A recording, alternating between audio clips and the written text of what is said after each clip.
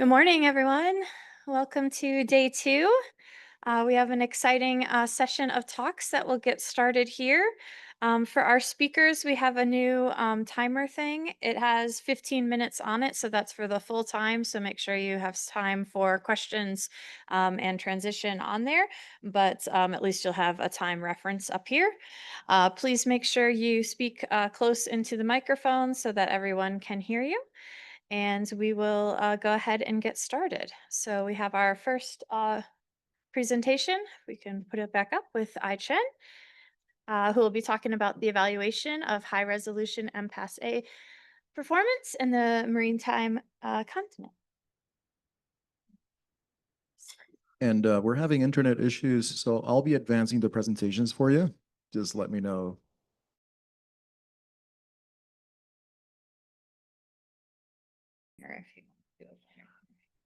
It takes a minute to.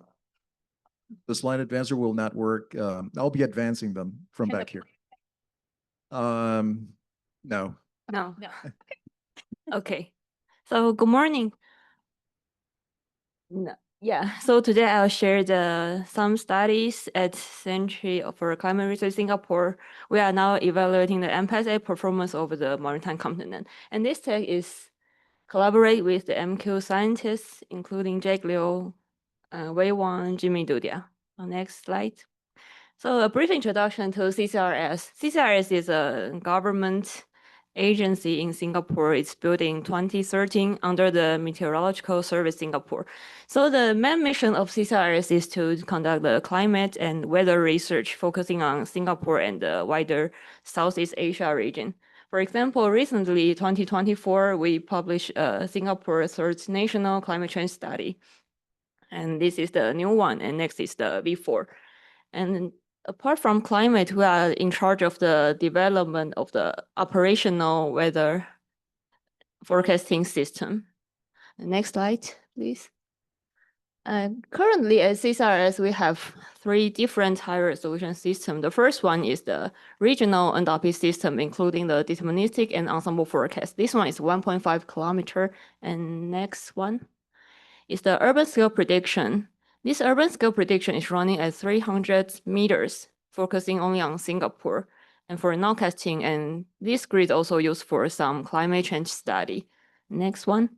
Also, we are doing the convection permitting climate downscaling showing here. And this is the climate study I showed before. They are using and all the 3 models are using currently based on the unified model developed by the UK Met Office. Next slide, please. So from last year, we start the evaluation of the next-gen system at the CCRS MSS. So the first one is our current system, developed UM-based SINV system based on the UM developed by Met Office. And next. So now we are looking at the next-gen core modeling system developed by Met Office. This system is called ALFRIC. So we developed the SINV next-gen, SINV NG, next-gen modeling based on the new model with the same domain coverage. And next one. And also we configured an MPAS-based SINV NG system. And this test is in collaboration with NCAR.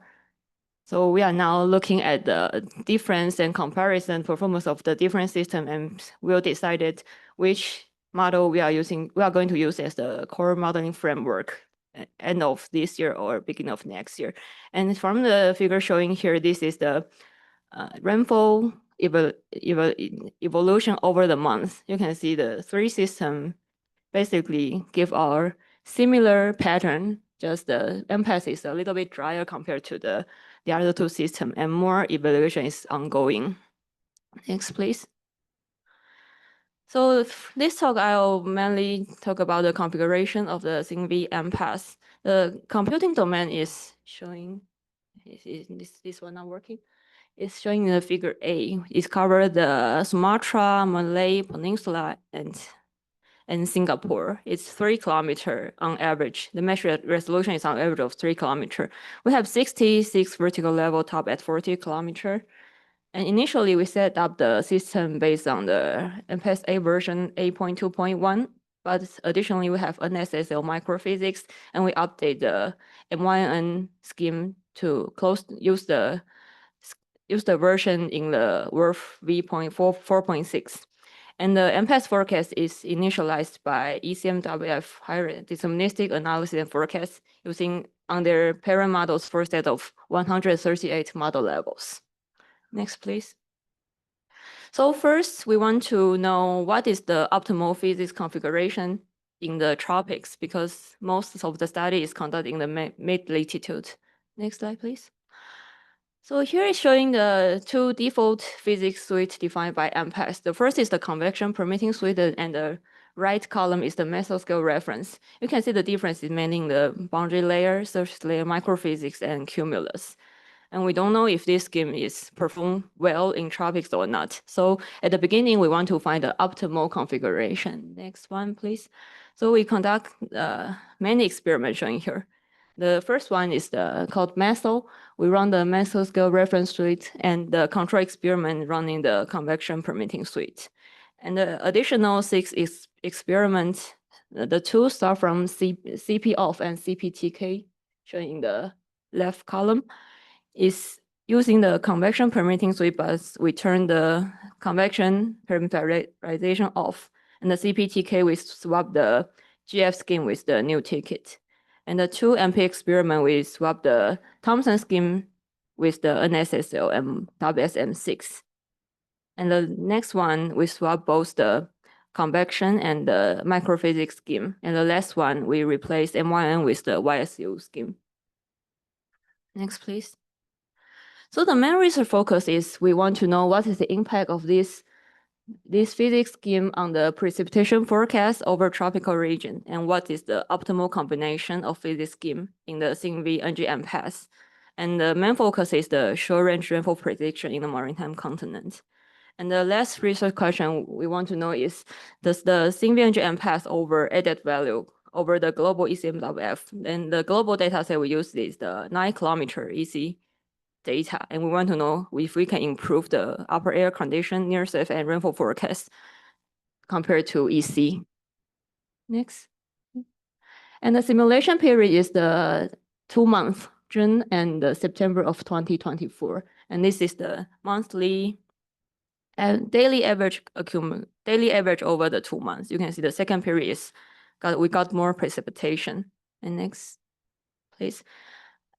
And the bar showing there is the daily rainfall accumulation. The white one is the GPM final, and the pink one is the CNV NG MPAS.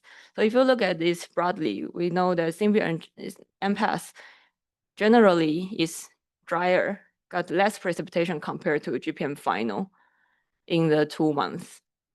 Next, please. And the forecast is initialized twice daily at 0 and 12 UTC, and each with 40-hour forecast is just downscaling run. So each experiment, we have a total of 120 cases. Next, please. So here is the Hoffman diagram of the 24-hour accumulated rainfall. The upper panel is the for June, and the lower one for the second period. So if you compare all the experiment to the left column is the GPM final, you can see basically the control is the convection permitting suite, and the second column is the mesoscale reference. The control experiment is produce more precipitation and it's closer to the GPM final. So in this study, we use control as we use the convection permitting as a control run. And other 6 experiments is the 6 additional column. So if you compare the 6 experiment to control, so basically all the experiment, most of the experiment have less precipitation compared to control. The exception is the MPNSSL and the WSM6.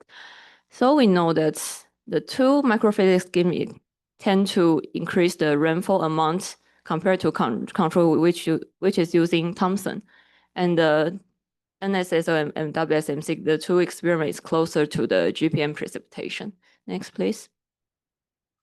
Yeah, next one.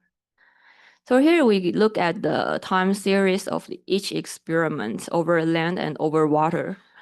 So the black line is the GPM final, blue line the control experiment, and red one using NSL, the green one using WSM6. We know MPAS tend to have early convection over land compared to GPM, but the timing is relatively better over ocean.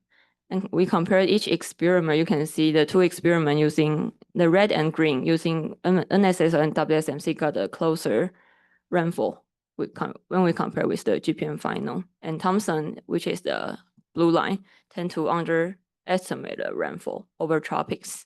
Next, please. So we want to know why this happens. So we look at the different water species from the three microphysics scheme. The first row is the Thomson scheme, and the second WSMC, and the third one NSSO.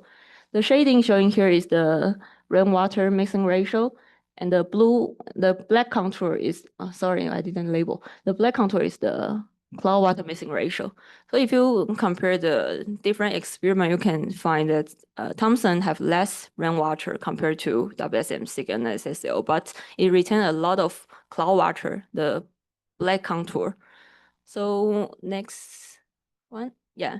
And if we look at the ice species, the right plot, the contour, the shading is snow, and the black contour is grapple. The Thomson scheme tend to have a lot of snow compared to the other two scheme, but it have less grapple.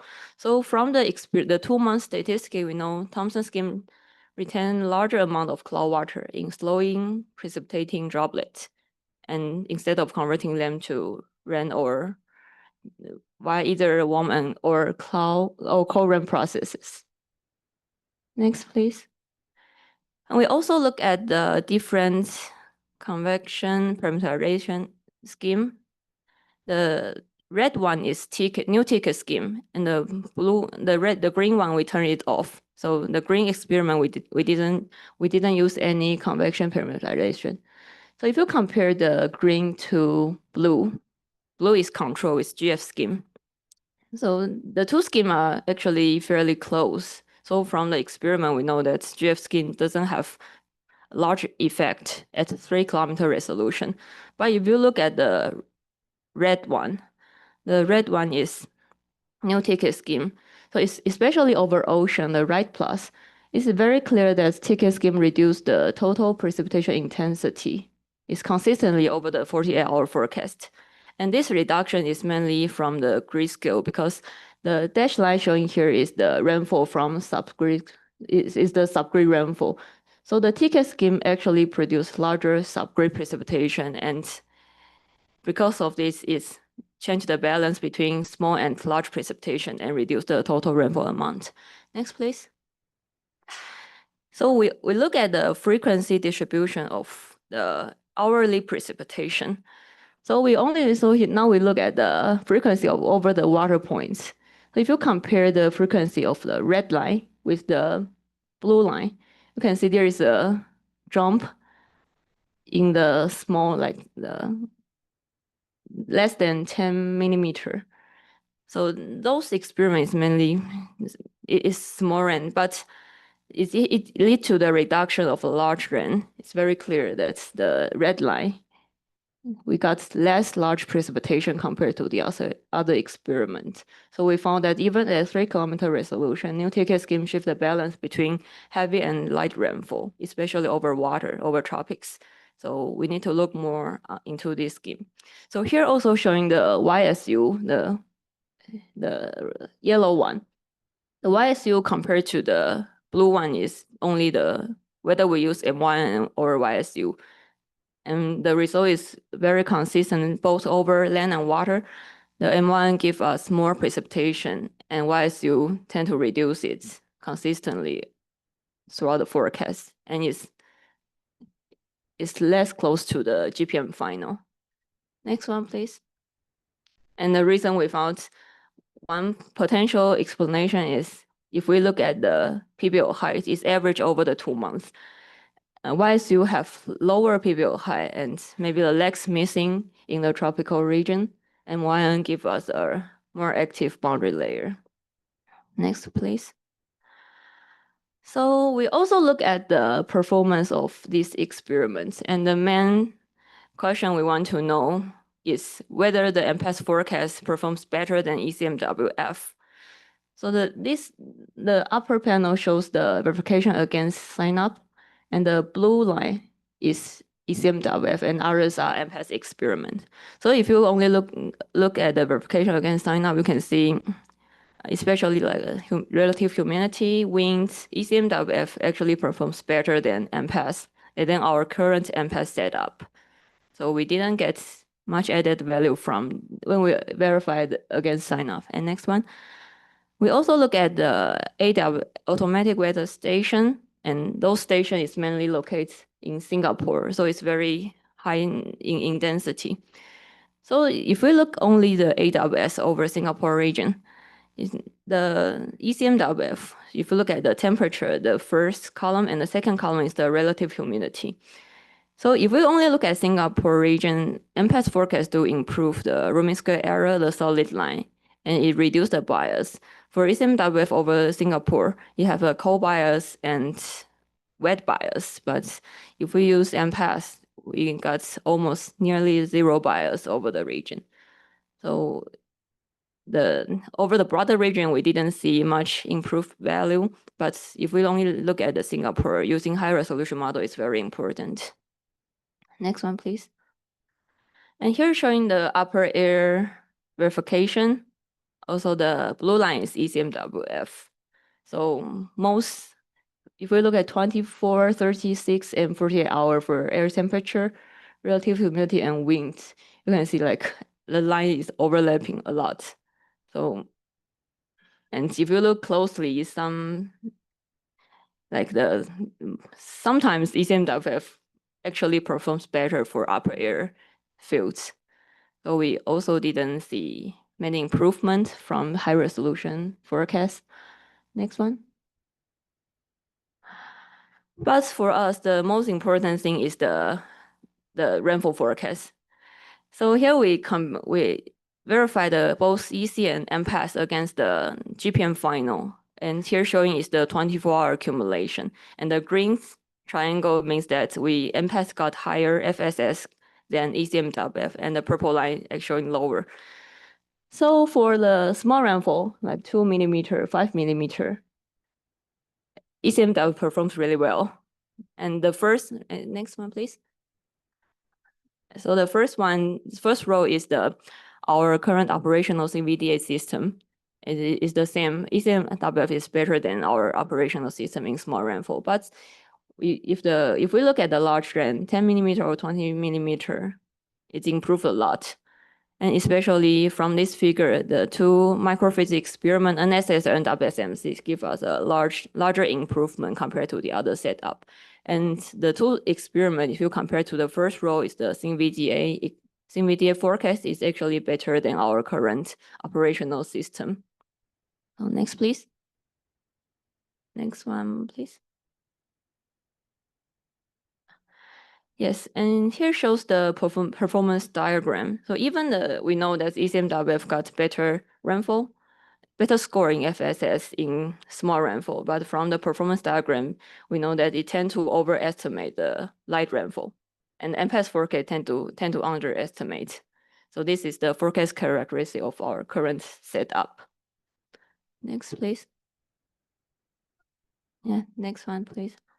So here I come to the summary. So as part of the effort to develop next-gen system, we are now looking at the regional MPAS implementation over the maritime continent. In the first year, we got some conclusion. Next one, please. The first one is the most schemes in the convection permitting suite is suitable for tropical use, except for the Thompson scheme. And we will recommend the NSL or WSM6 as alternatives. At 3 kilometers resolution, we found that new ticket scheme is still very sensitive and can change the balance between light and small precipitation, and especially over ocean.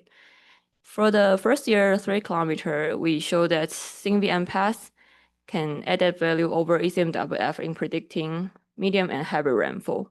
But for upper air and surface forecasts, offer little improvement.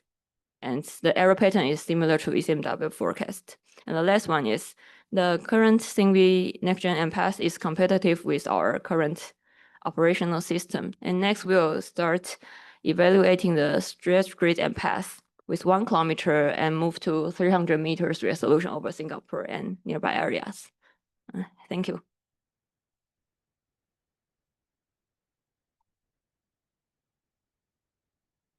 Thank you for the great presentation. Unfortunately, we're out of time, so I encourage folks to find the speaker during our coffee break or add questions to Slido. Okay, our next presentation is on the operational data assimilation with MPAS JEDI for the weather company's graph system.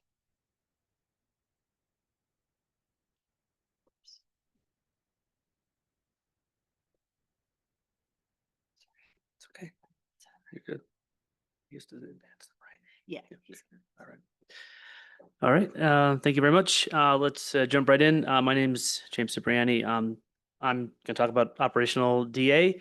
This is a team effort. I want to give special thanks to David Heaps. He's in the audience. If I put his name on any slide that he's actually done work on, his name would be plastered on this whole presentation. So let's go. Next slide.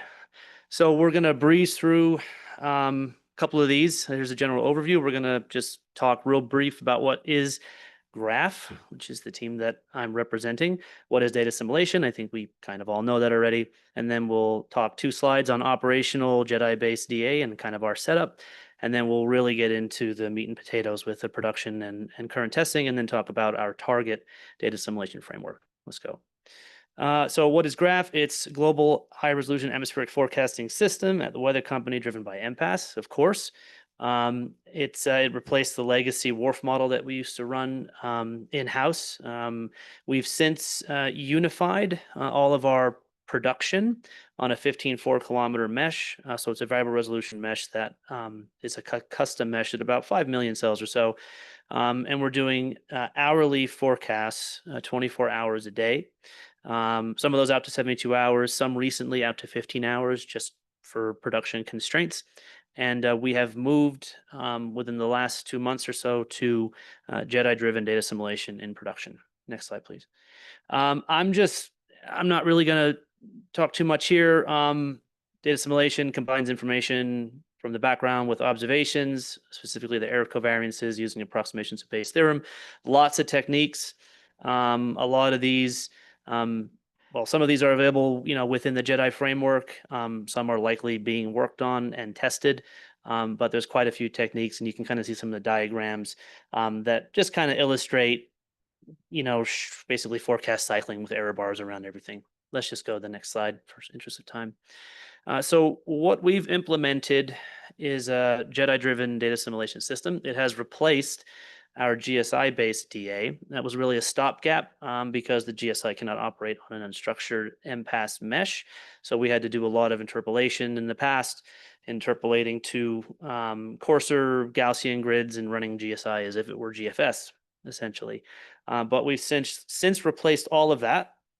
The setup is relatively the same, just lack of interpolation blocks in this diagram, but we run a spin up using our 15.4 kilometer mesh that I mentioned, and that's initialized with a combination of ECMWF data, GFS for soil conditions, and some high resolution SST data, and daily updated vegetation fraction. We then pass in that background plus a combination of surface and radiosonde obs around a plus minus 30-minute window because we're doing hourly data assimilation launching at 30 past the hour. That gets passed into the JEDI 3D VAR system. That is actually run on a mesh of 12 kilometers, but all of that is done under the covers in JEDI. We will be moving to the native variable resolution mesh, but we wanted to kind of keep things a little bit simpler with a uniform mesh for the DA at this first phase. Then lastly, we're doing a cloud analysis. So we've got WSR 88D site-specific reflectivity that goes into an in-house cloud analysis that operates on the native mesh, increments a lot of fields along with hydrometeors, and out comes your analysis, and also a cloud analysis file that's used as input to the actual forecast. Let's go to the next slide. Don't get too hung up on the images on this slide. We saw a little bit about this in some previous presentations, but we have our own kind of monitoring webpage that we can leverage. It's a work in progress, but it has things like analysis increments, background fields, analysis fields, for different state variables, different domains, different vertical levels, things like that. So what you're seeing here are just examples. I think the top image is a global temperature analysis at level 1, and then the bottom 2 images are global and CONUS temperature increments also at level 1.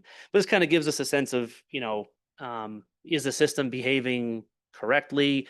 Are we missing observations? There's also observation type plots that we can access here. So work in progress, but it really helps with production, especially as we add more data sets and more advanced data assimilation techniques. Let's go to the next slide. So let's talk a bit about the production that I just referenced. So the goal is to employ, as I mentioned, more advanced data assimilation techniques, especially ensemble and ENVAR techniques. Our goal is to develop a rapidly updating hybrid ENVAR capability driven by our own MPAS ensemble, which the perturbations will be updated by one of the schemes in JEDI, likely LETKF or EDA at this point. And of course, the ENVAR would also take in a higher res deterministic forecast, so we get a bit of that higher resolution, since the ensemble will likely be a bit coarser than that, at least in the first deployment. What you're seeing here on the right is really just, it's tough to see. I'm not really going to have the pointer point at anything, but it's just showing some of the control variable statistics on the B matrix that was trained for us. That's thanks to NCAR, BJ Jung and Chris Snyder specifically, for taking our 5 months of retrospective 12-kilometer forecast data 4 times a day out to 48 hours and doing some magic with the NMC method and creating a static B matrix. We're hoping to replicate that so we can add more data as well, which will give us the static portion to our hybrid system, waiting to be determined, of course. And on the bottom there, you can see, as I mentioned, we did go operational with the current setup in March of early March 2025. So a couple of months now that we've been operational in our phase 1. And as I said, we're going to ENVAR approaches 3D and hopefully 4D as well. Let's go to the next slide.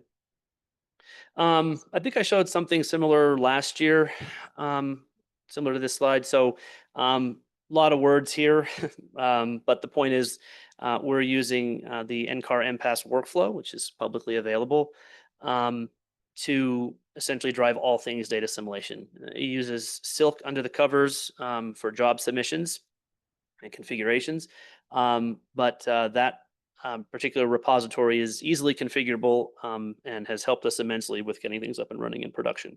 We've added our own modifications, of course, because we're running GPU-based MPAS.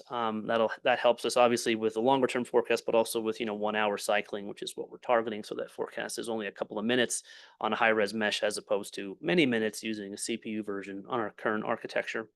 We've added things like cloud analysis, implementations, different initialization schemes, options for in-house observations, things like that. And we've tested a host of things, everything from surface assimilation to different buffer types, so RAP, GDAS, things like that. Different observations, microwave humidity sensor, AM2A, things like that. We've tested a lot of QC options as well, some Gaussian thinning. We'll talk about that in a little bit. And of course, hourly cycling experiments. And also we're in the process of testing the incremental analysis update, which we heard a bit on yesterday. Let's go to the next slide. I may have shown this last year as well, but this is just honestly to show that the system is stable even for 30 days using GPU MPAS to drive the short-term forecast. Again, this is a coarse resolution mesh and a 2018 case study of about 30 days worth. But you can kind of see the types of graphics that can be produced with some of the post-processing capabilities, either within the workflow or the JEDI code base as well. And that'll help, obviously, to assess a lot of different things, like where the largest errors are and things like that. And of course, we've since expanded on that, as I mentioned, with our monitoring webpage. But this just gives a sense of the stability of the system and the capabilities we have to assess different components of the system. Next slide, please. So kind of where we're going is kind of full-on cycling. Since right now it's really a partially cycled system. So we want to hourly cycle. This example here that I'm showing is has nothing to do with with Jedi actually, because this is just straight cloud analysis cycling. Because for us on the graph team, our main focus points are short-term precipitation forecasts along with temperature and wind speed. So cloud analysis cycling and anything that's going to help with updates to the hydrometeors and so forth is going to be a huge bonus for us. So you can kind of see what you get when you actually do cloud analysis cycling, hourly cloud analysis cycling, which is the image on the right. So we've cycled that particular system for this particular case from May 25th of 2 years ago. We cycled 6 hours using only the cloud analysis and compared that to the middle plot, which was non-cycled operational DA with cloud analysis. And on the left is the observation. You can clearly see that cycling even just the cloud analysis is getting us immense benefit, at least qualitatively. So we're in the process of testing that now in the context of the workflow and the rest of the Jedi testing. So let's go to the next slide. I think there's a. So what can you toggle back and forth several times between the next slide and the one after it? Yeah. So what you're seeing here on. Let's go back to the previous one. This is production graph. So what we're looking at here is overall CSI and ETS scores at the top. But this is regional precipitation contingency analysis. So you can see correct negatives, false alarms, misses, hits. This is interpolated graph precipitation rate compared against the 1 kilometer MRMS. So grid point to grid point here using a threshold of about 0.254 millimeters per hour. So if you toggle back and forth from production graph to what we call graph XA, which is one of our experimental graph system, which is doing cloud analysis cycling twice a day for 6 hours each time, you can clearly see a lot more hits and a lot bigger bump in CSI and ETS, even just for one case. It's very difficult based on statistics that we run to move the needle for precipitation statistics, even for a handful of cases. So just the fact that we're getting some benefit, even with just this case in Southeast US, is huge for us. So we're hopeful that that will be implemented as part of our next deployment of hourly cycling. So let's go to the next slide, please. So again, continuing on that theme of cycling, we got a couple of plots here. Let's focus on the one in the top left. The things are color coded. We got production graph and graph XA, which we just talked about. We've got graph XB, which is another experimental graph setup. This is also doing 1 hour cycling, but it's incorporating the cloud analysis, additional QC options, similar to likely what the RDAS and Rufus QC options are, an updated observation error table since that's static, and the inclusion of surface pressure observations as well. And this particular system is cycled 4 times a day for 3 hours with 24-hour forecast initialized off of each cycle. Hopefully that makes sense. So what you're seeing there is precipitation ETS. I don't think I have. Oh, yes, I do. So it's about a 21-day period. You can see in the box in the lower left there for ETS statistics over about 850 CONUS locations. So you can see production graph, especially in those first few hours, it's underperforming clearly. And I think that's a lot of the benefit of the cloud analysis cycling for both the XA and XB systems. And you can see that reflected in the overall statistics there in the bottom left plot, especially the ETS at 0.28 for graph XA. Still 0.26 for graph XB, but there's other things to be worked out there and other options that we have in there.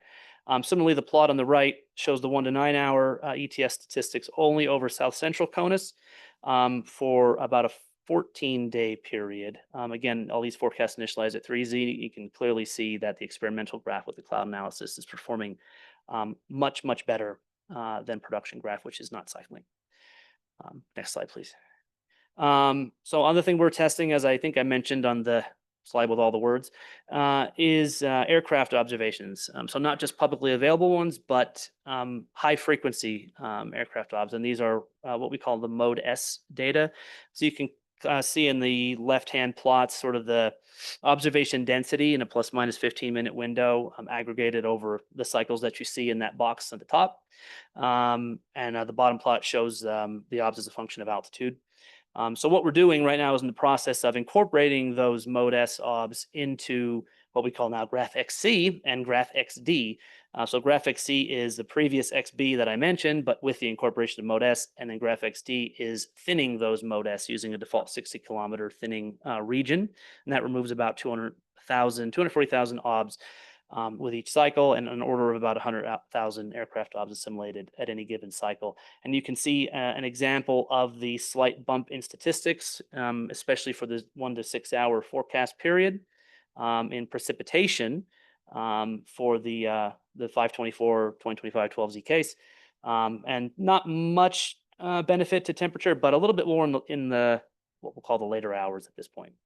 So we're hopeful here again, as we incorporate more of these observations, we kind of need to figure out, well, what's the best way to incorporate this into production. Next slide, please. So this is some of the ongoing work. You can classify some of these as ongoing issues in a way. We're running the MPAS bundle 2.0. We heard a little bit about that yesterday. This comes with its own limitations, as all earlier versions do. There's some surface operator things in that version that are handled better with essentially terrain corrected, lapse rate corrected options in version 3.0.2, but especially the developed branches of some of those repositories like the UFO. What's not shown here, we are investigating some wind increment artifacts due to the B matrix training. That's why we're not incorporating winds at the moment in production. Testing stability of the system, like the incremental analysis update. You can kind of see some plots here. I think I'm running out of time. And we're also testing hourly cycling, as I mentioned, and looking at ensemble considerations. I've got 2 slides left. Let's go. This is our sort of target observation list. The ones in blue are ones that we've already tested. The radiosondes in red, as I mentioned, that's already in production. And Mode S is currently being tested. That's in green. And you can see the ECMWF plot there that shows some of the forecast sensitivity to observation types. One more slide. Let's do it. I'm not going to describe this. It's going to take forever. We want to do a hybrid system. We want to run our own ensemble, pass the ensemble perturbations into the hybrid along with a deterministic forecast. Out comes a high-res analysis, and the system continues. Go to the final slide, please, if we have any questions. Yes, that is my dog. She's confused about all of this as well, but we love her anyway. If there's time for questions, I'll take them. Otherwise, no worries.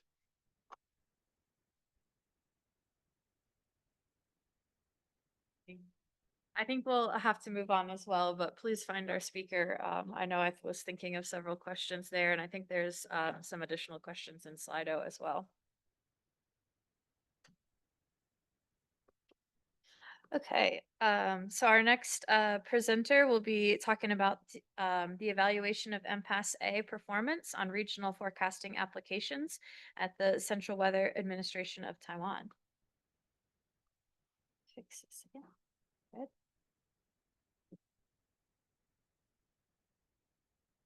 Just give us one moment to pull up the presentation. I'll just start it when they start. Okay.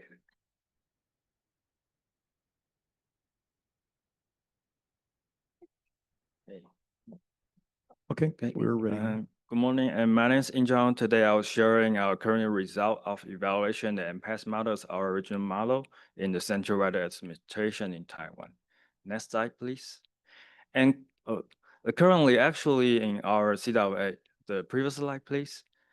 Our CWA used the WRF model for about 10 decades. Previous slide, please. Okay. And actually, we already run the nesting boundary with the 15 to 3 kilometer operation model and 1 kilometer for the nesting boundary. Sorry, you only can hear my voice. And actually, we will regard as MPAS's next generation.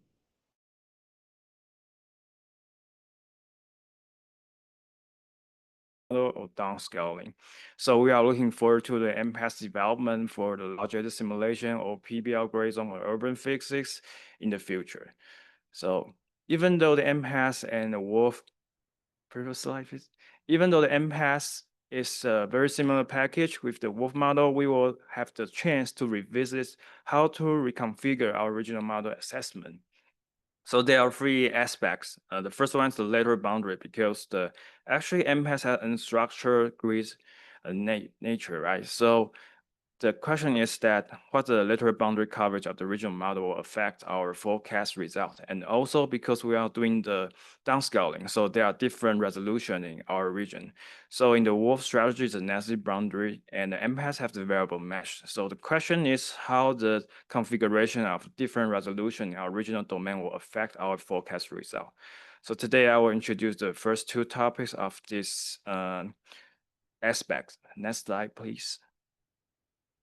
So we are trying to use the spring case for the last year, 2024, because in the spring case, there are many synaptic scale, the lead side, and trigger some NCS or frontal system into our interest area. So we conduct the forecast, 5-day forecast every 12 hours in the March after 2024. So we use the NCEP data for the initialization and no DA, just a free forecast for 5 days, and try to evaluate the forecast error. The strategy, actually, we use the forecast error compared to the initial condition at the same value time to get the forecast error. Next slide, please. So we want to focus on how the lateral boundary coverage and also the variable mesh. So we can see at the center is in Taiwan Island is with the light blue is a higher resolution about 2 kilometers, and outside is the 20 kilometer with the different colors. And also we do the sensitivity test. There's 4 different experiments. You can see in the center there's a upper left is the 2 kilometer big, means the biggest finance area coverage around the Taiwan, and the lower left actually the smaller one, the finance area. And at the right panel is elliptical finance area experiment. And also you can notice that the TP, there's a blank area, the Tibetan Plateau. So we also conduct another experiment with the elliptical boundaries at the lower right to know the effects of TP, abbreviated as the Tibetan Plateau, the effect of TP in our original model. Okay, next slide. So actually, we have see the very visible difference between the 5-day forecast result of the geopotential height at the upper level. You can see that actually the varying the finance resolution didn't significantly affect the forecast result after 5 days. But you can notice at the right panel side, you can see actually the make significant difference of the forecast error of downstream side. You can see that with the Tibetan Plateau, in our original model in the MPAS actually will introduce a stronger negative perturbation of the downstream side. So actually we will further investigate these 2 experiments on the right side. The upper level we'll say is a without TP experiment, and the downside is with TP experiment. So they will label as the red color and the blue color respectively. Next slide, please. So we have the calculation on the forecast error at the 5-day and the vertical profile of the height and temperature bias and the wind bias. You can see that actually these 2 experiments have the statistically significant about these 2 experiments from the upper level.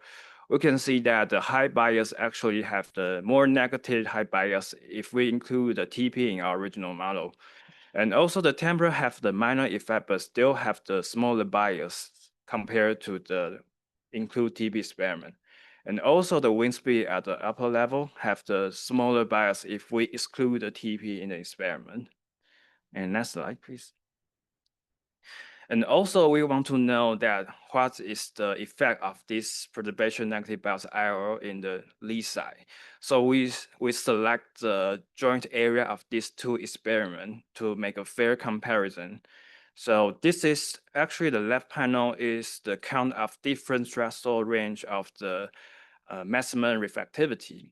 So you can see if we have the blue line, the blue bar means that with the TP experiment with the stronger or more negative pressure bias in the upper level, we're apt to have the stronger convective system intensity, maybe 20% more convective intensity compared to the without TP experiment. And also on the upper level, on the right panel, we also do the surface observation validation and actually focus on our island, you can see the station about 400 or 500 of the observation surface observation in Taiwan, and can show that these two experiments after 48 hours actually have the more dry bias with the TP. So we also have the single case to illustrate more intuitively of this amount of phenomena. Actually, when the pressure error will be more strong and the TP experiment will introduce more severe least side cyclone. And actually it's associated with the stronger convection intensity and more stronger cold port and strong score line propagation. And actually they propagate to the Taiwan in the downstream side will have the drier bias and cold bias in our interest region. And next slide, please. And also we already care about the QPF, so we select the 48 cases for the next year, for the previous year, 2024 in the summer, and we use the radar QP as a true value, and the black box is our interest area, and also compare to our wolf operation model, and there's a 4 different MPAS simulation for the reference. Okay, next slide. So first of all, actually in FS score with different time series and length scale, actually you don't only have to focus on the wolf model in the blue line. Actually the MPAS space has the better forecast scale than the wolf in the older time. And also if you look closely, the green line is the biggest finest area experiment, have the outperform after 72 hours forecast. Next slide. And also we do the 48 cases, the performance diagram every 12 hours interval for the 5-day forecast. We can see the TS score actually ranging for the 0.3 to the 0.25 and did a downgrade for the longer forecast time, which means that actually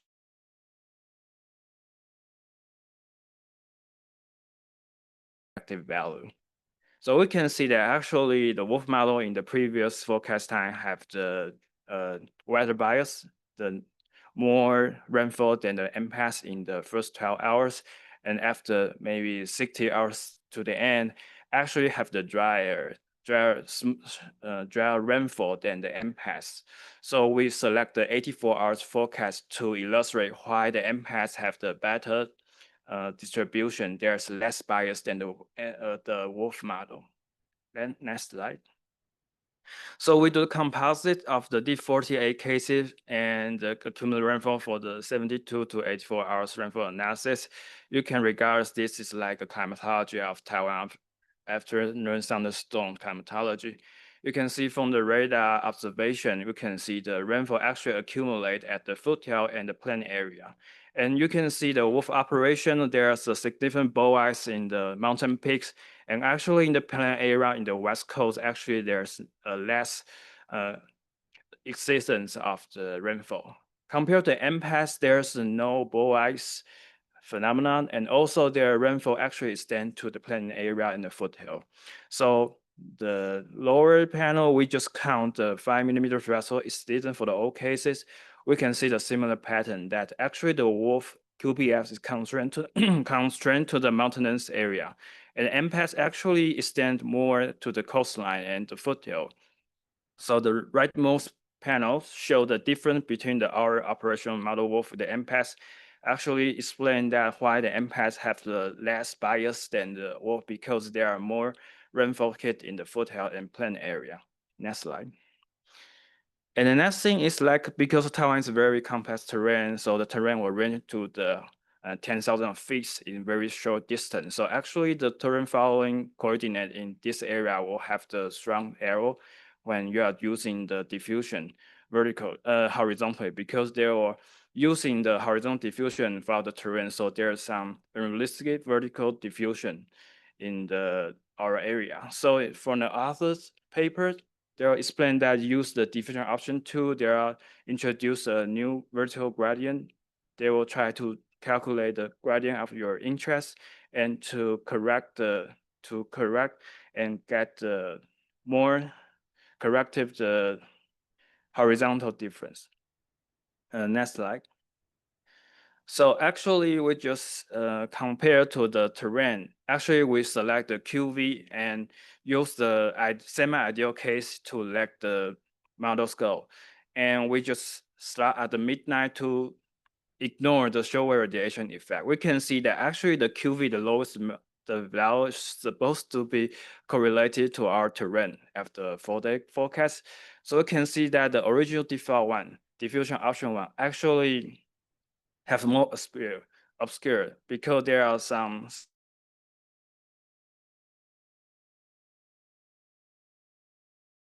vertical gradient than the other variable, even though they have the same strategy. So if you do the derivation, actually they will relate to the topographic concave or convex.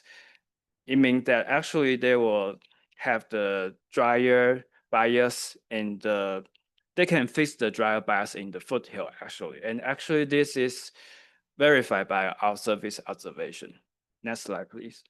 So actually MPAS have the similar issue that we use the semi-ideal framework to do that. So actually the left panel is the initial QV is really correlated to the terrain, but after 4-day forecast in the midnight, the QV pattern is still obscure and similar to the diffusion option one. But currently there's no strategy just like the diffusion option two, like Wolf model does.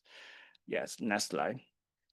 So in the summary that the findings resolution is not very effective to the forecast error. Actually, it's the TP including or not is the more significant to our forecast model. And actually they will affect the convection system intensity and cause the dry bias over Taiwan. And for the afternoon thunderstorm events, actually MPAS in our cases is outperformed than the Wolf for all cases. And we also found out diffusion option issues still exist in the MPAS model. And that's all I have. Thank you.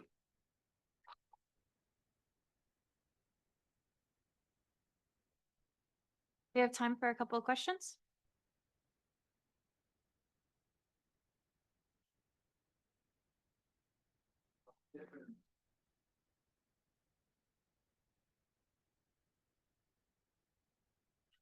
How different or similar were your physics between your WRF and MPAS?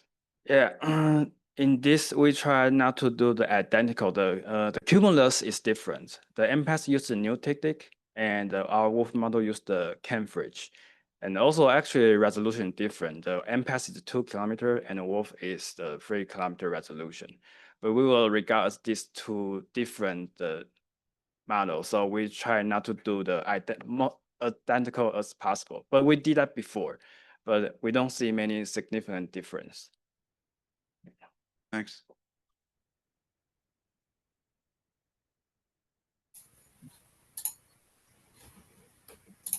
All right, our next presenter is a virtual presenter who will be speaking on the WRF ensemble updates at the U.S. Air Force 16th Weather Squadron. Go ahead, Berkeley.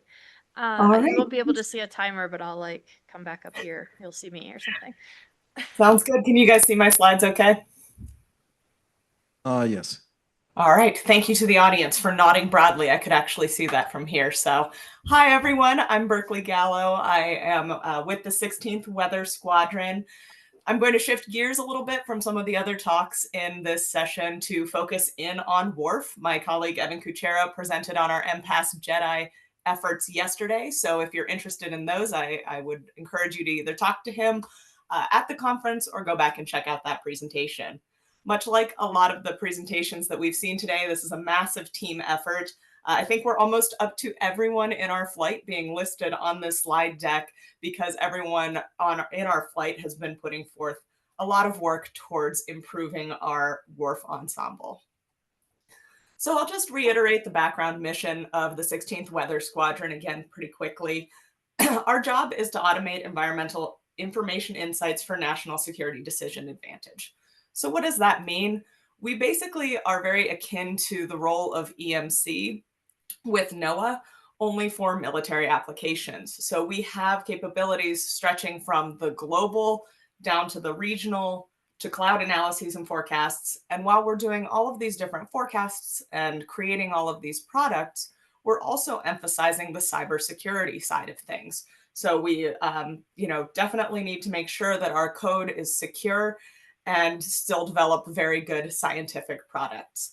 So I'll be talking to you all today about our fine scale regional environment forecasts, and those are on the second image on this slide.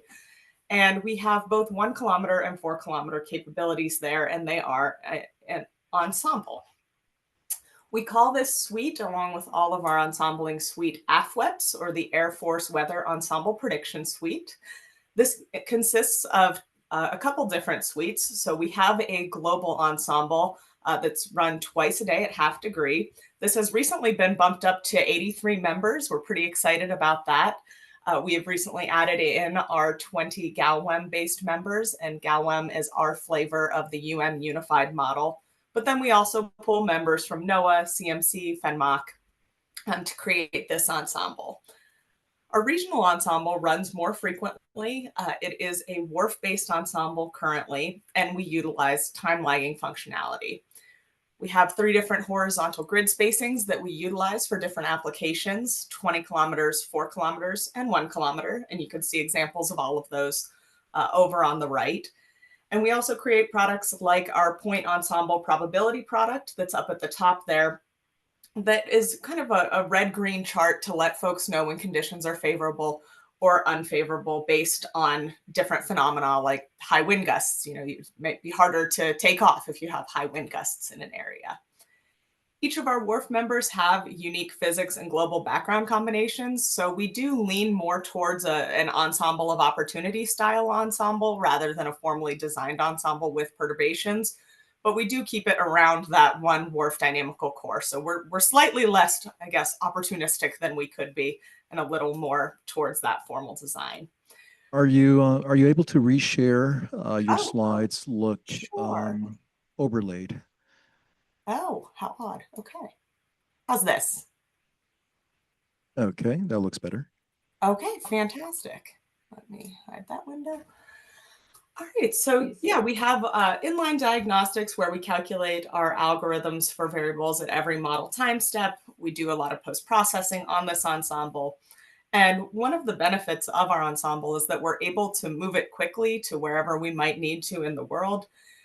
But we can also quickly prototype new probabilistic fields. Now, it's not quite as quick as moving a window, but if something happens where our end users and stakeholders are saying, hey, we need this particular combination of things, we can usually create something and prototype it for them on these ensembles very quickly.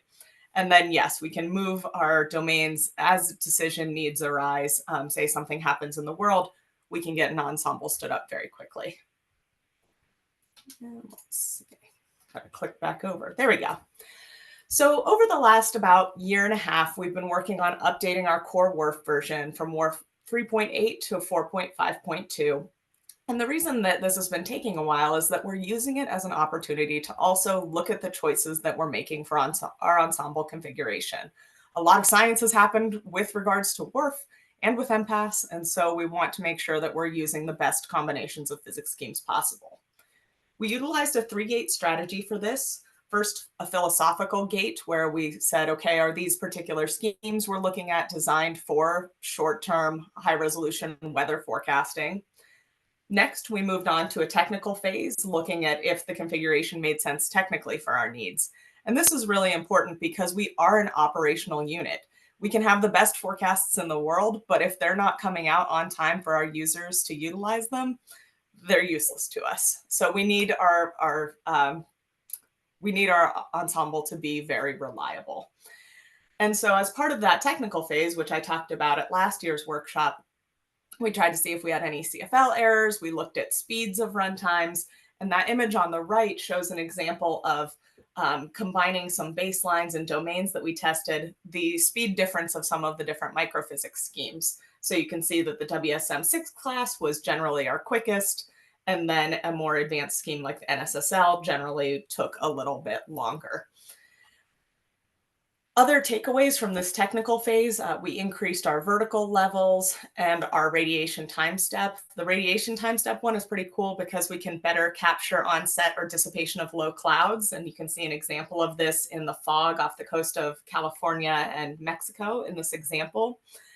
And we also eliminated some schemes from consideration. Yeah. Apologies. Is it not Are you able to changing? reshare again? Yes. Yes. let me try. I've tried both window and entire screen. So if someone has had success with one or the other, let me know. All right. So where were we? There we are. We eliminated some schemes from consideration due to lengthy runtimes or incompatibility with other schemes. Some things worked fine on their own, but when we put them together, not so happy. But we were still able to preserve a strong physics diversity in our candidate members. And we made sure that all of these schemes ran well at varying horizontal grid spacings, because as I mentioned, we don't just have 4 kilometers or 1 kilometer to worry about. We've got 3 different horizontal grid spacings. All right, I'm looking and I don't see that the slide has changed on the screens in the audience. Have they changed? No. Okay. Well, then what I'm going to do is I'll just reshare after every slide. Okay, so now we have passed this technical side of things and we are working on our scientific verification. And so this is where we get to go in and put our science hats on and say, are we improving over the current baseline? And once again, we've broken that into 3 pieces. We have a model distribution analysis or a model climatology, a subjective analysis, and then some statistical analysis using the MET framework.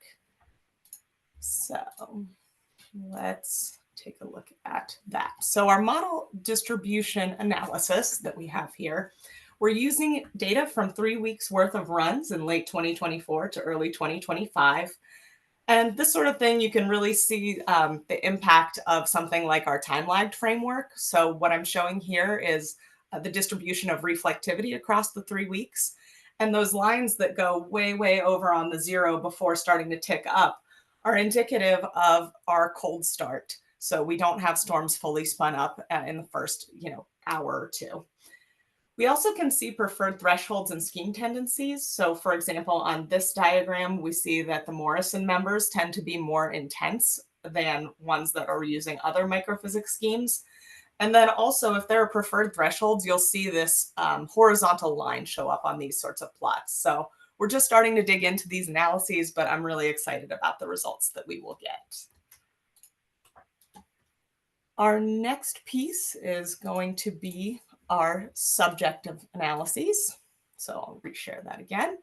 Our subjective analyses are focused on hard to observe fields like turbulence, updraft helicity, wind gusts, things like that, as well as key stakeholder fields for major differences. So if we're going to be changing the characteristics of the ensemble that our folks are relying on, we want to be able to tell them how that change will happen. So these are some fantastic plots of turbulence probabilities with overlaid PIREPs. PIREPs, kind of a tricky observation source because generally people try to avoid where the really bad turbulence is. And so that's why we're able to utilize our meteorological expertise within the flights and their knowledge of aviation hazards to look at images like this and see where changes are occurring. Our final piece of this is going to be the model verification toolkit, our statistical analysis, or MVTK. This is a statistical analysis built around the MET tool, and we use Silk to have workflow wrappers to run everything and get it to flow within our system. This has been really heavily developed by 16th Weather Squadron software engineers. So my group is largely consistent of scientists and meteorologists who know enough coding to be dangerous, but we also have software engineering expertise within the 16th Weather Squadron that we have used or that have built a lot of this infrastructure for us. We've also noted during this process that our verification needs differ between our end users and our model developers. So our stakeholders have different questions than our model developers do, and we want to be able to build something that can meet both of those needs.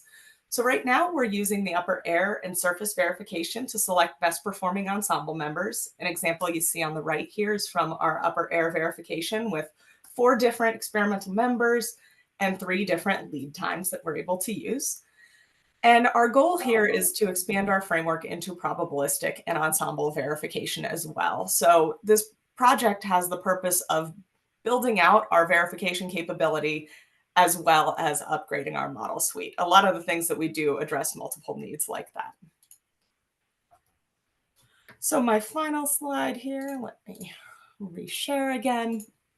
For our continuing and future efforts, a lot of the slides and images that I just showed you are really hot off the presses. My team's been working really hard to get these data together and visualized. And so we're entering into the fun part where we get to go in and analyze all of those pieces of what we've got to make sure that we are providing the best possible ensemble.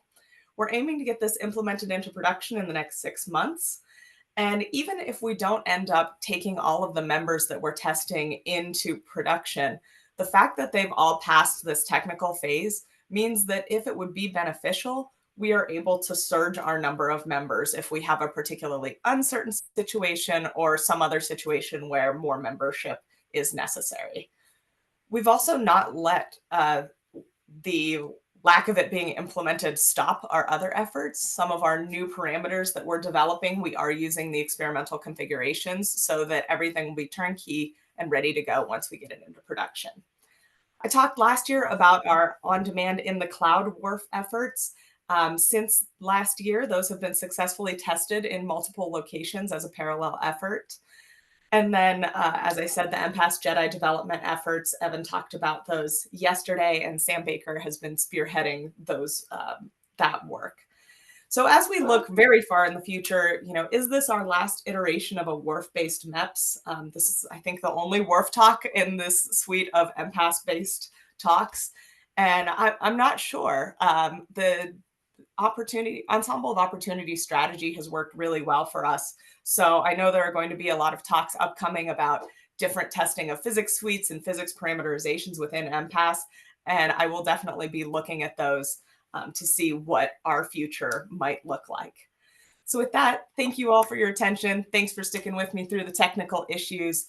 I would love to take questions if there is time, and if there isn't, I will be in the Slido. So thank you. Thanks, Berkeley. We have time for a quick question if there is some. I guess I'm really interested, Berkeley, in what you said about the expanding the ensemble when it's warranted. So we should talk more about that. Yes, absolutely. I'm very curious about what phenomena might benefit from that expanded ensemble membership, or if there are some phenomena that are behaving better with certain schemes, if we can pivot things. So yeah, any results that folks have on that, I'm interested to hear because we're just getting started. Exciting. Thank you. Thank you. And thanks for the technical trouble. You did great. All right, our next presenter is also virtual. So Adam will let you know if we're having any issues with your slides advancing. Okay. To start with, hopefully you can get them up. I'll just let you take it away, Adam. All right. Somebody please let me know if everything is appearing correctly. Yes, we can see your slides, and Awesome. I'll let you know. Thanks. So I will be talking about the suite of MPAS configurations that we examined during the 2025 NOAA Hazardous Weather Testbed Spring Forecasting Experiment. Really wish I could be there in person with you all, but I did almost see a tornado from my office window yesterday, so I have that going for me. Just wanted to let you all know.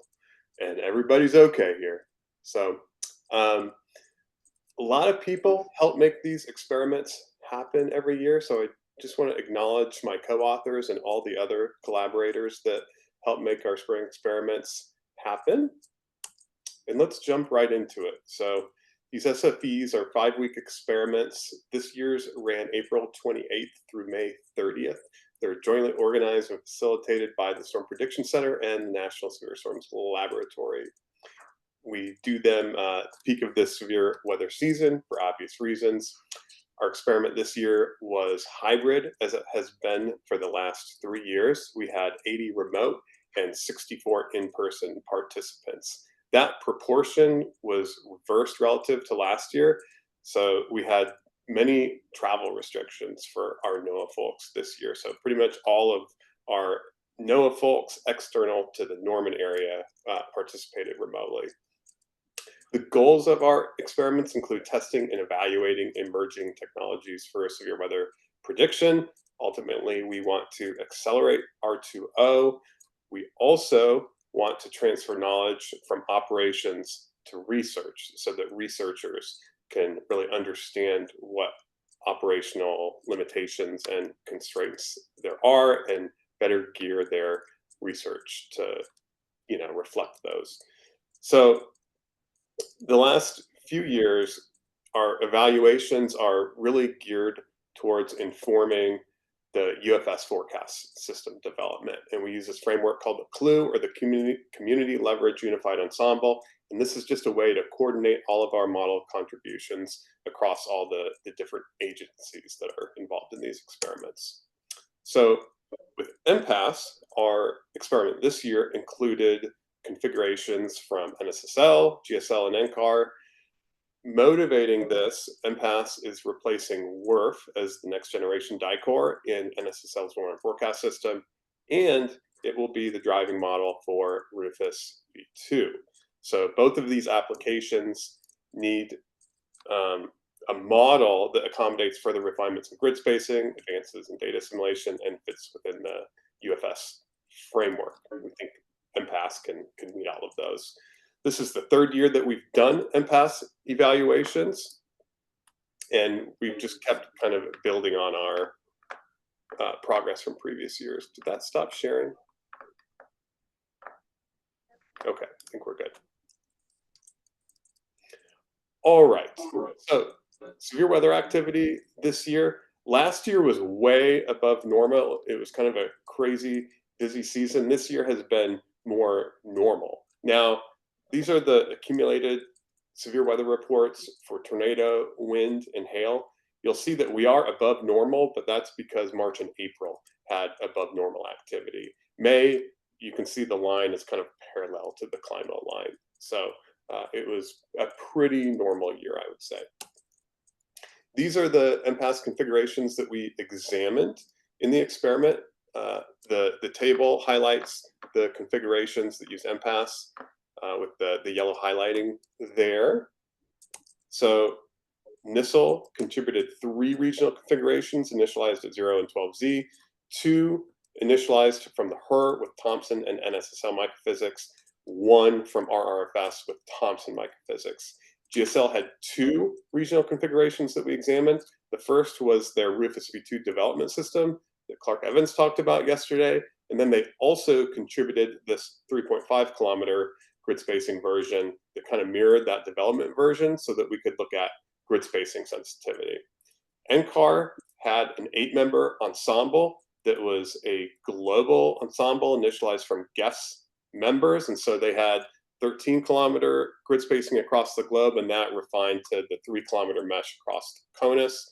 And then they also had a uniform 3-kilometer run that covered the entire globe.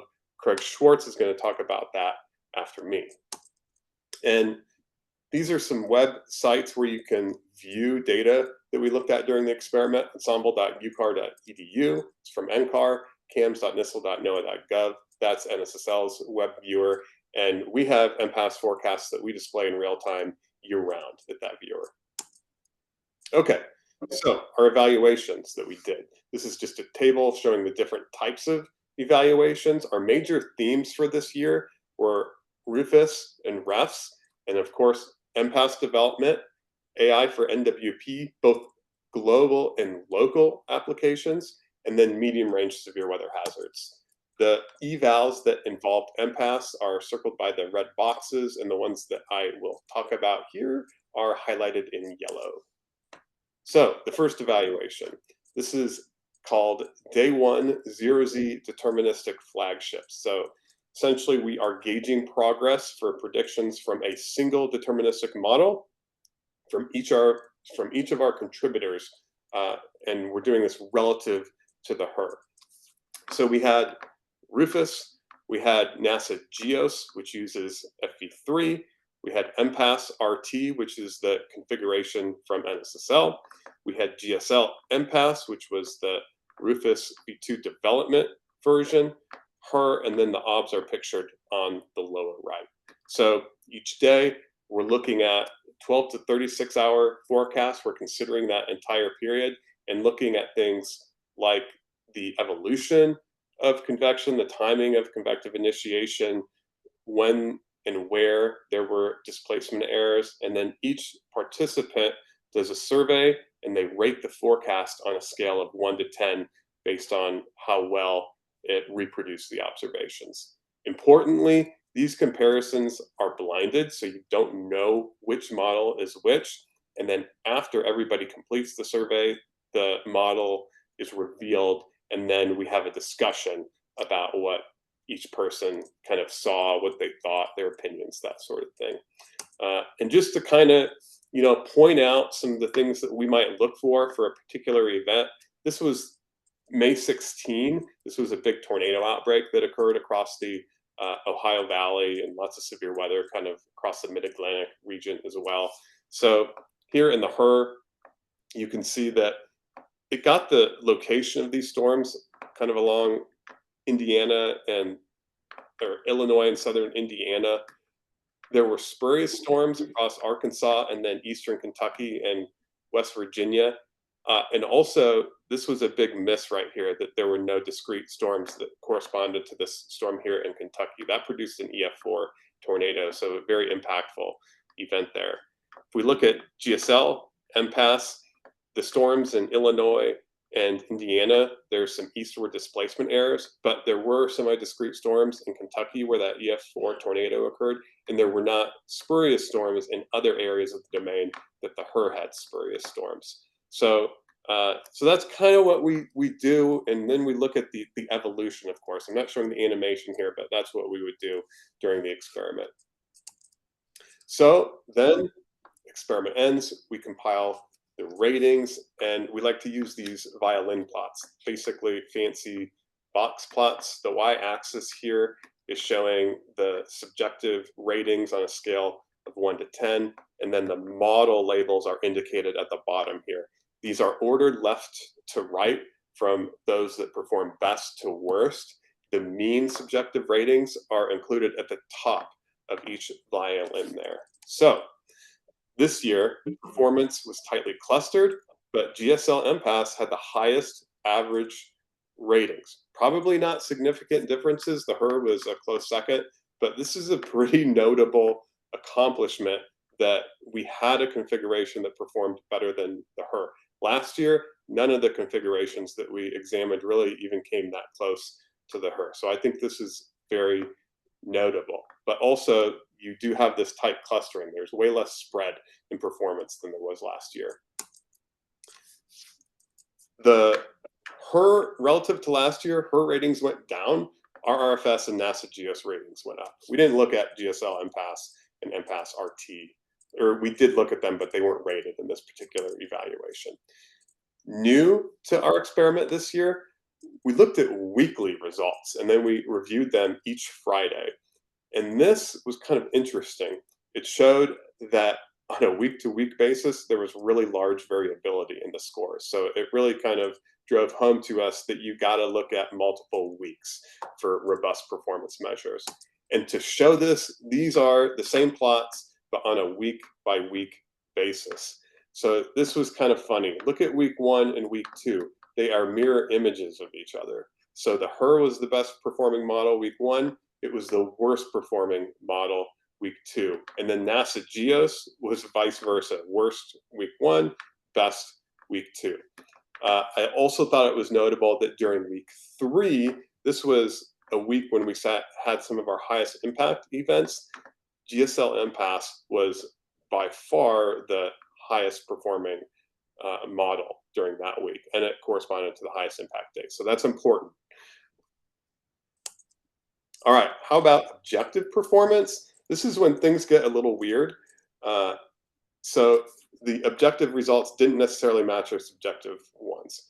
And this is unusual. Usually they do match. So we had a hypothesis that the lower bias in the GSL MPAS run was hurting its relative performance. So this is a performance diagram. You've got success ratio on the x-axis, POD on the y-axis. So GSL MPAS is here in the blue box, and then the HRRR and this brown box right here is the NISL run. So the CSI lines kind of run across here. And so the GSL MPAS run had lower CSI than the other runs. So just to kind of show an example of a case where I think you're seeing this impact from the higher reflectivity in some of those other models.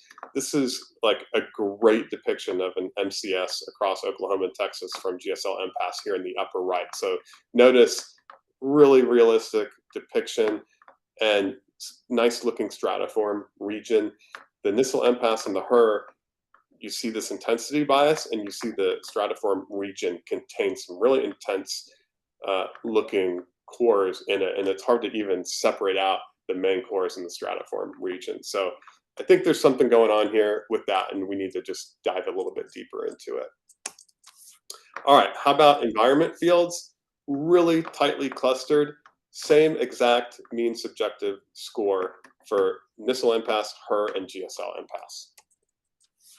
All right, I want to get into some of the other comparisons that we did. We had a resolution sensitivity between this 3 and 3.5 kilometer grid spacing configuration. It was almost impossible to distinguish these. So I think that's really good because we could get some significant cost savings if we did these runs slightly coarser, and we wouldn't get a reduction in the quality.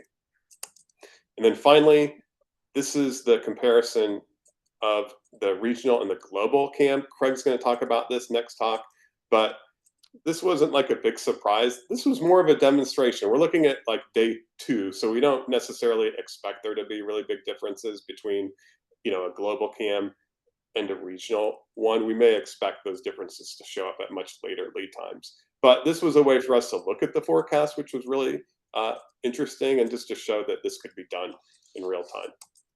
And finally, this was where we were using a machine learning algorithm to derive severe weather probabilities from the extended range MPAS ensemble that NCAR ran, and then comparing that to one where we were using input from the guests. Essentially, sometimes the CAM ensemble helped this machine learning algorithm at the longer ranges, sometimes it didn't, and we're still working on compiling the results. So these are my takeaways. This is the 3rd year of the MPAS evaluations. I think really great progress is being made. There were discrepancies in some of those objective versus objective statistics. We're going to dig deeper. Hopefully we can run an MPAS-based WAFs next year. And that's it. Hopefully there's time for a question. Not sure.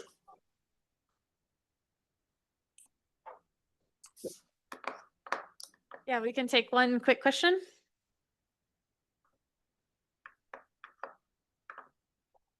All right. Well, I'm sure we'll catch up with you, Adam, in Slido and otherwise. Cool. I'll go in there. Thanks. Awesome. All right. We have a final presentation before our coffee break on the real-time convective allowing model forecast using global MPAS configurations for springtime convective forecasting applications.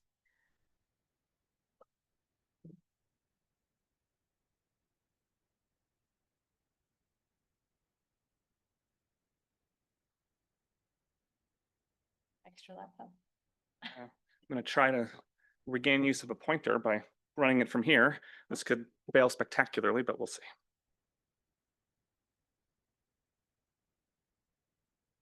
Okay, that looks all right. So over the past 3 springs, we've been running real-time high-resolution MPAS configurations with global models. And I think it's really important that we're doing this in real time. I think real-time demonstrations are really useful for highlighting new, exciting capabilities that can actually be used practically, and they can engage the community as well. So specifically, we've been focusing on medium-range MPAS forecasts over the past 3 springs. And we ran these real-time 5.5-day ensemble forecasts with global variable resolution MPAS configurations roughly over May 2023, 2024, and 2025. These were provided in real time to the spring forecasting experiments that Adam just talked about, where they were used in experimental forecasting activities and evaluated. I've been interested in this medium range period, which for this talk is basically days 3, 4, and 5. I've been interested in this. I think it's an interesting science problem. It's kind of a bridge to longer term forecasts. And also I think that improved medium range forecasts can be really useful in terms of like emergency management and power companies and things like that. If you can have better forecasts of where hazardous weather is going to occur in medium range periods. So these were exciting forecasts. Collectively, these demonstrations marked the first time that convection allowing ensembles over the US had run into medium range periods in real time. Specifically, the MPAS configuration, there we go, was this variable resolution MPAS mesh, where it was 15 kilometers over the globe, and then it smoothly relaxed to 3-kilometer horizontal cell spacing over much of North America. In 2023 and 2024, this was a 5-member ensemble going out to 5.5 days, using GEF's initial conditions, convection permitting physics suite with the scale-aware new Tiedtke cumulus scheme. All members use the same physics, so diversity for this ensemble was solely provided by initial conditions and 55 vertical levels.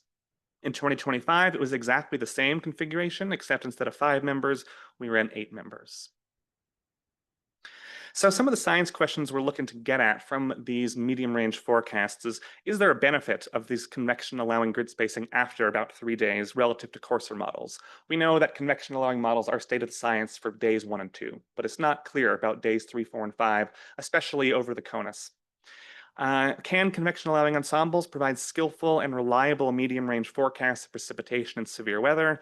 Can they accurately capture things like storm mode? And is getting the storm mode useful when displacement errors could be large? And then, of course, there's a question about expense. Is it worth these really expensive ensembles when we have machine learning that can provide similar types of guidance in some ways at a fraction of the cost? So we're working on analyzing this right now, and actually Adam just touched on some evaluations looking at this. I'm not going to talk about this one, but the rest of the talk will concern these first 2 bullets. First, I'll talk about some precipitation verification and then move on to looking at some severe weather verification. So precipitation was verified over the United States to the east of the Rockies compared to NCEP stage 4 analyses. I'm going to show aggregate statistics over forecasts from a given season using percentile thresholds. This basically removes bias, and we're just going to be looking at spatial placement and use the neighborhood approach. Just further about this percentile thresholds. When using them, we are really asking, did it rain in the right place at the right time? And so that's going to be what the next 2 slides are getting at. So the y-axis is the fraction skill score. If you're not familiar with the score, it uses a neighborhood approach, and higher values are better. So look for higher values. The x-axis is the forecast hour, going out from 3 hours all the way out to 132 hours. And this is for the top 5%, top 2.5%, and top 1% of events. These are fraction skill scores for 3-hour accumulated probabilistic precipitation forecasts. So we are verifying probabilities from the ensemble, and these are aggregated over our 2023 forecasts. The green curve is the 3-kilometer MPAS ensemble. And then in purple, we have some references. The reference is the operational GEFS, the Global Ensemble Forecast System. This has about 25-kilometer horizontal grid spacing. It's a 30-member ensemble. So the solid purple is when we just take 10 of the GEFS members, and then in dash purple, we use the full 30-member GEFS ensemble. And then dots across the top are indications of statistical significance between the MPAS ensemble and these 2 GEFS ensembles. So what we'd like to see is this green curve having the highest fraction skill scores. This would say, okay, there actually is a benefit to running a convection allowing ensemble out to medium range timeframes. And so at least for our 2023 period, that is what we see. We just look at the green curve. It has the highest fraction skill scores throughout the entire 5.5-day period at all of the thresholds. And so that's a nice result. And there's lots of green dots indicating statistically significant differences compared to both the 10-member and 30-member GEFS. So we're really happy to see this result. When we go to 2024, things look a little different. If you just look at the dots across the top, this might be the easiest way to visualize it, you can see that the dots kind of disappear after about 72 hours or so. And if we look at the curves, we see that our 3-kilometer MPAS ensemble does best for the first 48 to 72 hours, but then all the curves begin to converge once we get to around 72 hours.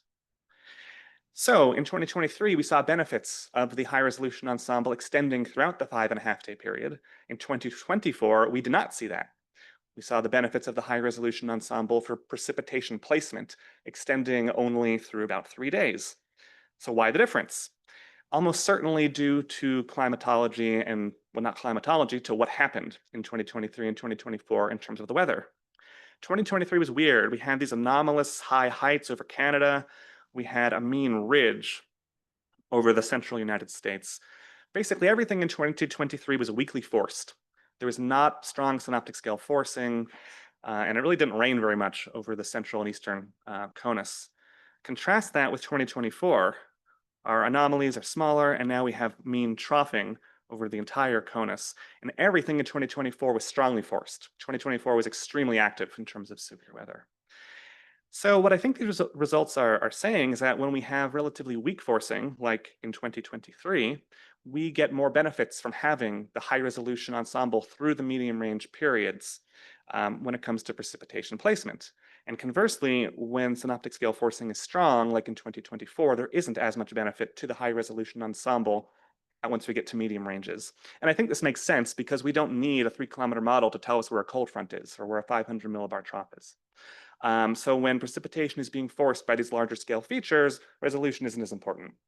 On the other hand, when there's weak synoptic scale forcing and topography is responsible for generating convection or more subtle boundaries, then there is a benefit perhaps to the high resolution models in medium ranges for precipitation placement.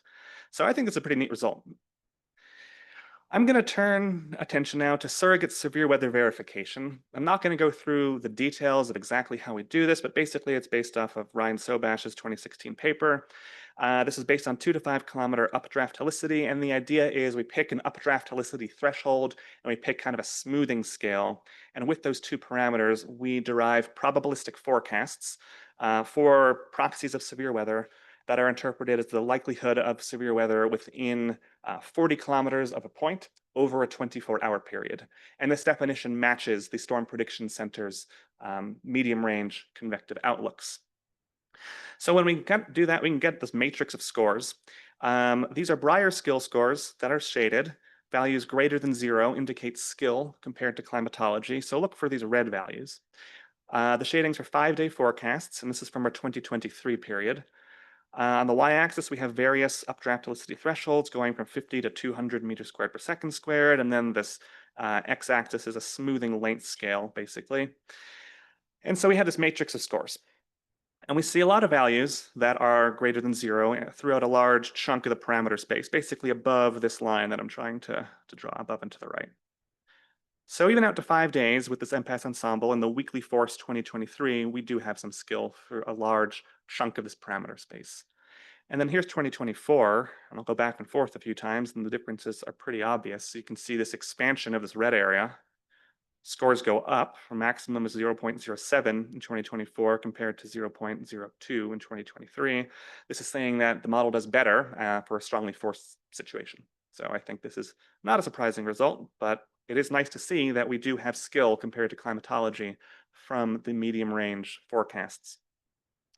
There's lots of ways to kind of slice and dice throughout this parameter space. If we just kind of take the maximum value and then plot it as a function of time. So now we have Breyer skill score on the y-axis for day 3, for day 4, and day 5.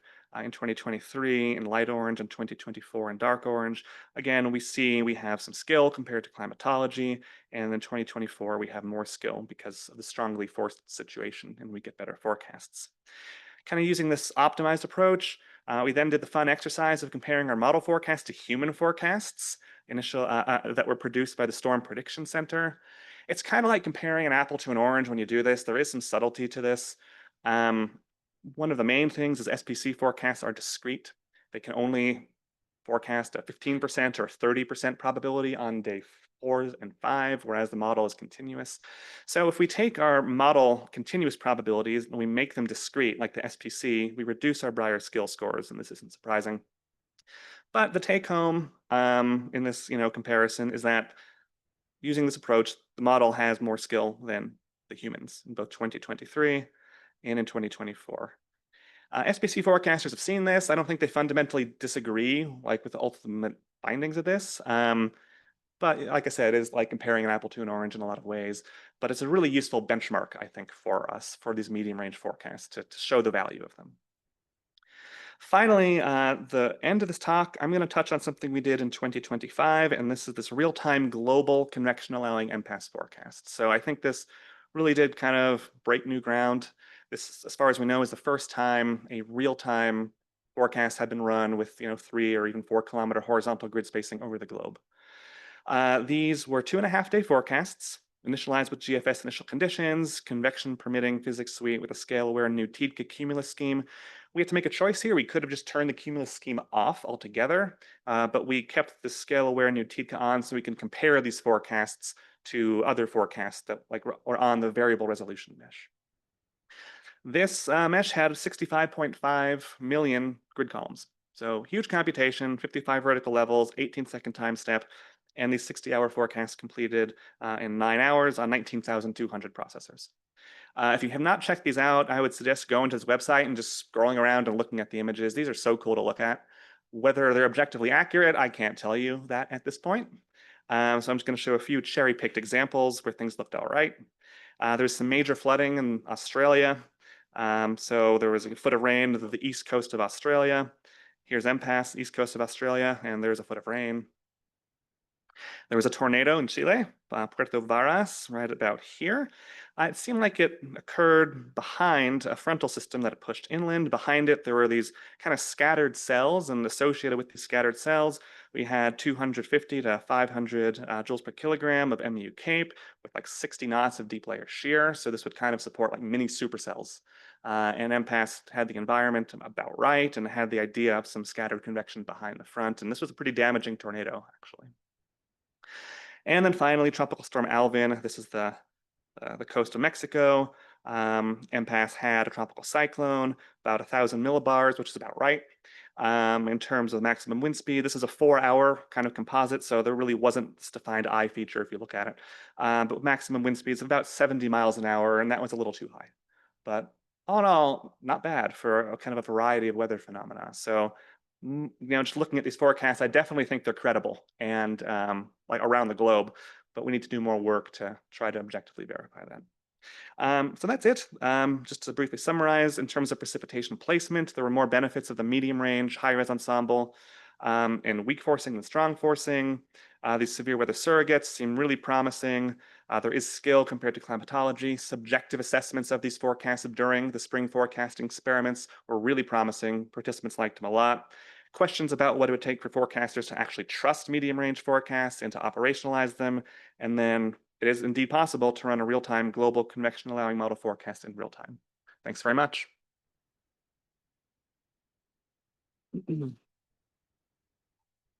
Questions for Craig?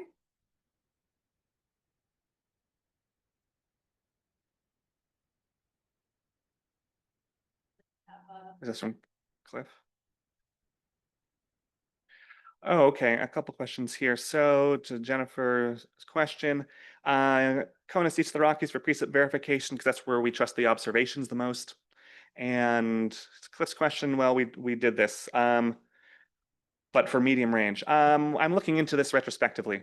In addition to the real-time stuff, we actually have a data set of 5.5-day forecasts that are also global 3 kilometers. And so I'm kind of working through the verification and then comparing them to variable resolution stuff. So at least through 5-day forecast, hopefully I can say something about that in upcoming months. Thank you, Craig. Thanks. Let's thank all of our speakers again.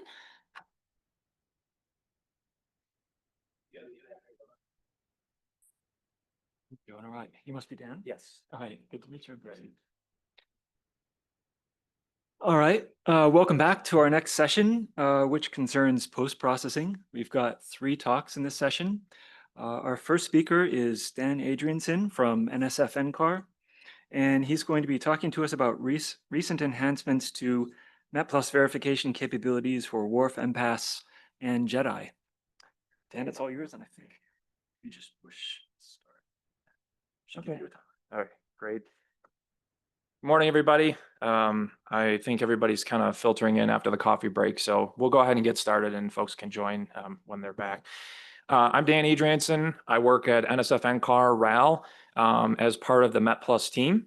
I'm an associate scientist and help with development, testing, and expansion of the MetPlus system. So today, we're going to talk a little bit about some recent enhancements, but I'll start first by discussing a little bit about what MetPlus is. A lot of folks are probably familiar with MetPlus in the room, but I'll give a latest landscape overview of the different components. It's a verification framework that spans a wide range of temporal and spatial scales, 150 traditional statistics and diagnostics, lots of interpolation methods. We have a library of use cases available that cover lots of different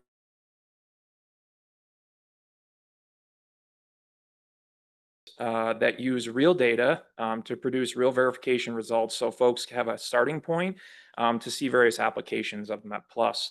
We have a robust community support system via GitHub discussions, and recently we just added a Conda package, so you can install MetPlus via Conda.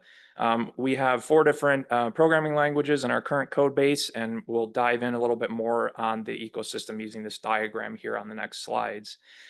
Each of the components, there's 3 major components I'll talk about. The first one is the wrappers. These are a suite of Python scripts that sort of manage the low-level workflow and connect the different components together. Then we have the analysis tools, which is the right-hand side of the diagram here, comprised of a database to store output from the Met software, perform analysis, compute diagnostics, and create graphical output of the statistical analysis the user is performing. And then we have Met, which is the suite of statistical and diagnostic tools at the core of the MetPlus ecosystem, in the orange box here in the diagram on the upper left, and that's where we're going to be focusing much of our discussion today. I'm going to focus on 3 areas of recent updates that we feel are really exciting for the Met software. And we'll go into those in just a minute. But before we talk about those, a little bit of the overview of Met itself. You can see here, this is the wire diagram that we create for each of the software releases of Met. And it really just highlights the breadth of capabilities that come with Met. You have lots of things for reformatting, data interrogation, statistical and analysis tools for traditional grid-to-grid and point-based verification. This diagram applies to version 12.1, which is not yet released, but it's coming in very early July 2025, so I felt like it was okay to show that here. It's currently in release candidate state, and the formal coordinated release will be coming, I think, on the week of July 4th, July 2nd or so. So again, we're going to talk about 3 new capabilities. Some are as of 12.0, so some are available now, and some will be available in early July. And I've noted in the title which version these updates apply to. Excuse me. So the first one we're going to talk about is a new capability for supporting WRF out files directly. When I say WRF out files, what I mean is the netcdf file that comes out of WRF that has a staggered or unstaggered horizontal grid. So we now support these files directly. User has to specify netcdf WRF. But for those of you who've used Met and MetPlus before, you can access levels and variable names in the same way as you would with CF compliant netcdf files. This only has support for 2D data fields right now, so a 2D slice. So that could be an arbitrary vertical level from the model, surface level, like 2-meter temperature, constant altitude, or isobaric levels. This is an example here showing temperature at 500 millibars from pressure level output directly from WRF. You can see how I'm accessing 500 millibars using the 50,000 Pascal vertical coordinate there from the pressure level pressure variable in the WRF out file to create this graphic using the Met plot data plane tool. Coming up in July, we'll actually have a use case in that library that I discussed, demonstrating how we can use WRF out files directly. We have a use case for Hurricane Matthew forecast here, using some MADIS data as point observations with the PointStat tool for UWind, VWind, and temperature. And you can see again, these are the sorts of syntax that you would use to access. This is temperature at 850 on this one instead of 500. So one of the biggest capabilities that we're excited to share is support for MPAS diagnostic files, or diag files, as I call them sometimes. Here we're talking about the diagnostic files that have an unstructured mesh in the horizontal, And just like the WRF support I discussed on the last few slides, we only support 2D data fields for this capability as well.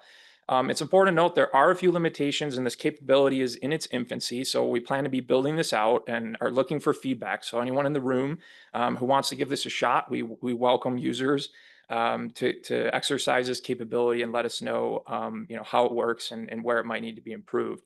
So the limitations here are that variables at cell centers only are supported right now. We don't support variables that occur at the vertices. And we only support a nearest method for selecting point observations matched to a cell center, or for selecting cells that get regridded to a structured grid when the grid stat tool is used.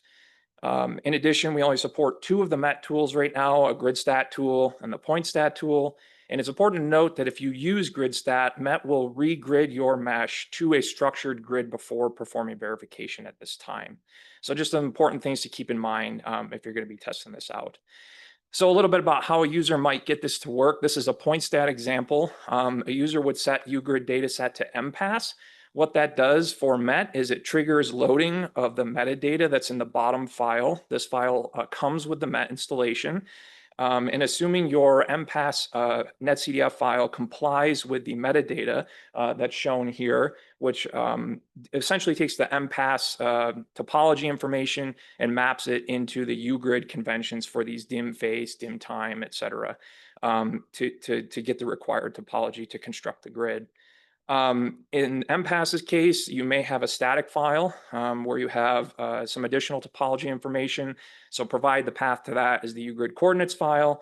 We combine the information from both files to create the complete topology. If in the event your MPAS file is non-compliant with this paradigm, I'm not sure how frequently that would be, but if that occurs, you can create your own metadata map file essentially and provide it on the command line at the time you run. So how does this work under the hood right now? What we do is we take your mesh and we essentially collapse it to a 1D vector of latitude and longitude locations of each cell. In this case, for point stat again, we have point observations, and that's just a vector of locations as well. Under the hood, we're actually leveraging ECMWF's Atlas library. Their KD tree functionality is pretty speedy, and it plays nicely with MET. So we have a tie-in there, and we create our matched forecast and OBS pairs for the verification. One additional configuration item it's important to discuss is a UGrid max distance kilometer. This is a setting the user is going to want to set for their particular mesh and their particular observation network if you have point observations. It functions a little bit different depending on whether you're setting it for grid stat or point stat. For the gridded case on the left, what it does is it's structured grid centric. So what I mean by that is at each grid cell location for your structured verification grid, the radius is how far outward it looks for the nearest cell from your mesh to select data from when interpolating to the structured grid.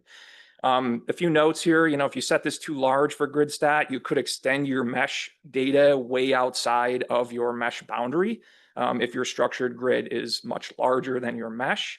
And if it's too small, you might have gaps in the interpolation, might not find any cells in your mesh nearby the structured grid. So users are encouraged to sort of optimize this for their particular application. Similarly, for the point stat case, it's UGrid centric. So here, or mesh centric, I guess you could say, and it's how far outward from each cell center it looks to collect observations to compute the verification. At this time, we're only using the nearest, recall. So for point stat, if you set it too large, you're just unnecessarily collecting lots of observations that might not be used. But if it's too small, you might not find any observations. So users are encouraged to consider their network density and their mesh specifications and set this to meet their needs. Again, this is sort of our first implementation. We'll be looking at ways to refine this and make the experience smoother for users. And we welcome feedback on how folks want to use this to score their forecasts. An additional capability that we just will be releasing in early July is a new MET tool, actually. And we're switching sort of out of the MPAS world into just paired data. In this particular case, with a focus on JEDI and Yoda data from JEDI. So you can see we have a MET tool example on the far left for grid stat. where we have the steps that the GridStat tool usually takes. One of those is pairing data. So it pairs gridded data, or in the case of point data, it would collect points and gridded data.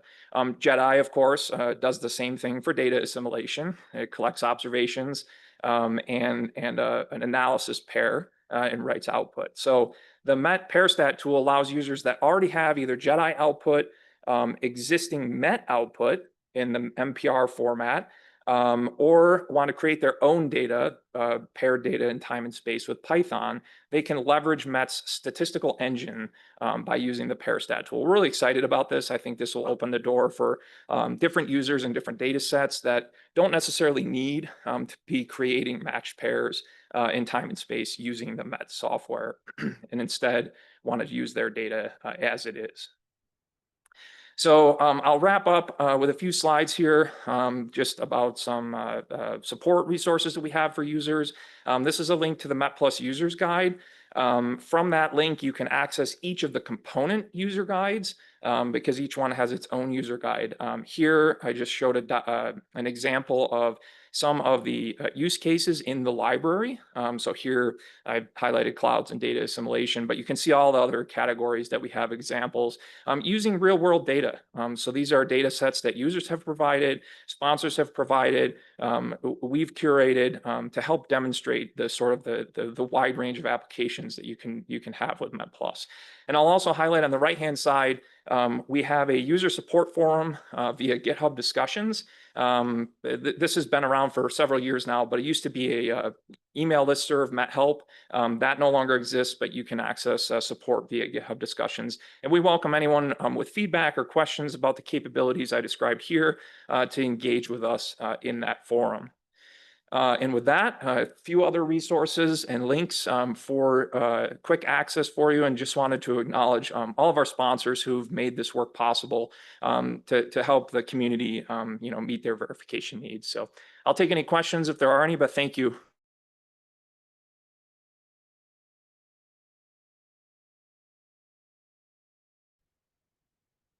Are there any questions in the audience here? Are there any questions online? Fido. Don't see any. Okay. Hard to sort through them, isn't it? Oh, I'll ask a question. hey, Mike. You'd mentioned with the MPAS capability and the that horizontal scale you're talking about.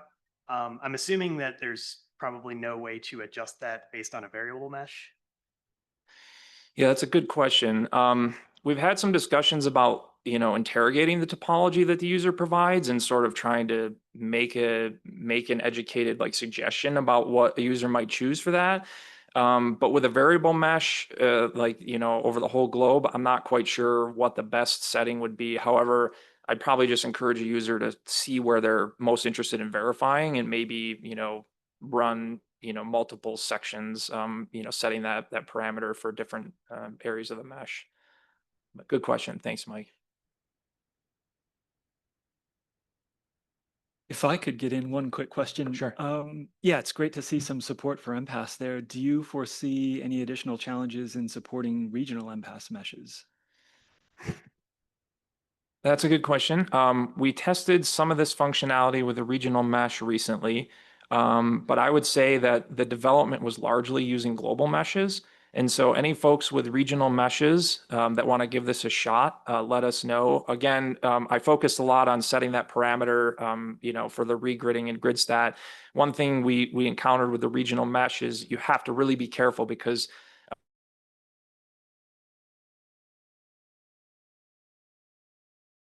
pull the mesh data outward onto the structured grid if you don't set that just right. So, but we welcome more use in that area for sure.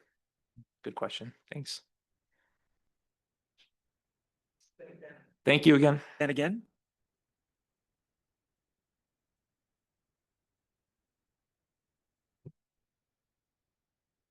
All right. So our next speaker of the session will be joining us virtually. I need to get some reading glasses. His name is Philip Chmielowicz from NSF NCAR. Philip is going to be talking to us about UX array, streamlining analysis of MPAS model output on native grids. So Philip, that's all yours. Yeah, thank you. And just to double check, you all can hear me fine in person, right? Sounds great. Perfect. Yeah, so I'm Philip. I am one of the developers for the UX Array Python package. And for those that are not familiar with what UX Array is, it is an open source Python package that provides data analysis and visualization routines for unstructured geoscience data.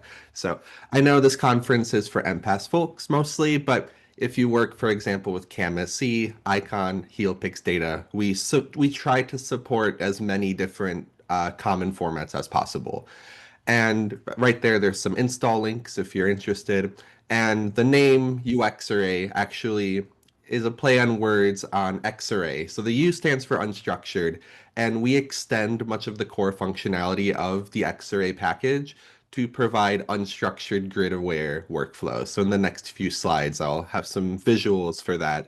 And one of the main motivations and one of the main features of UX Array is that we use some of the standard scientific Python libraries such as Dask, Numba, Datashader, to enable the analysis and visualization of kilometer scale grids. So really whatever resolution, whatever size your data is, we try to have performant implementations for your workflows. And in addition to that, we use the HoloViews package to have interactive plotting. So for the UGrid conventions, I know the previous slide already discussed this, or the previous presenter went over it a little bit, but here we have 4 grids, which some of you may be able to immediately recognize them, but for the sake of UX Array, we actually don't really care as the user when you're loading in your grid, because we internally use the UGrid conventions. So we parse the original grid and data file, and we can determine what grid format your data is in. So if it's an MPAS, CAMSC, ICON, that is all automatically handled by UX Array. And that means that you can load in your data and not really need to worry about any of the wrangling associated with converting from one format to another. And to highlight that here on top, those are all of our currently supported grid formats. And what this means as a user of UX Array is you can have a single notebook or code script that does some analysis of unstructured grids. And all you need to do to make it work for another grid format is just swap out your initial data ingestion step. So we aim to make UX Array as reproducible as possible so that regardless of what model, what data you're working with, you can do the same analysis on it. And to highlight that a little bit, I'll go over some of our core data structures. So we have a class called a grid, which this represents all of your topology and coordinate variables. Think your face centroids, face corners, cell connectivity. That is all stored under a grid. Once you have any data that is attached to a grid, we call it a UX data array. And this is linked to a grid, and you can think of it as an extension of X Array's data array, but it has that grid-informed information. And lastly, if you have many, many variables, that would be a UX data set. Similar concept, it's linked to a grid and inherits from the X Array data set. And then a slightly more technical slide here. On the right is what you would see if you printed out a UX data set in Python. You have a single variable temperature, and then all of your grid information is attached. So a very similar interface to what you would have if you're just working with pure X-array, but you have that additional metadata that is shown to you. And it's all in the UGrid conventions as well. So let me show a basic example to sort of showcase everything that I just went over. So here on the left, we have just 4 lines of X-array, importing the package, loading a data set, and plotting your PSI. Pretty straightforward. Now, if you wanted to do the same thing in UX Array, really the only difference is that in addition to your data path, you need your grid file. And then you just use a very similar namespace. Instead of XR open dataset, you do UX open dataset. And really most of the workflow is identical. Now, once in the next slides, I'll go over some UX Array specific functionality, But most of the core operations, so doing selection, doing minimums, maximums, those basic X-ray operations, you can assume that those will just work. And that's one of the core sets of functionality we wanted to preserve and make it as intuitive as possible. So going over visualization, as I mentioned, we use the data shader and HoloViews packages to create interactive and high data fidelity plots. So here are just a few highlights that I put in. We support both vector and raster-based grid topology and data visualization functions. And currently, they are written around HoloViews and Data Shader, but we are currently working on adding first-class support for pure Matplotlib workflows, because even though Matplotlib may be slower sometimes, there still is a pretty large community request to just support basic Matplotlib plotting routines as well. So that is currently in development. I wanted to showcase an MPAS-specific visualization right here. So this was a raster-based plot of 3.75 kilometer MPAS model output. I believe this was relative humidity, but the variable is not too important here. So with UX-Array, by using the interactive plotting, so when you zoom in and have your dynamic settings set to true, at a global scale, of course, you won't be able to identify the MPAS grid topology. But as you zoom in, you can see in both of those right zoomed plots, the underlying MPAS grid structure becomes very apparent. And even just looking at this global area right here, you can zoom in as far or as little as you want. So for exploratory data visualization, using HoloViews and our plotting API is very useful. And in addition to visualization, we have many spatial and data analysis operators that we support. So for example, subsetting, you want to restrict your data to some region. We support bounding circle, bounding box, and nearest neighbor based operations. These are accelerated using SciPy's KD tree for nearest neighbor searches. And we also have a lot of numba underlying functions written in parallel. So it can take advantage of multiple cores. If you're running, for example, on Derecho or on Casper, or even on your own machine, you can still see a parallel speedup. We also support cross sections. So whether you're trying to take a slice across constant latitudes, constant longitudes, or bounded between two lines of latitude or longitude, we have some selection functionality for that. And also, we support some very basic remapping operations, and these are written from scratch, so we don't depend on ESMF or any other external library. Really, one benefit to that is portability. You don't need to worry about having those libraries installed on your machine. You can just use our remapping functionality. So we support nearest neighbor and inverse distance weighted ones, and we've also recently implemented bilinear remapping. So not as feature rich as some of these larger, more sophisticated libraries, but as a quick going from one grid to another, that's how you would do it right there. And we also support many analysis operators. So one of our most recent ones is zonal averaging. You can see on the top right, we have both unweighted and weighted averaging as well, topological aggregations, and also point and cell and other more rudimentary geometry operations. And this summer, we have a SciParks intern joining us, and we are working on some vector calculus operators. So gradient, divergence, curl. Using these, we can derive quantities such as vorticity and other relevant operations you may want to implement. So this is currently work in progress, but we've been making some good strides in that direction. And now, going away from code, let me go over some of our documentation and community resources. So as I mentioned, we're an open source package. All of our work is publicly available on the GitHub right here. And we also have a pretty well documented website with our documentation. So we have a user guide, gallery, API reference. In addition to that, and if you'll be sticking around this Friday for the UX-Array tutorial, we have two cookbooks that we've developed. One of them is so it's through Project Pythia.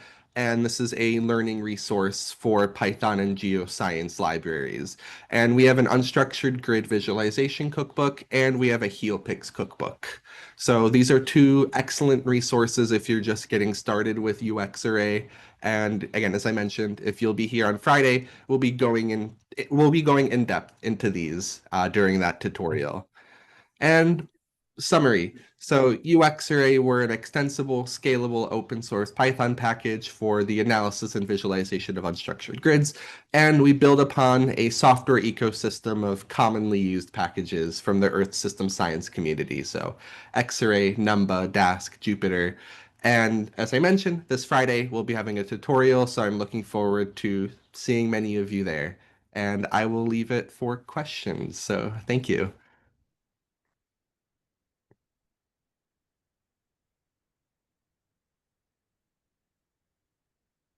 Do we have any questions in the audience?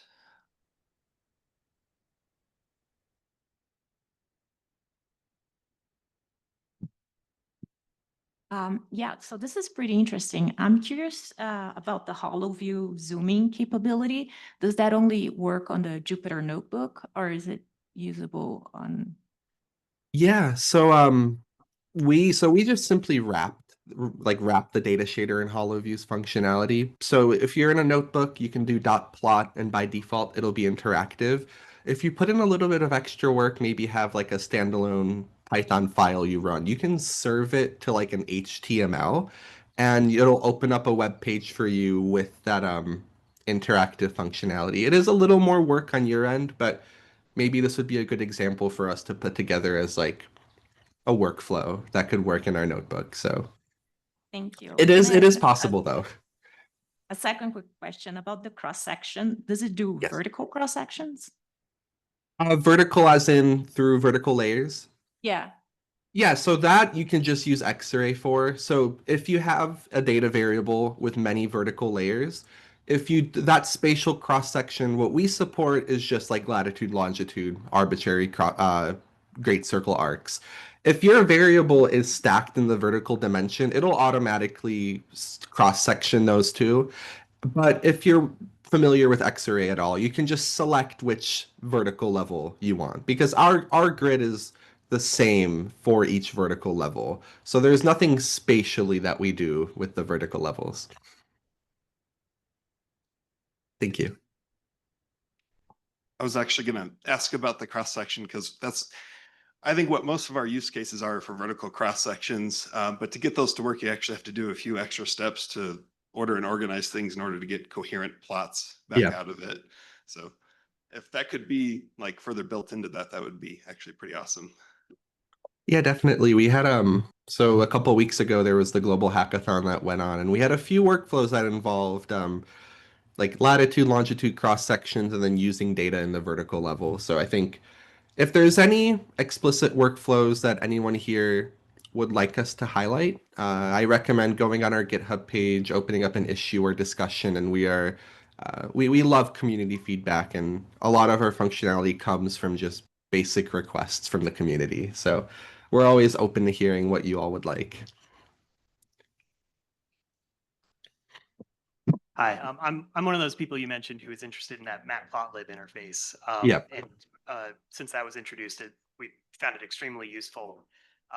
One of the huge downsides, of course, as I think you mentioned, is the performance and the speed compared to the HoloViz interactive view.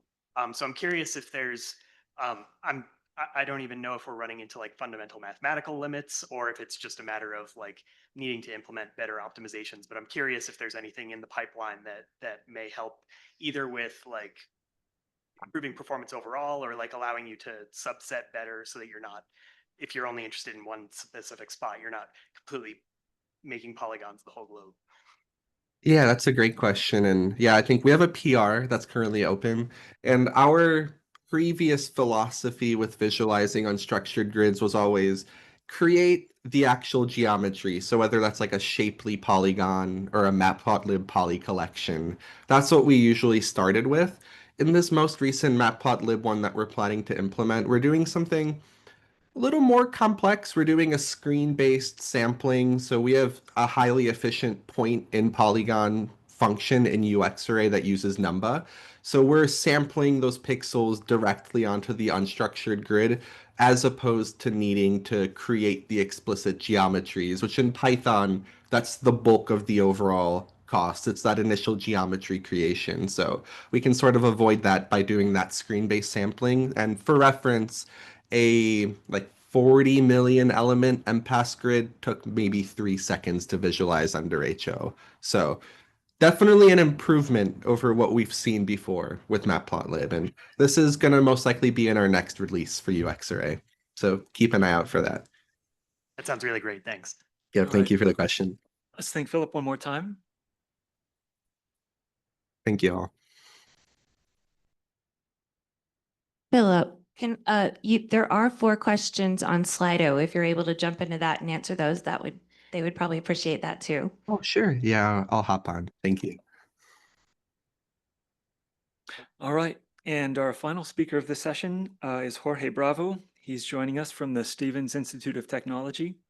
He'll be talking to us about native grid visualization of MPAS model data using Python.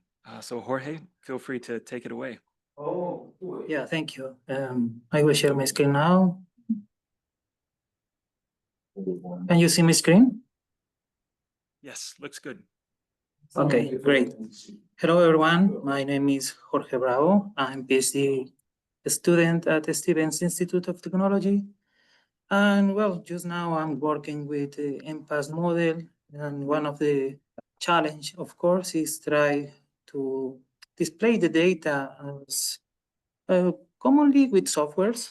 I tried to many softwares, but I will show some that I'm doing now. Oh, what happened?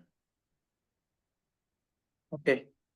Well, as introduction, as many of you know, when we are working with special data, we are using different formats. The most common is this vector data, like shapefiles or GeoJSONs. On the other hand, of course, we are using this raster data. Commonly, we are using this GRIB, NITCDF, HDF, right? So these are the formats which I'm more involved with, and I'm working commonly. Or perhaps most of you also are working with that. But what happens when we need some high resolution data in specific areas? I have some colleagues that are working with hydrological models, and this is very common for this kind of models, high resolution in very specific areas. But also with these new weather models like ICON, or in this case, specific case, MPAS, we are start to use this kind of high resolution mesh in specific or interested areas. So I started to work with MPAS around 4 years ago, not extensively, but to understand how it works, considering that is the next generation after WRF. In particular, I like to work with this model, and I start to use this mesh that NCAR provide, and I download, but at a certain point, we cannot use for specific purposes. So commonly, I am using these softwares. In particularly, I like to use QGIS to display easy data. Why? Because here you can see this metadata. But when you drag and drop this NITCDF from MPAS, by default, you can see something, but it's not what you expect. Also, another tool that I am using a lot is IDB, because here also you can see directly the data and the metadata, but the same situation. When you try to show here to easy, it is telling you, hey, it is not working because it's not a common grid. Well, by default, this MPAS is the outputs are NITCDF, right? But it's not working here. So I start to read a lot different ways to display data. I saw that it's different ways to understand to display the data. One of them is one software called ParaView. In my understanding, is not also directly the read the data. I not tried it yet, to be honest, but I checked something and it's not directly the visualization. Another way is NCAR command language. The problem is now is not more supported, right? Because everything is changed to Python. And according with this MPAS website, Python is the primary to use in NCAR. So I will focus on Python specifically. I found two different ways to use Python. The official MPAS website say we recommend to use these Python libraries, this MPAS plotting. But the problem for me is it generates this polygon by 4. So it takes time a lot. Another very good tool, this UX array, is great. I use it, not extensively to be honest, but I understand how it works. But for my own purposes, it is not working now, or it works, but for the final purposes, no. So what I did is, as I mentioned before, I started to use this MPAS around 4 years ago, and I use different ways. The most common is use this tree plot function in Matplotlib. Works well, but the problem is MPAS is not tree measure, it's not triangular measure, right? Another way that I found is good is like use these icons, like what's the name? A scatter plot with icons at hexagon. Looks well, but the problem is when you are doing some like zooming, you need to readjust, right? So it's not good. Generate individual polygons is nice, but it's very slow. I tried this in the past to generate GeoJSON, as you can see in the figure, down figure, but take time. And finally, this regrading mesh for lat long, for me, it not works because what is the idea to have this unstructured mesh if at the end you will reconstruct in a grid based? So it depends, of course, but for me, is not the best solution. So what we did, I'm working in the New York metropolitan area, and we developed this high resolution mesh. Is really dense in the center. So the main purpose is how to display this data faster. And we start to develop some code in Python to display relatively faster. And here is one example in how it works. It's so fast how to read the data. What we are doing, basically, we are like reoriented the data or reconstruct it in another way to instead to use these for loops one by one to generate the data, and it is really fast. And another thing, I don't like to use different dependent libraries, so I'm trying to use the minimal possible. And here, for instance, to read the data is microseconds, read the specific variables, 4 seconds, plot, and this in the entire domain for a single time is milliseconds. Also for find one specific ID cell based on lat long is milliseconds. And the idea is, at the end of the day, our idea is to compare these point cells with weather stations. That way we try to get this information. Also, we are reconstructing our data in these variables to have these 3D values in vertical coordinate to extract these vertical profiles. So after that, because we know that in really faster, we create this kind of visualization using these widgets. And as you can see, the display in Matplotlib is faster, really faster.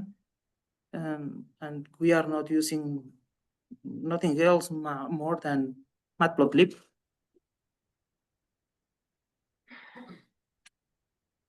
Finally, here is we are using some similar but with Boki. It works well, but it's more hard to develop because it depends on different structure of data, like a list, and it's something that I don't like too much, to be honest. It takes more time, but works well for now. Well, finally, in conclusions, we have a good code to easy and rapid access to an structured MPAS mesh. Also, we can get this lat long point and get time series. The plotting is really optimized, is faster in my opinion. These time-based animations can be made. Also, we have it in mind, for now it's working for my specific research, but we can improve for general purposes. And also I have another idea to try to implement a dynamic interactive view like a web map.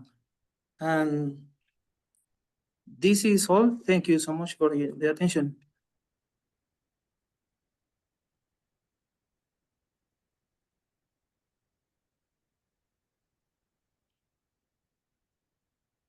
Are there any questions from the audience? Or questions online, perhaps, in Slido?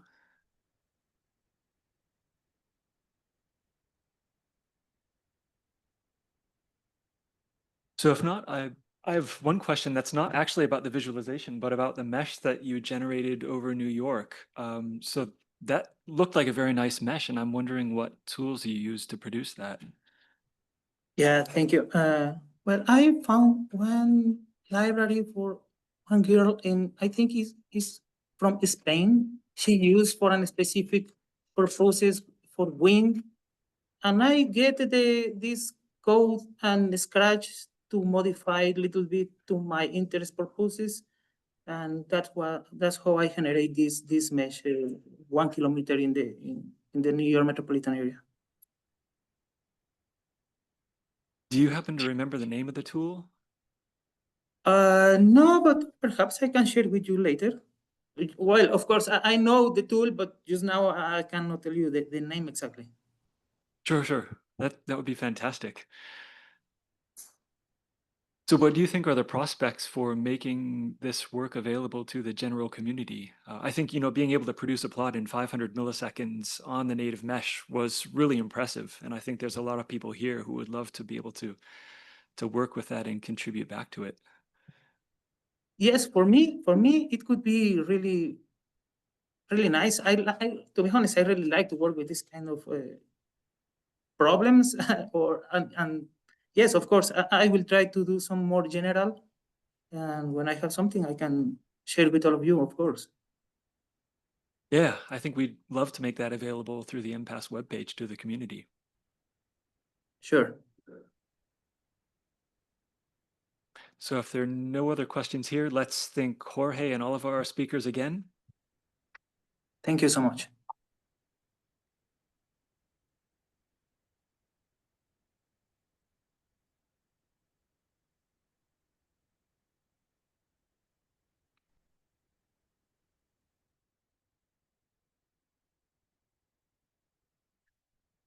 All right, the next session, now we're going back to, now we're going to physics development and testing. And we're starting with a very interesting sounding virtual talk about alternatives to similarity functions from Kirin Alpati. Is he there?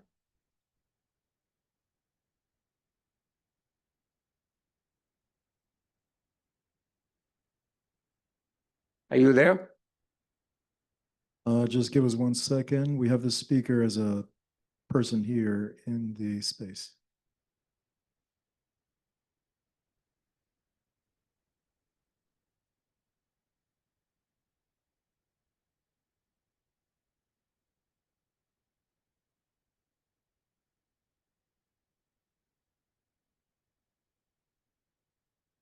We don't see that speaker online.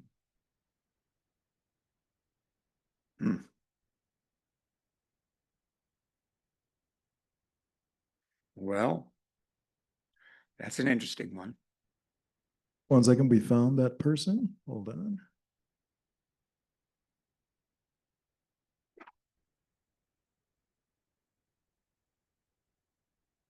Hey, Karen, you should be able to unmute now. Sorry, we had you as a in-person speaker, and you should be able to share your Unmute. Yeah, presentation. okay. Yeah. Okay, can you hear me?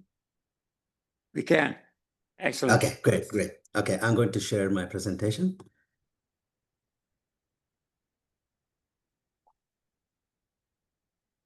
See it now?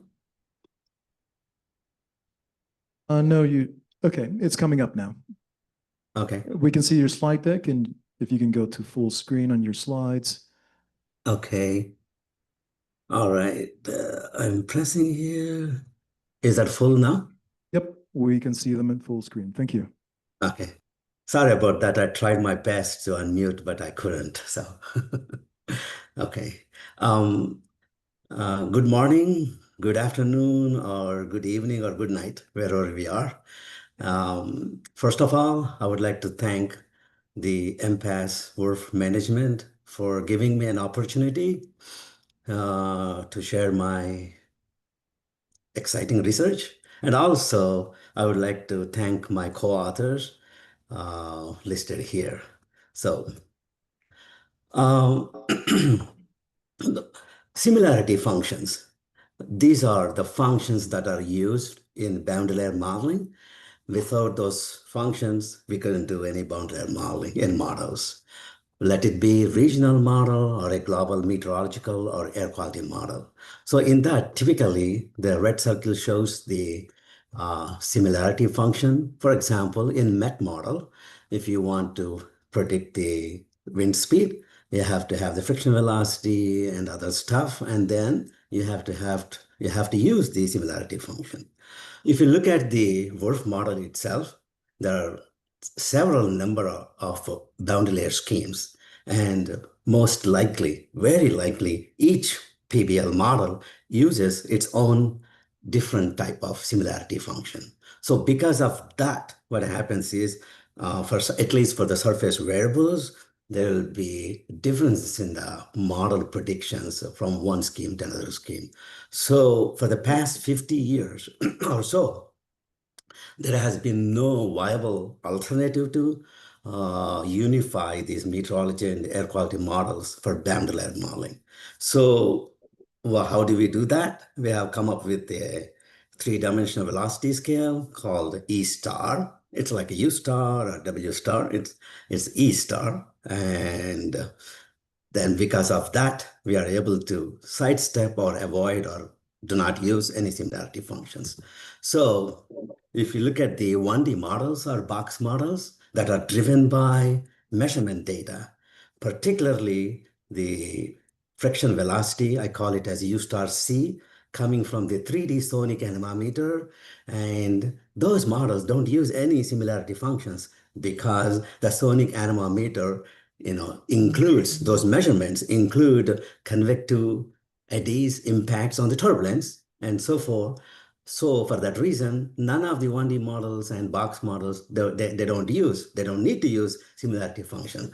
So that made me to think about, hey, if we can mimic the 3D sonic anemometer measured friction velocity, then we are in business.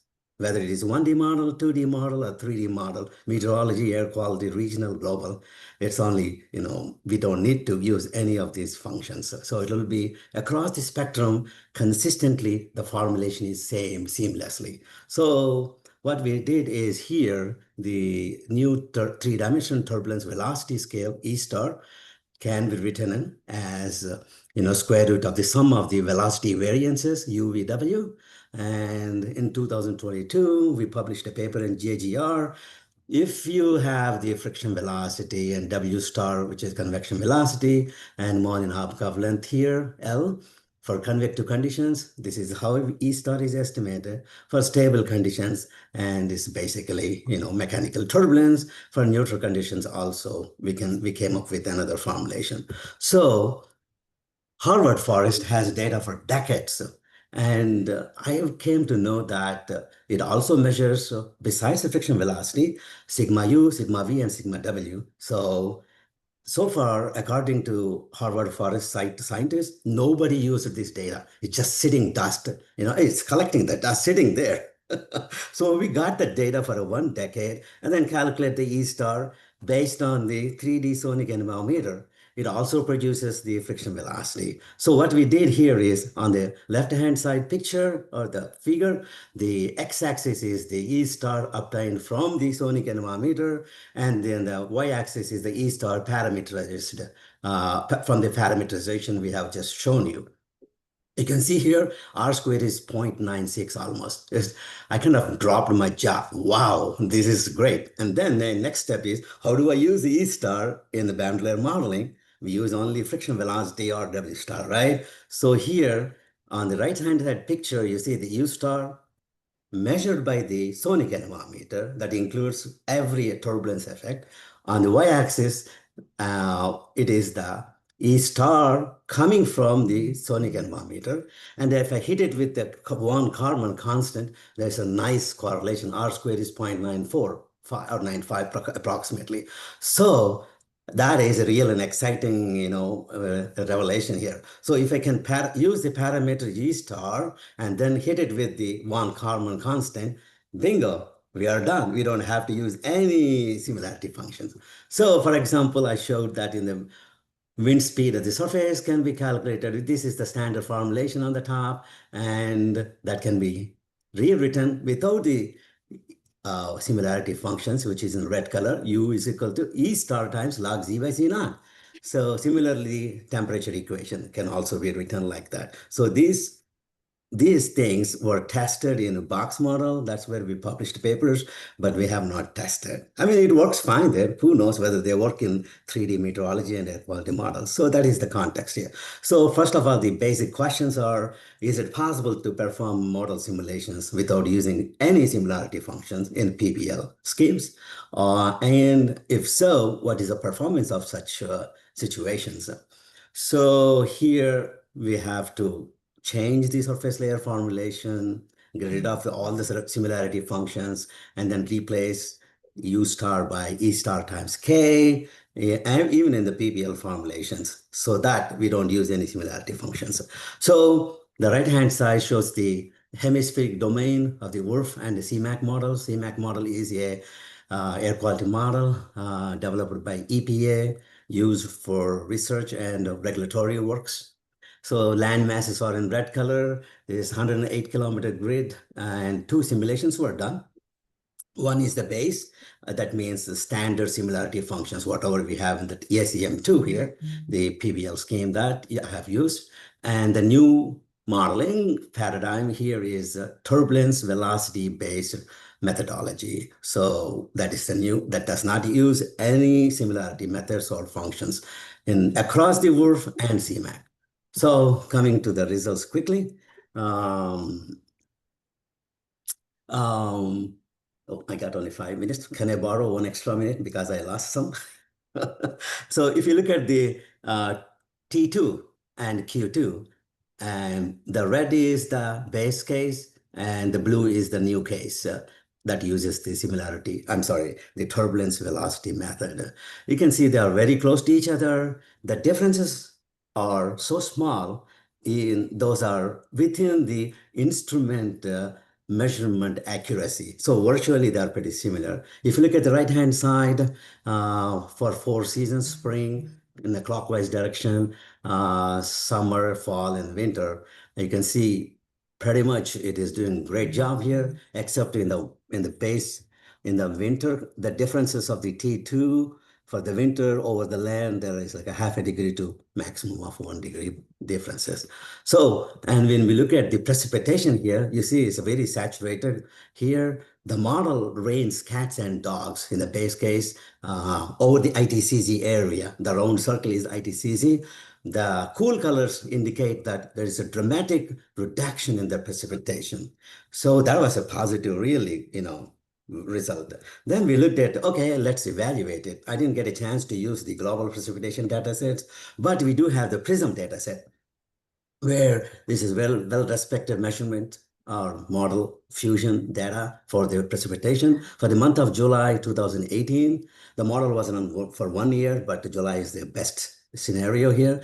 On the right-hand side, SFM is a standard or base model, and the bottom left is the new method. You can see the dramatic reduction in the precipitation, particularly around the coast, Southeast, and Florida. And if you see the differences, the new method minus the old method, you see the bias has been reduced quite a bit.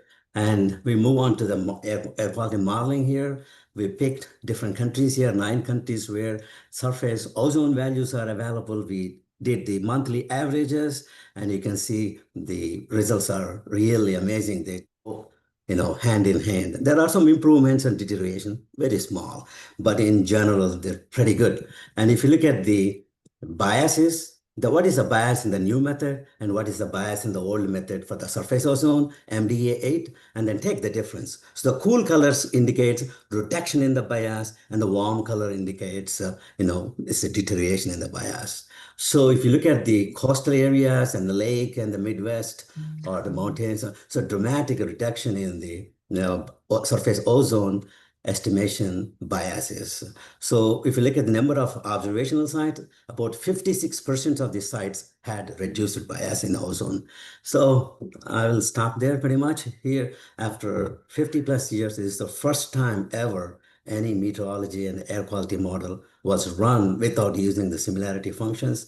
And this newly developed 3-dimensional velocity scale is found to be working across the models for different land uses and different weather and climate regimes. And the new methodology produced really better precipitation estimates, one of the strongest performances by this methodology. And like I said, 56% observational sites have reduced bias for surface ozone, and we are looking at the PM 2.5. So that's all I have. And if anybody is interested in a collaboration, contact me at my personal email, alapati@yahoo.com. That's all I got.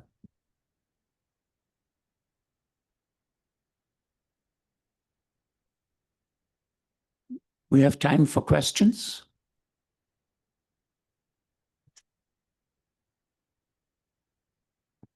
Anybody online having questions? Oh, Mike. Hi, nice talk. I see you replaced the stability function for momentum, but what about stability functions for heat and moisture? Are they still in the model? No, I removed everything for this. Yeah, I showed one temperature equation where the stability functions are removed. Maybe I can share those slides later. But yes, no similarity functions whatsoever anywhere in the meteorology and air quality model. Yes, I just made sure that they are all removed.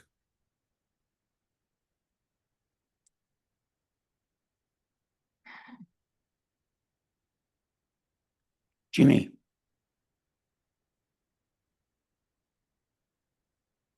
Yeah, I missed it, but is E-star dependent on U-star, and U-star has a similarity function. So how do you avoid? So, sorry. Yeah, that's a very good point. The U star there I'm using is for neutral conditions. I should have made it clear to you. It's just neutral condition U star, which does not use any similarity functions.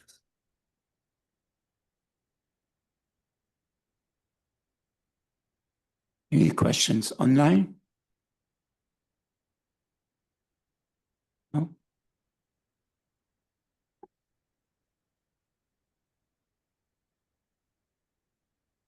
No questions online, and we might as well go. Thank you to the speaker again. Thank you.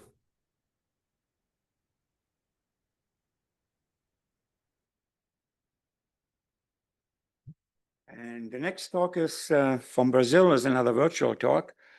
I probably would be not doing a very good job pronouncing your name. I can make a guess, Guilherme Farage. Yeah, good. Guilherme Farache. Yeah, it's good. It's Right. good. All right, and he's going to talk about shock in MPAS. Okay, I'm going to present my screen. You're able to see it.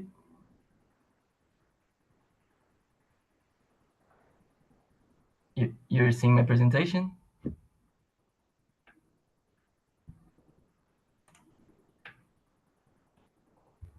Yes, I'm not listening to you. Yes, we can see it. Okay. Okay, thank you. So yes, hello, my name is Guilherme Farache. I'm a master degree student at INPE, that is the National Institute for Space Research in Brazil. And Saulo Freitas and Paulo Kubota are my advisors, and I'm presenting to you my master degree project, which is the implementation of ShockMF planetary boundary layer scheme in MPAS. So why do we need parameterizations, right? The NWP is a computationally intensive problem. It because of the complexity of the equations and the vast number of domain cells that makes the computational resources a limiting factor. So the resolution of the numerical weather prediction models. Sorry, one second.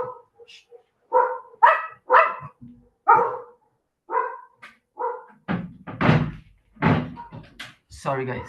The dog is my dog is barking. Okay. So the resolution of the NWP models are limited by the computational resources, right? So we need to represent the phenomena that occurs in smaller scales than the model resolution, which are represented by the parameterizations that like radiation parameterization, cloud microphysics, convection, turbulence, planetary boundary layer, and others. So what is the planetary boundary layer? It is the lowest part of the atmosphere, is the part that we live. So the depth of the planetary boundary layer can vary in extremely cases from dozens of meters into 4 or 5 kilometers in deserts. And the main process that we have to model in this planetary boundary layer are the turbulence and the dry convection. There are two kinds of turbulence, the mechanical one, which is predicted by wind shear and surface friction, and also the thermal one, which is predicted by the convection that we can see in this image. And during the diurnal cycle, we have transitions among stabilities that can vary from the convective boundary layer, the neutral boundary layer, and stable boundary layer. And the neutral boundary layer can happens in specific states of the atmosphere. The planetary boundary layer can be modeled by hybrid schemes, local or no local schemes. The hybrid schemes are the schemes that use both local and no local representation. An example of a local scheme used to be the MYNN. Now he's use a EDMF approach like ShockMF, which is a hybrid scheme. An example of no-local scheme, it's the Yonsei University. So ShockMF is is based on the work of Shinita and colleagues that they implement ShockMF in the screen, which is the simple cloud resolving model of H3SM. And ShockMF is a acronym to simplified higher order closure and mass flux. Is an alternative to PBL and shallow convection schemes. It uses, as I said, the EDMF approach, which is the eddy diffusivity mass flux approach that considers both local and non-local mix. That's why it's called a hybrid scheme. So the advantage is that this kind of approach can represent continuously between the different PBL regimes, which is the CBL, NBL, and SBL. So the formulation of the turbulent fluxes that we want to parameterize is that one. That's the first term is the eddy diffusivity one, and the second one is the mass flux. And here we have again an image to show the different kinds of turbulence, the eddies and the updrafts. That is, this updraft is modeled by the mass flux part of the equation. So ShockMF uses the assumed PDF method that this assumed PDF method represents the subgrid scale clouds, the SGS. It uses a double Gaussian distribution, and it serves as a SGS condensation scheme closing the buoyancy flux, which is used to calculate the turbulent connecting energy. Shock MF prognosis turbulent connecting energy, and from the TKE, it diagnoses the other high order moments. So here we have a generic formulation for the prognostic of TKE, which is the advection of it, the vertical diffusion, the production terms, and dissipation. We add the turbulent connecting energy as an scalar in MPAS to be possible to be advected by the dynamics. So as I said, the shock MF solves high order moments diagnostically. That's why he's a simplified model which focuses on computational efficiency. And the idea here is to later on we could be able to expand this parameterization considering also deep convection to be able to achieve a fully unified turbulence and convection parameterization. So here I have the formulations to the diagnostic of the variables. The high order moments, they are diagnosed, sorry, as I said, in terms of the turbulent connecting energy, this letter E, and in terms of the mean variables that are calculated by the dynamics. And here also we have another variable that is not listed here because it uses another algebraic expression. From the assumed PDF, we have a couple of variables. That is the cloud fraction, the liquid water mixing ratio, buoyancy flux, which is used to calculate the turbulent connecting energy. Also liquid water flux and liquid water mixing ratio variance. I'm going to talk here briefly about the mass flux. So here we consider the scheme consider n plumes and rising plumes. So that's why I have a summation here of n plumes that rises in our grid cell. And in order to solve it, we have to, here's the M letter open. So this is the actual formulation. So here we have AN, which is the updraft area as a variable that we have to get to be able to calculate the tendency of the thermodynamic variable. Also, we have to calculate the vertical velocity of the updraft and also the thermodynamic variable inside the updraft. So with all these terms, we are able to calculate it and then calculate the tendency.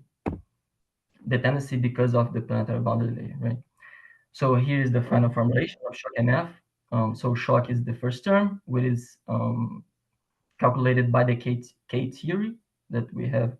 The K, that is the diffusivity coefficient, calculated in terms of turbulent connecting energy, and the mass flux term.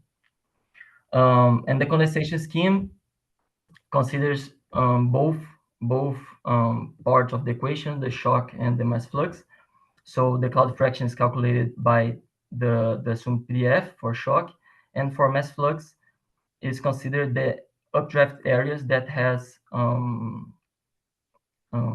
liquid water mixing ratio greater than 0. And for the liquid water mixing ratio, it's a weighted average between the liquid water mixing ratio calculated by shock with the assumed PDF, and also the liquid water mixing ratio calculated with mass flux.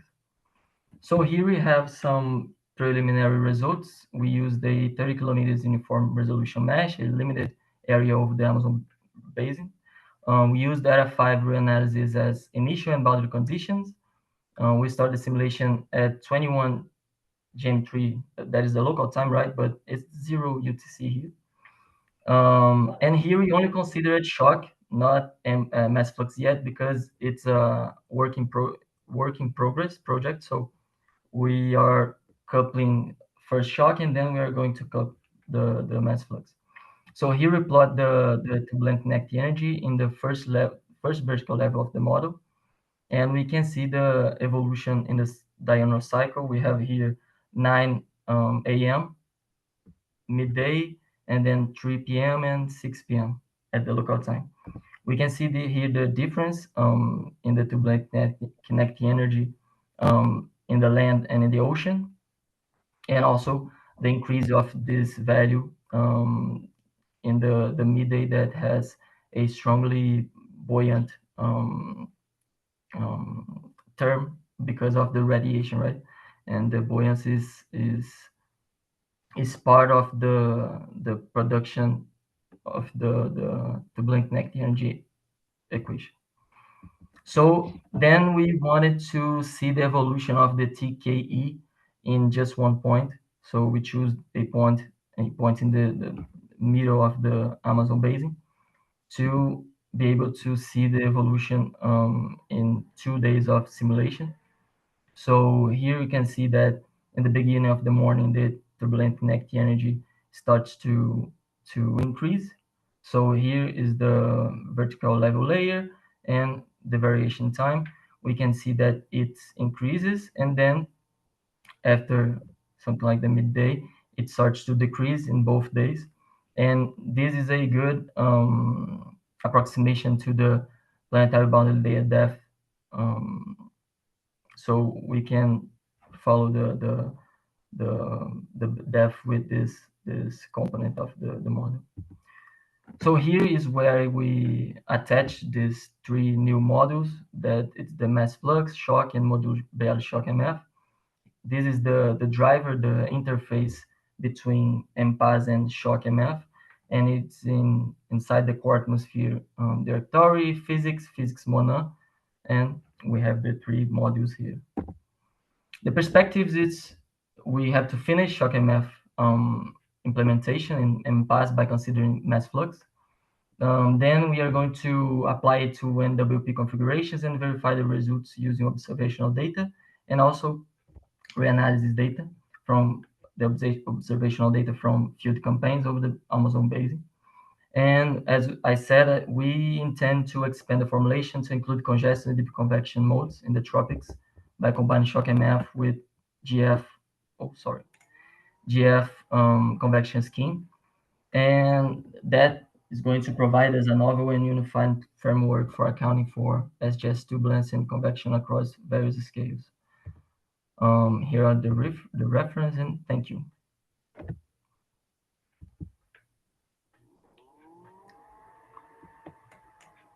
Time for questions.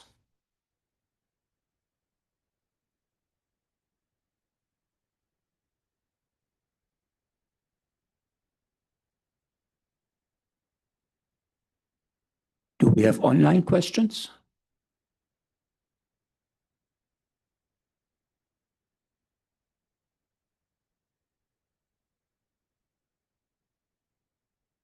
Well, I will thank you again. Thank you.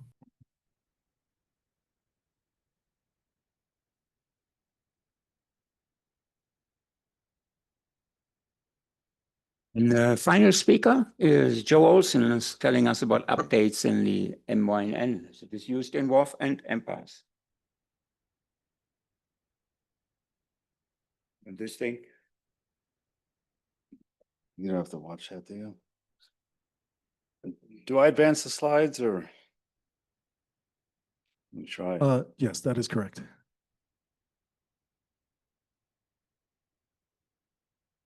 Okay. Got it. Okay, first of all, I'd like to thank my co-authors here, especially Shia Sun. She's been great help in all this work, setting up experiments, doing verification. She's been awesome. So I'm going to overview a few things here. Start with the MYN EDMF submodule that's been universalized. It's meant to go into all the different modeling frameworks. Talk a little bit about some updated name list options, a new closure level option, revision to the cloud PDF, as well as some modifications we made to improve the low-level winds. So here's where it's located, actually in an NCAR GitHub space right now. There's one scheme now, the module BLM1 NEDMF, that's universalized. It's K only, so each of these modeling frameworks has its own respective driver and common module that does all the translating to get the arrays in the right order for the K-only scheme, as well as provide consistent physical constants that all the other physical parameterizations are going to use within that modeling framework. So I got this into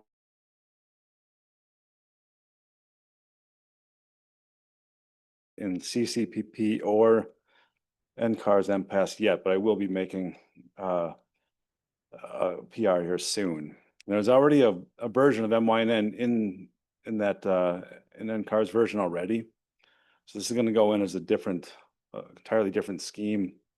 The fate of the original scheme will be determined by others. Updates to the name list option. Basically, in the past, when we were just developing the MYNN in WRF only world, every variable was tied to a certain block or array of like scalars, moist. It all made sense. But when you start diversifying into a bunch of different modeling frameworks, that loses its meaning. So this BLMYNN mixed scalars option, which was just meant to mix all the scalars, has been broken up into pieces here, into 3 pieces, into a mixed aerosol, mixed number concentration, and a mixed scalars option. So by default, mixed aerosols will be on, and that's just focusing on the Thomson Tempo, ice and water friendly aerosols, as well as the black carbon. By default, I have the number concentration mixing turned off, and that's mostly just because, well, there's very little sensitivity in my testing anyway, but also because Anders Jensen is working with Tempo, and he's got a new machine learning number concentration specification that he's working on. So it'll just respecify them every time step consistently with the environmental parameters, so you don't have to vect and mix them. You could save computational costs there. He'll talk a little bit about that in the next session. So then there's the mixed scalars now is just for general. You could feed in a 4D array of scalars, and it'll mix that both locally and non-locally. The new closure level option is 2.7. So we'll prognose TKE, Q prime squared, and theta prime squared. And so we leverage the theta prime squared for basically calculating the turbulent potential energy. So now we can make it a full total turbulent energy scheme, TTE. So for years, I should say about, I don't know, 12 years ago, I already configured the MYNN to behave like a TTE scheme, basically run with high Prandtl numbers and stable conditions and have no critical Richardson number for momentum, so it's already a little bit behaves like that to begin with. So I'm not expecting big changes here at all, but it should be a more thorough way of doing it. So basically the TPE is added to the TKE when you're calculating the eddy viscosity, which is used to mix the momentum as well as the higher order moments. And then I also use the theta prime squared, since when you prognose it, it's more well behaved. You can use that in the cloud PDFs too, which I'll talk about later. So here's an example where it might matter. In marine stratocumulus, you can see the green line on the left is where the location of the cross section is on the right. And the black dotted lines are the PBL height, the reds are the theta, and the color are the clouds, basically. So you can see how highly stratified it is in this regime. And down in the lower left, you can see where the TK barely penetrates up into that layer.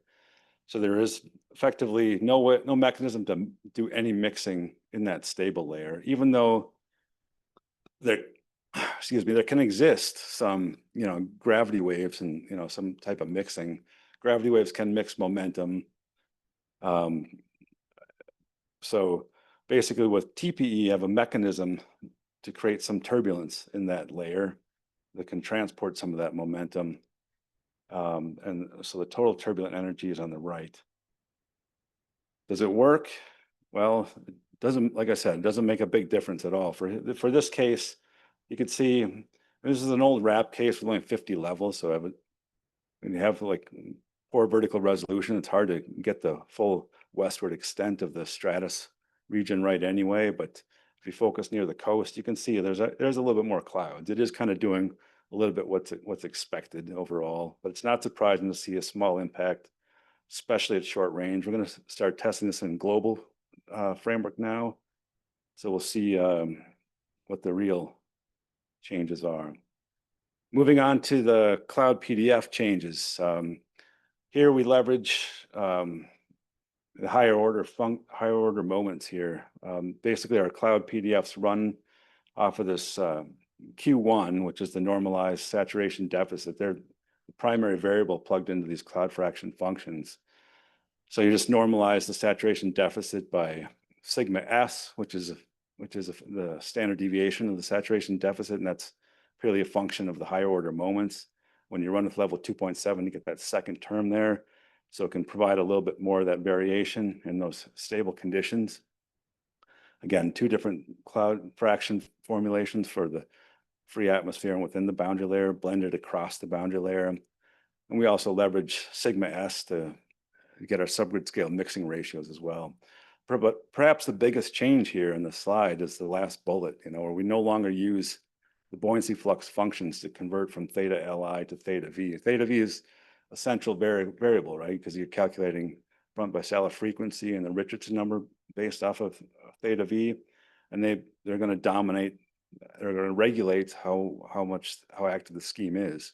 So here, we're using this function on the bottom line here, and basically we're adding our subgrid cloud water content to QC and QI, so it still impacts our stability profiles.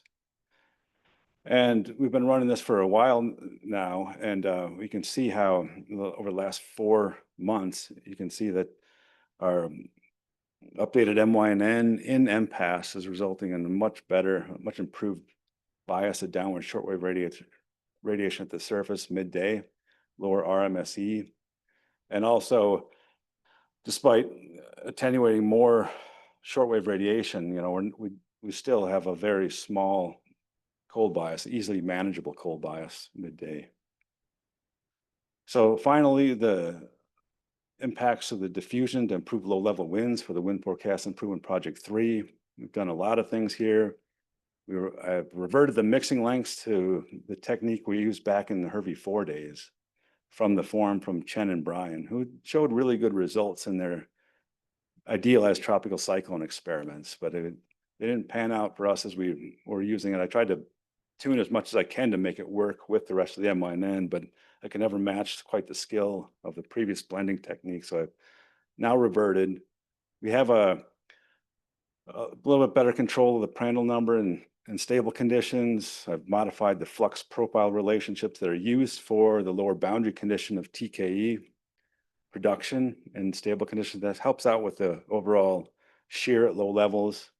I've already discussed that theta LV to theta V conversion, but better overall coupling between, the eddy diffusivity side of the MYNN and the mass flux, because now all the updrafts and downdrafts produce TKE, so they're all part of the TKE budget. Here's an example of a low-level jet we've observed during this WFIP3 campaign. You can see the Hervey 4 on the left compared to the updated MYNN and the WFIP3 WRF on the far right, compared to the window E observations in the middle, which are a combination of the radar wind profilers, more up above the boundary layer and at the top of the boundary layer, and which are blended with LIDARs below. So you can see that there's a strong jet here. It's kind of washed out by Hervey 4. It's much better in our updated version. And not just for this jet, for a lot of different cases we're looking at. If we just focus on the left side of these two plots for Block Island and Nantucket, or just the low-level jet characteristics, or the first one is the jet max height, second one is the jet max wind speed, and the third one is the shear below the jet max. The updated MYNN is in black, and the HERS and the white hatched boxes and whiskers. You can see for all parameters we're doing much better. And we don't just tune to a few stations offshore. You can see we always make sure everything is working out well inland too. We made these mods to our WFIP3 WRF in mid-March. You could see the early half of March we had kind of mixed results. The second half of March we're pretty much consistently beating her at all forecast times. And this is off of initial conditions from the rapid refresh alone too. There's no DA or anything here. So it's kind of impressive. Anyway, to summarize, I wish I went to a submodule like 5 years ago, to be honest. It's been so much easier to interface with colleagues and keep them on the same page with me, you know, so I can get direct feedback on relevant code. So we're more synced up. There's no doubt this hasn't just helped me out, this has helped my other colleagues for all the other parameterizations within our suite. And it's helped us speed our development so we can really outperform Rufus v1 and her v4 for, you know, on cold starts alone for almost every single variable. And as I've already showed, we have, you know, significant improvements in a lot of variables. You're going to see a lot more evidence of that coming up in the next section in Shia Sun's talk and Anders Jensen's talk. And I will be adding a submodule version to NCAR's version of MPAS very soon. Thanks.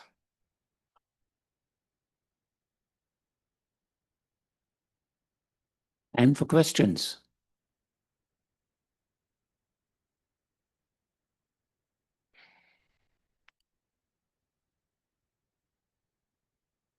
Maybe everybody's hungry. Oh, there's a question. Sorry, this is a really basic question, but could you see a little bit more about why, you're saying you wish you went to submodules beforehand. Is there any downside to that? Or, why was there this, why not until now? Well, I mean, I don't know. I mean, I thought originally it was just a complication more than anything else, you know, because I mean, every time you download the code, a lot of people have modules, you're pulling code from everywhere. You can have breaks in your pointers, so there are some issues with it. But in general, when you are developing in multiple frameworks, you want your development centralized. You want that same code to work everywhere. Sorry. So I think from that point of view, it's really been wonders. I think, and before I really knew what submodules are good for, I hesitated. Now that I know, you got to do it.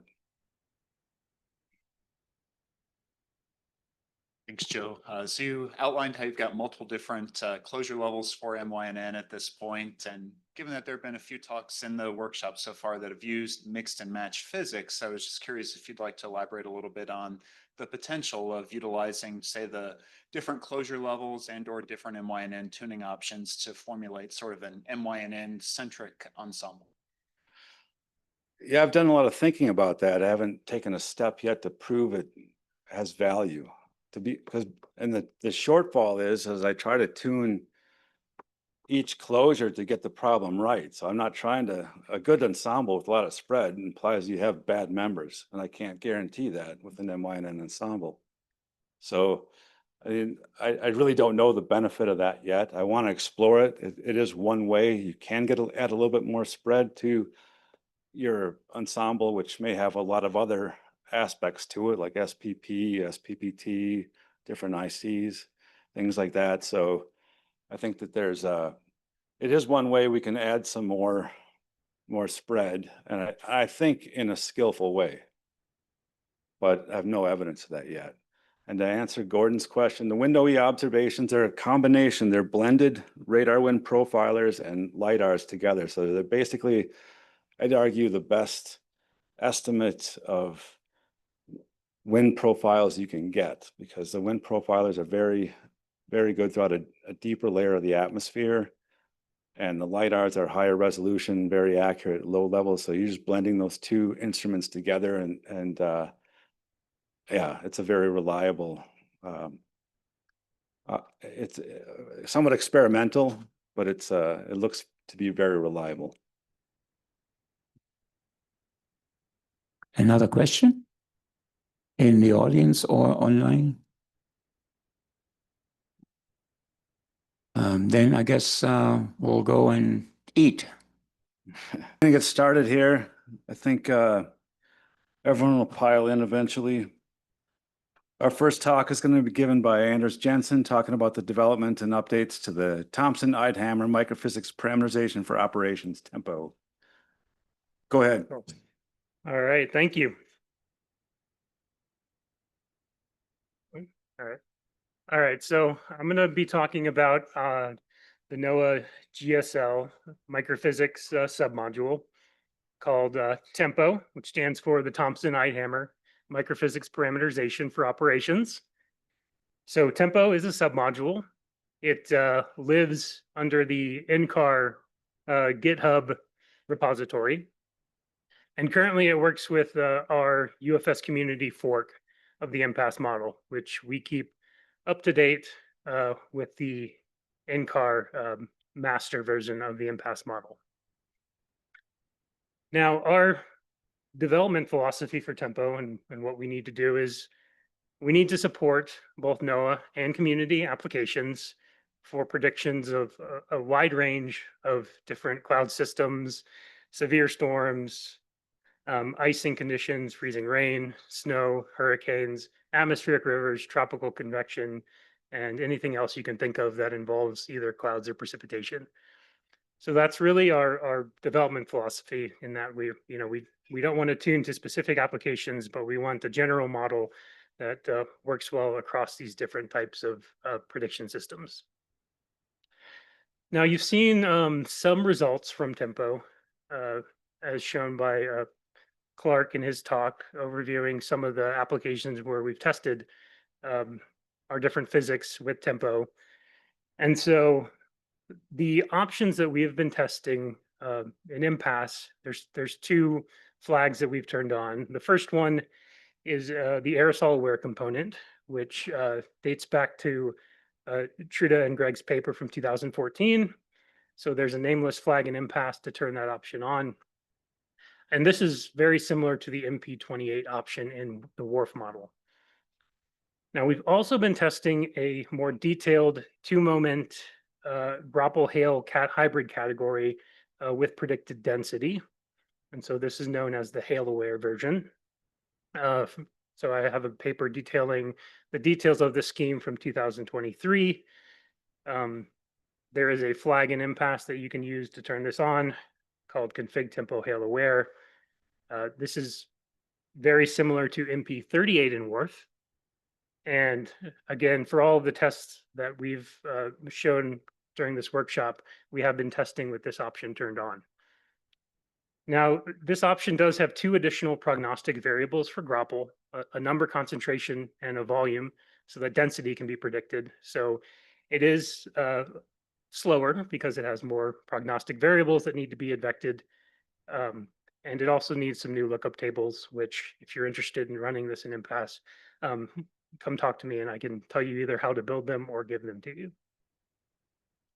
So in this talk, I'll talk a little bit about some of the development updates that we've worked on over the past maybe 6 months, including some added diagnostics for hail size based on from the hail aware scheme. I'll talk a little bit about some two-moment Grapple modifications that we're working on based on feedback from the spring experiment. And I'll talk a little bit about some of the machine learning connections that Joe alluded to in his talk. I'll also kind of briefly mention some work in progress. So we're working on looking at some atmospheric river cases and some wintertime cases where there are aircraft observations. Okay, so I'll start with kind of re-showing some figures that have already been shown, but I think it's important to reiterate some of the verification and testbed results using this version of the microphysics Tempo. So we run Tempo in 3 different Rufus version 2 CONUS configurations at GSL. So if my math is correct, we're doing about 20 runs a day between these various systems. And we've also begun testing in both a uniform 15-kilometer and a variable resolution 15 3-kilometer global run. We also have Tempo running in various testbed evaluations, such as the spring forecast experiment, PAIR, which is an atmospheric river testbed, and the upcoming flash flood and intense rainfall experiment will be evaluating the scheme. So there's a lot of eyes on this microphysics, and there's a lot of ongoing verification with the scheme. So a couple of things that we like about the scheme, if you look at the bias characteristics, we have are lower biased compared to the HERD v4 or the Rufus v1. So we're very happy with those bias characteristics. And again, I'll reiterate that this version of the microphysics run during the spring forecast experiment evaluated well in terms of the subjective evaluations. So we're very happy with how the scheme is performing to date. So let me get into some of the modifications that we've been working on more recently. And some of the development is based on feedback from the spring forecast experiment. So this is more of the operations to research that Adam Clark alluded to. So where we evaluate our scheme in an operational sense and then make modifications based on what we find. So part of the objective verification during the spring experiment showed that some of the storms are a little bit weak in terms of reflectivity from this microphysics scheme. So we are working on some testing and modification to the Groppel number tendencies to try to produce slightly larger Groppel.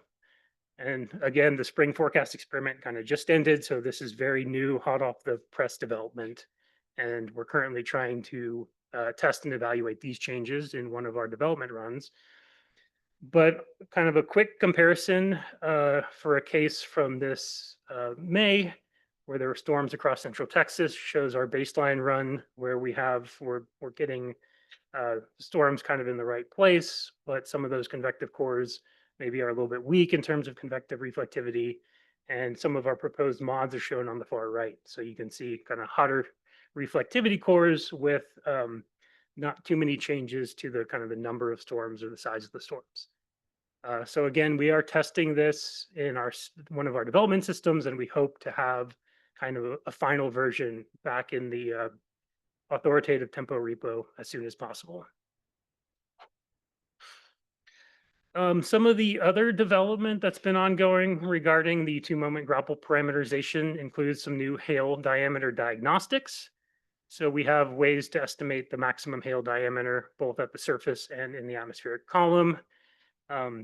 These diagnostics are calculated directly from the microphysics scheme using the properties of the Groppel hail hybrid category. So using the mass number and the density from that category.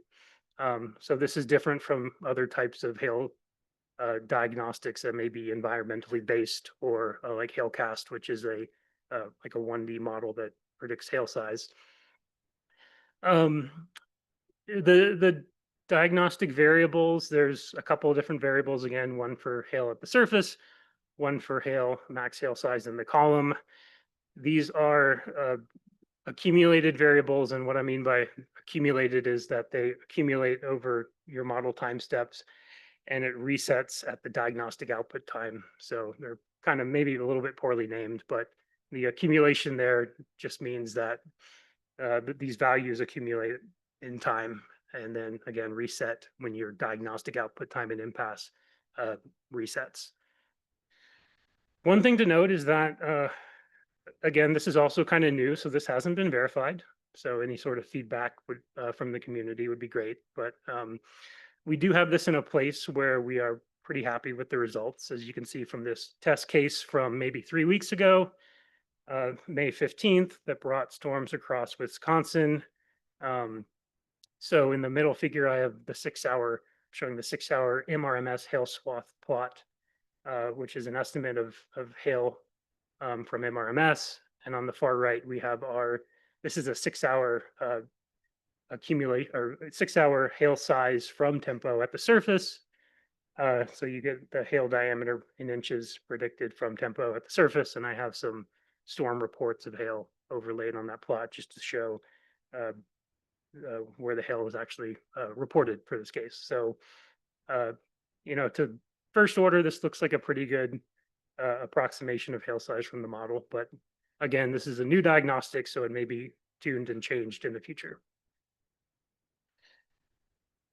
So as Joe pointed out in his talk, we are working on incorporating some machine learning techniques into the Tempo microphysics scheme, both for Tempo itself, but also to enhance the coupling with MY and N. So kind of step one is to use machine learning for the subgrid scale clouds. This was inspired by some work by David John Gagne here at NCAR, who has like an ML microphysics scheme available as well. So the gist of the scheme is that we're using the ML model to predict cloud droplet number concentrations. And we're doing this prediction using environmental and microphysical variables. And we can get kind of a decent R-squared value for that prediction. The first step that we're using this for is we're taking the subgrid scale clouds from the MY and N scheme, and those clouds only predict cloud water content. And so from a radiative perspective, these clouds are just given an effective radius value. So they're given just a single effective radius value. But when we give these clouds, when we add a cloud number concentration to this cloud water, we can then actually predict an effective radius that's consistent with the microphysics scheme itself. So this enhances that coupling between the resolved clouds from Tempo and the subgrid scale clouds from the MY and N scheme. So an example of this is shown in the figure on the far left, where we have a baseline run of a cloud droplet effective radius at 1 kilometer. And you see a lot of constant values over ocean and over water, and those values are from the subgrid scale clouds that are specified from the baseline run. And then when we actually give those subgrid scale clouds a number concentration and effective radius, you get a nice variable effective radius for those clouds. And that's shown in the figure right next to the baseline plot with the ML title. So we're working on this kind of a publication to describe this method.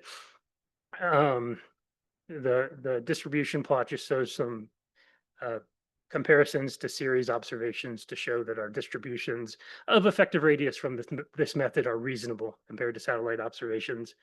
And again, to reiterate, we've been testing this in our version of MPAS, and it does perform very well in terms of the shortwave down radiation characteristics at the surface. So we're going to continue to build out this method. And again, we hope to eventually replace cloud droplet number concentrations in the microphysics itself once we know that the method is working well and we have the infrastructure built out completely. Okay, so just kind of a couple of points on some other cases that we're looking at to kind of pivot. This is all work in progress, but Clark mentioned that we sent a version of MPAS to the PAIR precipitation experiment for atmospheric river testbed. And so I just wanted to highlight that we are also, in addition to all these other cases, we are looking at atmospheric river cases. We have a limited sample size, but our scheme is performing very well, even at like a 4-day precipitation prediction. So the figure shows stage 4 on the left and our prediction for this March case on the right. And for the most part, we're pretty much nailing the precipitation across coastal California and central California for this case. So again, we're kind of doing some more deep dives into these cases, but very promising results for the atmospheric river case. And the last thing that we're also looking at is we're starting to look at some wintertime cases from the Winter Remix field campaign so that we don't forget about the Northeast freezing rain prediction and the utility of being able to predict icing and freezing rain. So again, this is kind of a work in progress, but we're taking a look at some of these cases since there are detailed in-cloud aircraft observations from these cases that we can use to actually start to verify some of the microphysical properties from our Tempo microphysics, and in addition to reflectivity and precipitation. So with that, I'll leave the summary slide up. I'm probably out of time. One more piece of machine learning is we have a ChatGPT generated sticker that you will get if you make a contribution to the Tempo submodule. So thank you, everyone.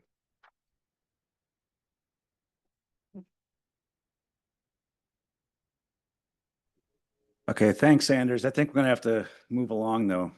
So our next talk is gonna be virtual, given by my academic grandfather, Cliff Mass. He'll be talking about testing the Archon warm rain scheme in WRF. Go ahead, whenever you're ready. All right. Can you see it now? Yes, we can see your presentation. It's okay? Good. I'm taken aback being a grandfather, but I'll work it out. Okay, so I'm going to talk about a new warm rain scheme in WRF and soon MPAS. My fellow presenters are David Ovens and Robert Conrick. Okay, let's get this thing in. Just 1 second, make sure. Okay, it's available now. Okay, it's in WRF 4.7. So if anybody wants to play with this, it is available at this point. Okay, well, warm rain processes are very important for both precipitation and cloud prediction. So everything from atmospheric rivers to to getting low stratocumulus clouds, you name it, it's quite important. It has big impacts from flooding in California, a lot of this warm rain in Hawaii, freezing drizzle in Alaska, and again, the stratus and stratocumulus in the subtropics, very important. Okay, the warm rain is crucial.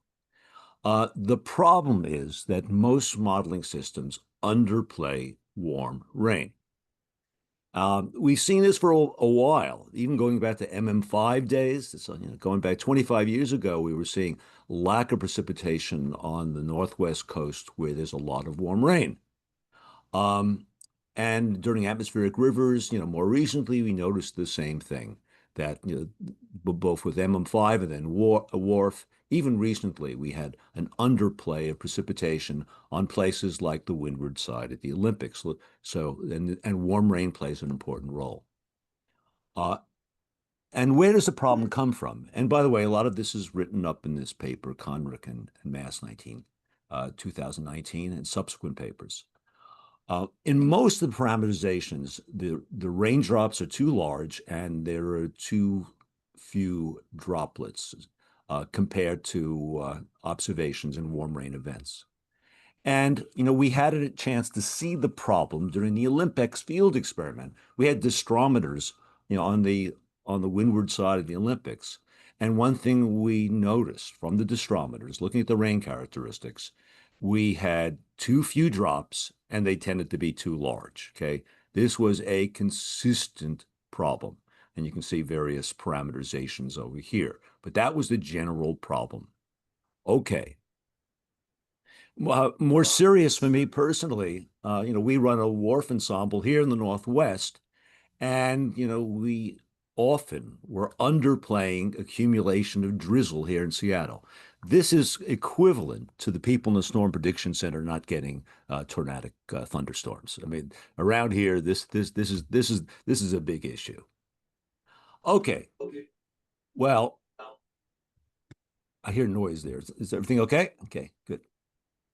A new warm rain scheme was developed by a graduate student of mine named Robert Conrick, okay, and it's a modification of the Thomson microphysics scheme.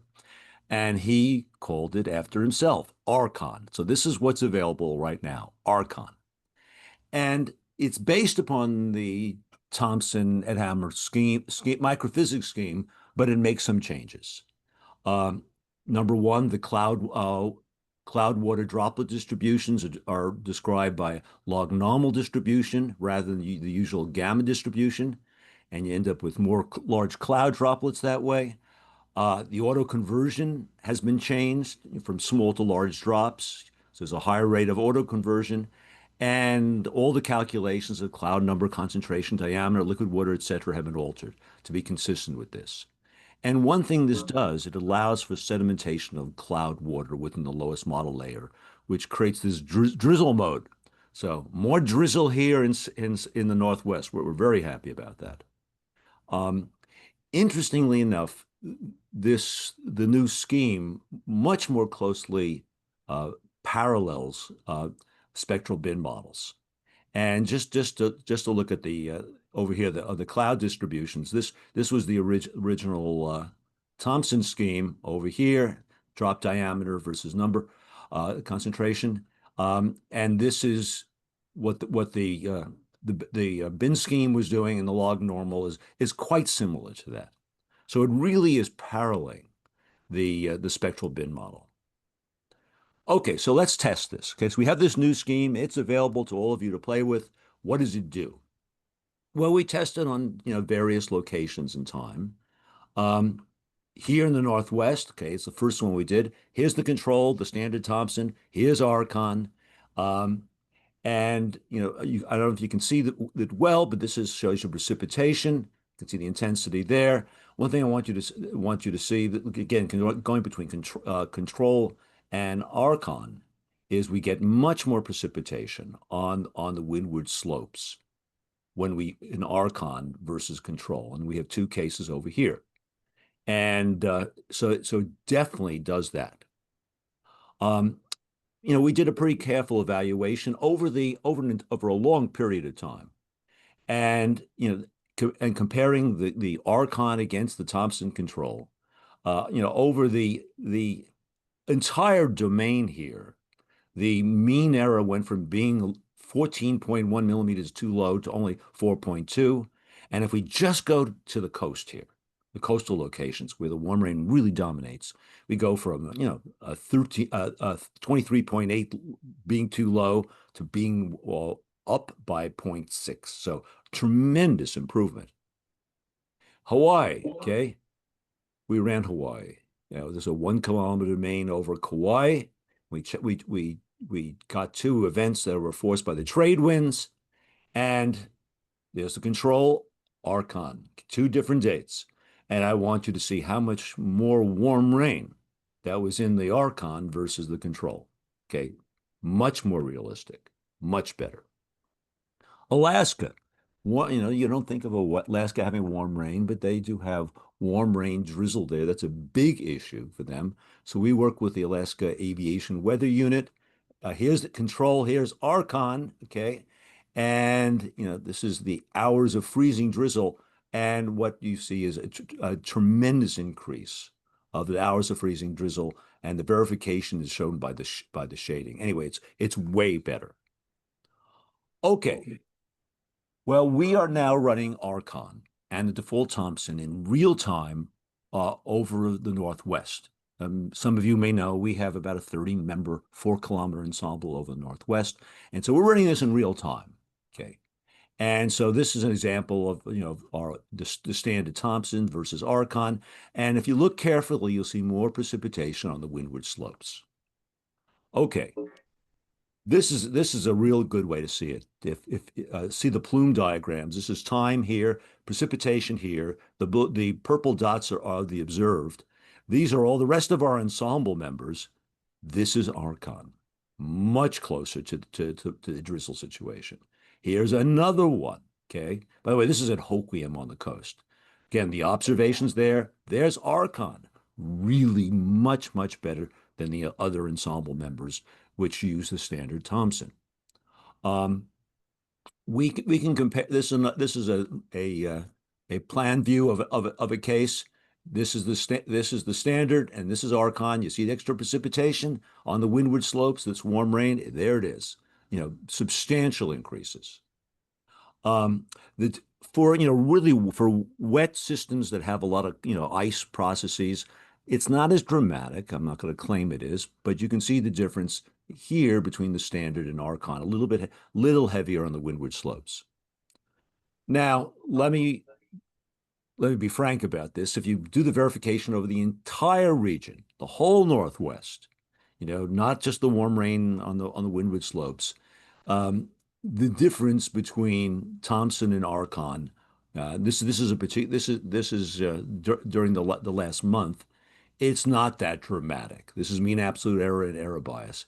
So it's really localized where this thing is helping. We verified it for all of 2024, okay, 6-hour forecast.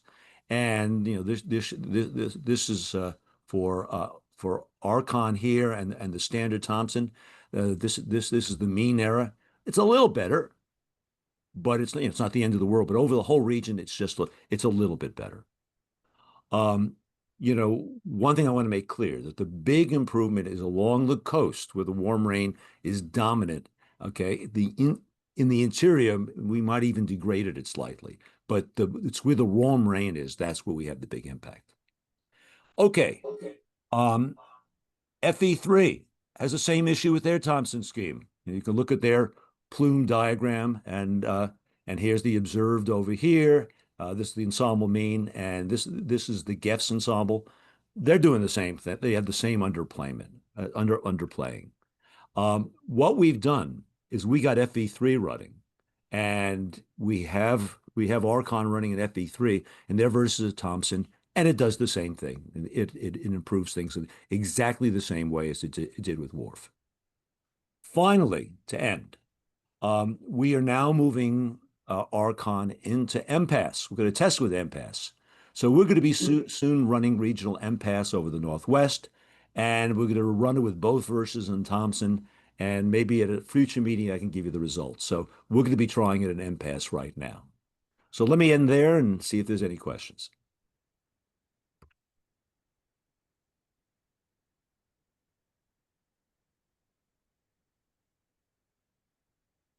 And does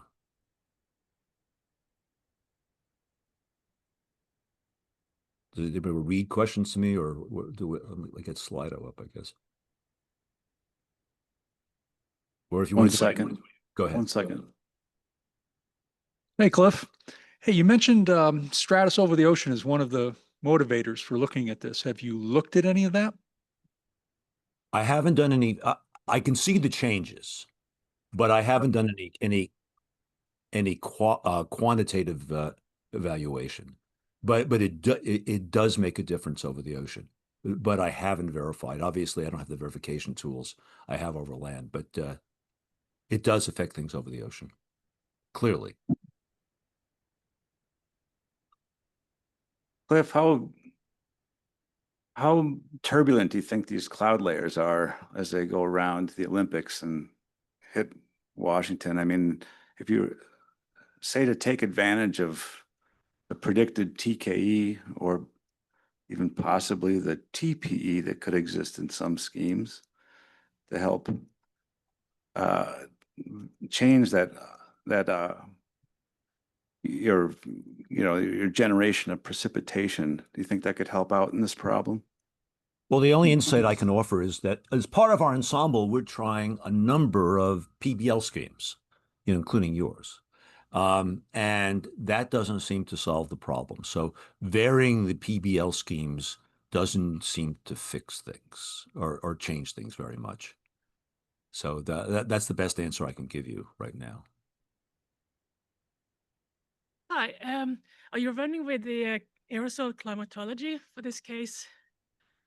Yeah, I think that's the case. And have you, yeah. I think that is the case. And go ahead. Sorry. Have you compared the number concentration from that aerosol climatology compared to what you expect to be? Because I've been seeing that you're kind of predicting too high, probably a too high cloud number concentration. Yeah, that's an interesting question. I should look at that. Although we have run smoke and no smoke cases where that would change. Most of the time, the air is relatively clean coming off the ocean. So this is a very robust finding in varying situations. And again, we're on the Washington coast. It's a lot of time we have large periods where the air is quite clean.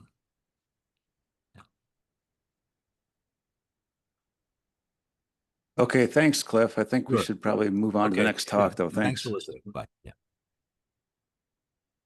Okay, our next talk is also virtual, given by. We don't have that presenter online, so we can probably move on to the next in-person presenter. Okay, my apologies.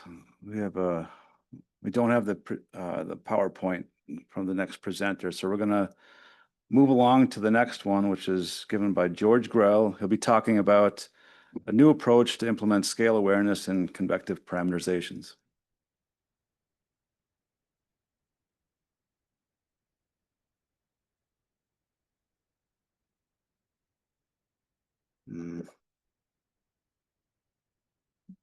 Okay.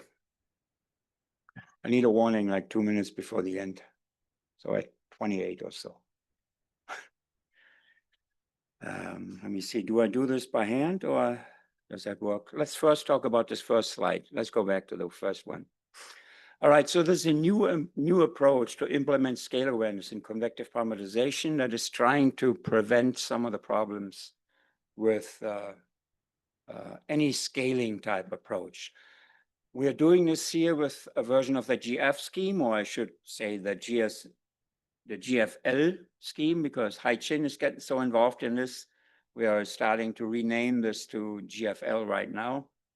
And he's got his submodularized already. So let's call it GFL, but I'll probably mix it up with GF anyway. And there's a bunch of people involved too in Brazil.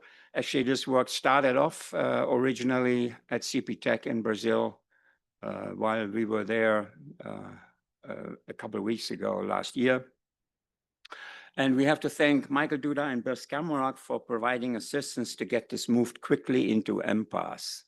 And as I said, even though we use GF, it can be used for any other convective parameterizations as long as you can separate the mass flux compensating terms. All right, that was me, huh? That works. All right, so the simplified conceptual idea of how a convective cloud may be seen in a parameterization. You have what's happening inside the cloud. You have the lateral detrainment and entrainment, and you have cumulus-induced subsidence, as well as, of course, the massive detrainment at the cloud top and at the downdraft detrainment. If you're within a 50-kilometer grid point, grid box, then that's probably a reasonable assumption, reasonable at least. If you go to anything 10 kilometer or less, it becomes highly questionable because some of the subsidence may well be outside, not even the subsidence, other terms too. So if you look at that, for example, what clouds look like, and let me see whether this works too. Yeah, I'll look at that. That's cool. This is, so we know there's a problem if you keep on increasing your resolution. At some point, you're going to run into a problem of what should the model parameterize and what should the model resolve by itself. Parameterization is a problem in a way that it is supposed to parameterize the statistical effects of the convective given a certain environment, not the extremes.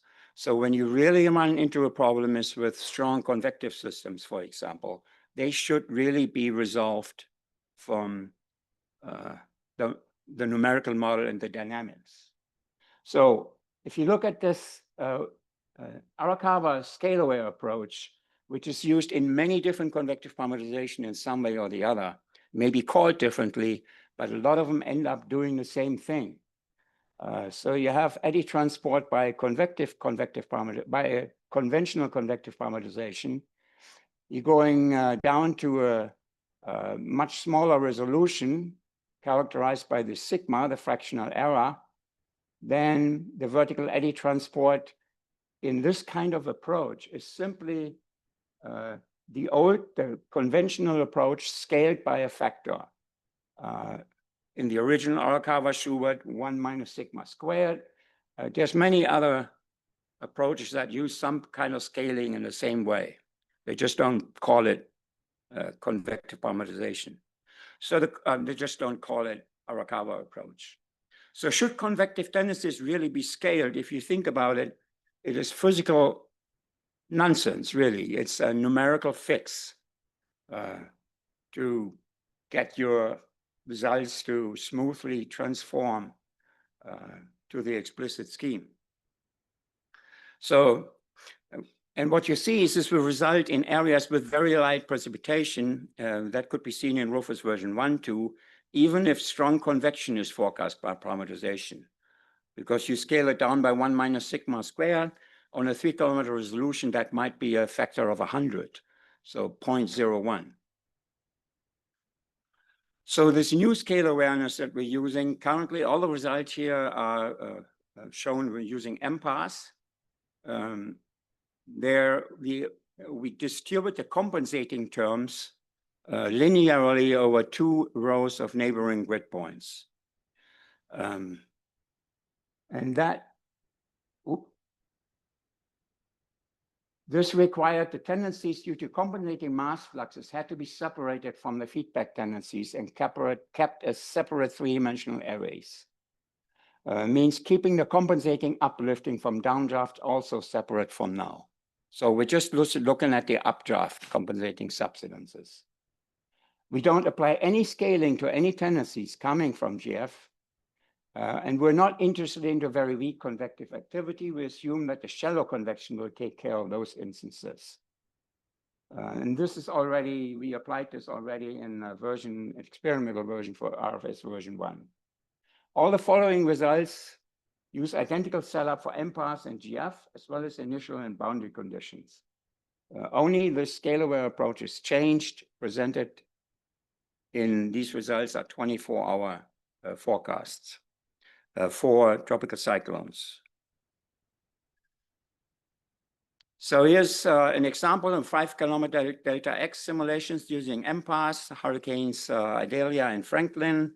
On the upper 2 plots use the old scale-aware approach, and the lower use the new scale-aware approach. On the right side, the non-resolved convective precip, and you can clearly see already the difference.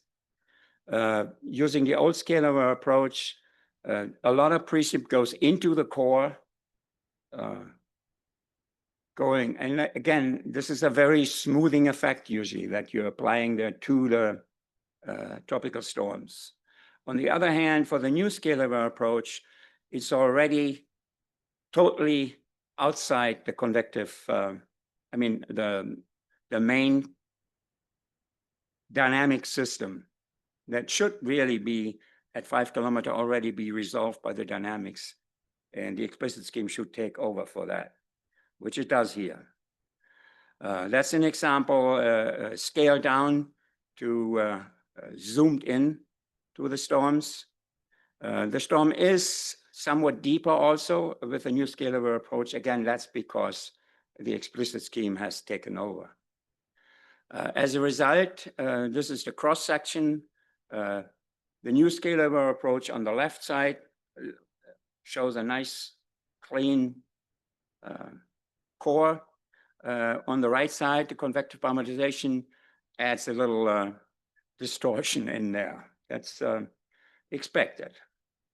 Now on 3 kilometer, even higher resolution, is a very similar approach. And you can see that still the convective parameterization tries to be active inside the core, but with much lighter precipitation rates. On the other hand, the new scalar approach does not decrease the precipitation rates any further. It just keeps it out of the core. At this point, the kinetic energy cross-section through Idalia is very similar for both cases. So it does look better now also for the old scalar approach. And I have a few other cases here. This, for example, 60 to 84-hour forecast look in Hurricane Helene. The control bias is on the upper right, and it shows on the forecast in an area where actually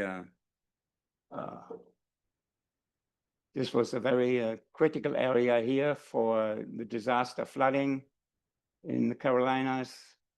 And we're improving this some, but this is with a new approach. This is with the old approach. The old approach does not show that much improvements.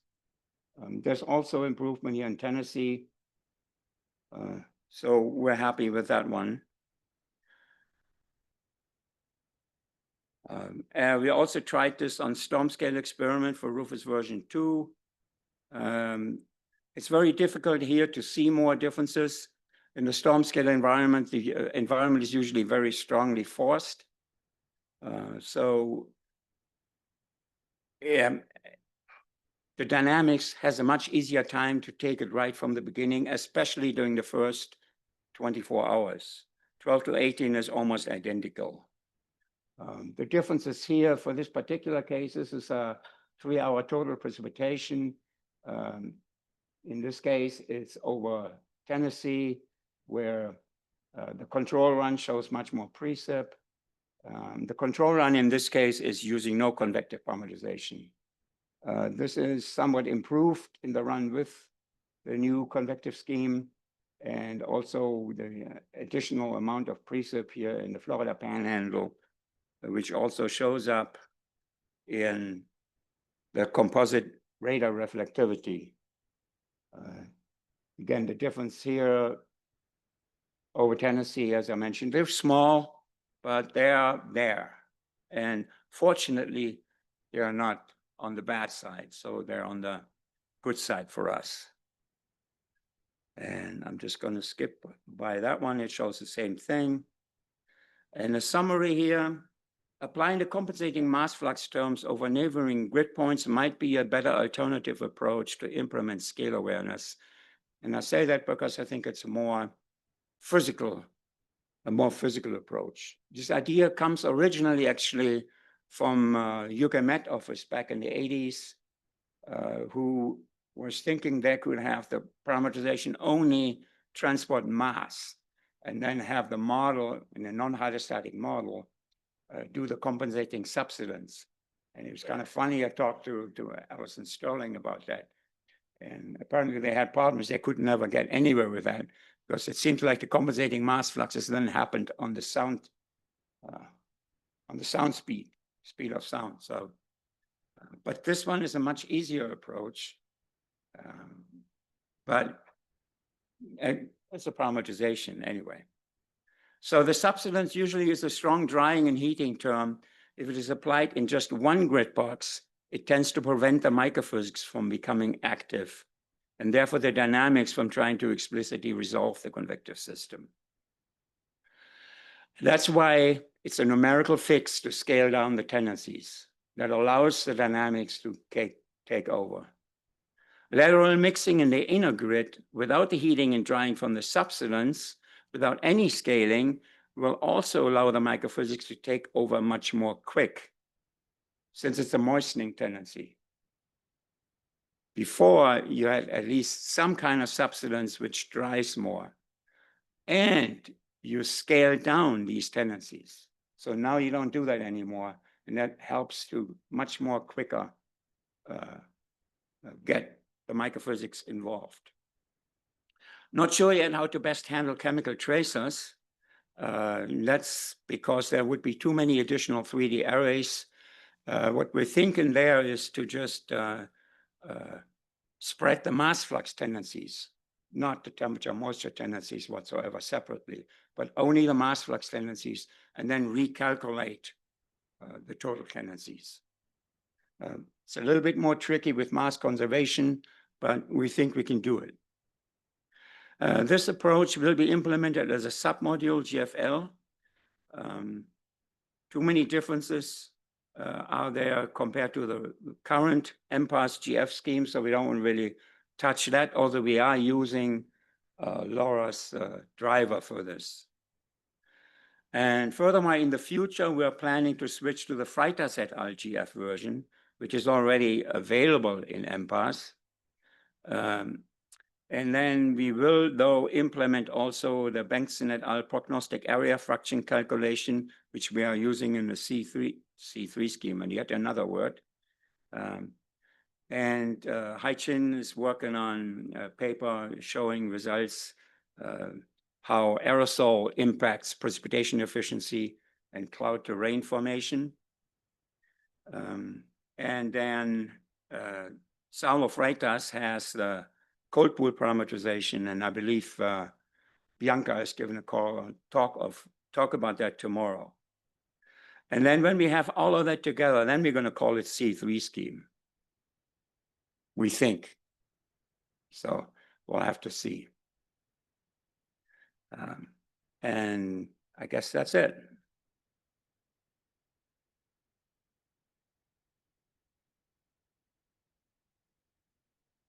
Given the previous cancellation, we definitely have time for a couple of questions. Go ahead, Jimmy.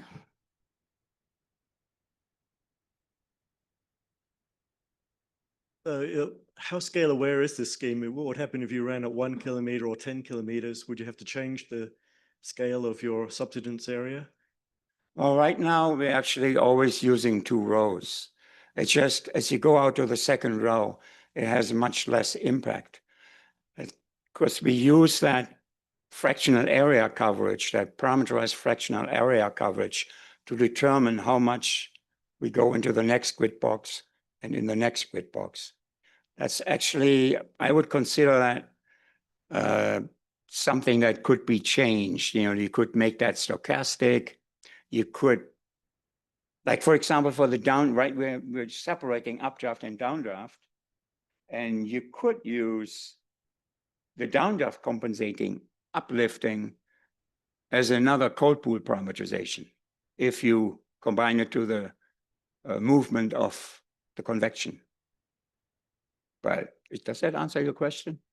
For 1 kilometer, what would happen if you ran this scheme? Would it suppress, or would it give way to the microphysics more easily, or what would happen at 1 kilometer?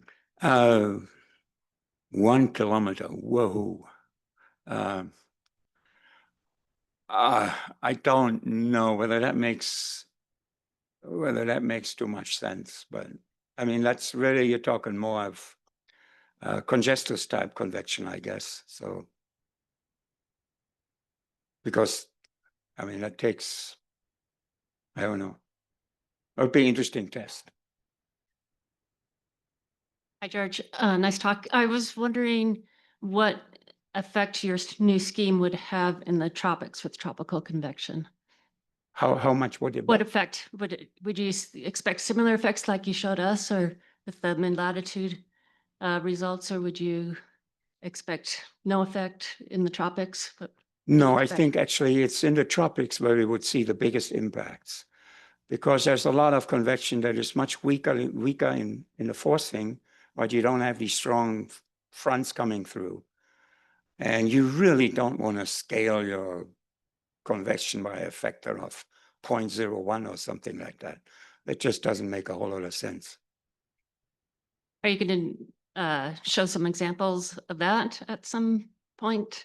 I'm just curious. I mean, of course, this is, you know, tropical cyclones, but so, I mean, I've worked with Saulo on this stuff too. So, yeah, we will take a look at that too. Hopefully, I guess for our GSL MPAS runs, we don't really run the tropics, not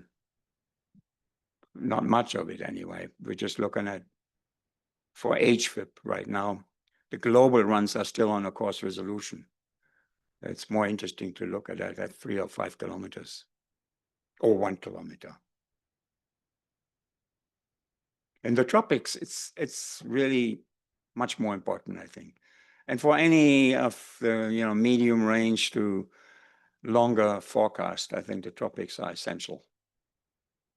George, in the first couple comparisons you showed, it looked like there was more widespread light precip I saw. In the new approach, in the over areas where there is not the strong dynamics. That's actually, for this case, it was actually observed. Yeah, go back further for the TCs. There you go, for example. Yeah, and that was actually observed. There was more precip over the western Atlantic there, off the Florida coast. It was one thing where this approach was better, actually, was the convection here. It was stronger here, but and not so strong here. But this part of the convective activity is definitely better in the new approach. We expect this actually to be even stronger. I mean, there's a bug in this too, and we're working on rerunning these cases. Okay, we'll leave it at that then. Our next speaker is Shia San, and she'll be talking about her physics validation and development using WFIP3 observations over the northeastern US coast. Okay, thanks. So as the title says, we use the field campaign WFIP3 measurement data. Apologies, could you move a little bit closer to the mic? Thank you. To evaluate the Her physics and inform the further model physics development. I would like to thank my colleagues listed on these slides for their contribution to this work. So here's the outline for this talk. First is the WFIP3 field campaign and the WRF configurations. The second would be the bulk statistics for the low-level wind speed biases. The last would be the some results for the sea breeze case studies, highlighting the model capabilities and the impacts of the different sea breeze types on wind fields. The third wind forecast improvement project include an 18-month field campaign off the New England coast. So the measurement collected including the vertical wind profiles, as well as the thermodynamic profiles and cloud, etc. This is cross-agency collaboration, including universities, DOE labs, NOAA labs, and industry. So our work at the GSL is to quantify the model biases and develop model physics for better wind forecast. And the model improvement will be part of the NOAA's operational forecast model. So here is the WRF configuration.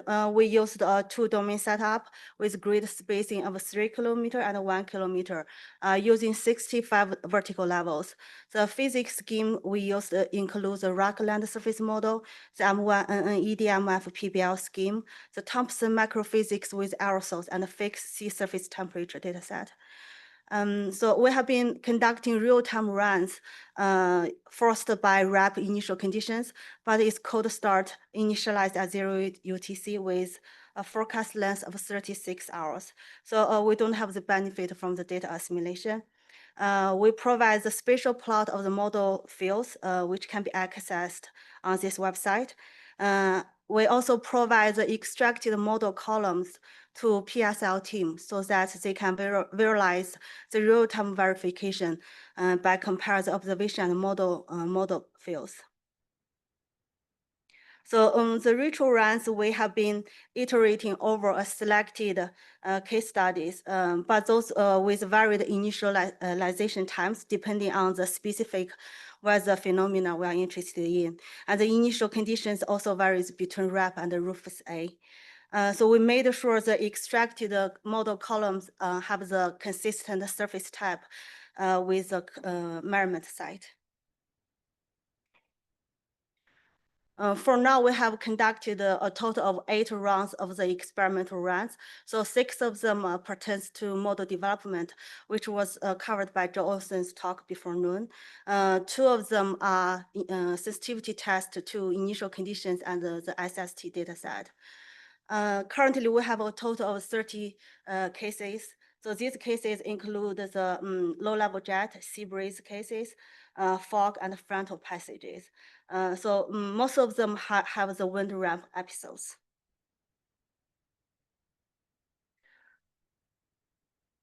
So for the,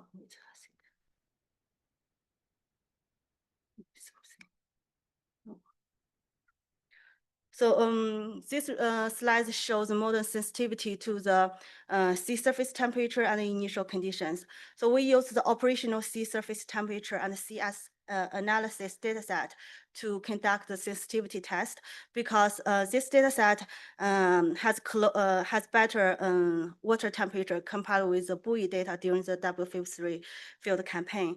However, the box plot showed here, we see only minor, like small positive impact based on the box plot for the wind vector errors.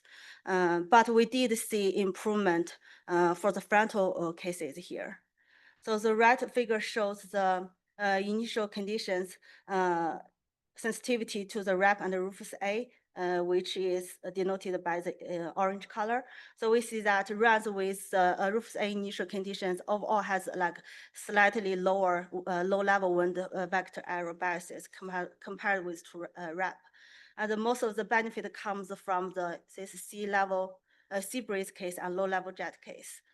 So whether Rufus A is a better initial condition compared to RAP is case by case.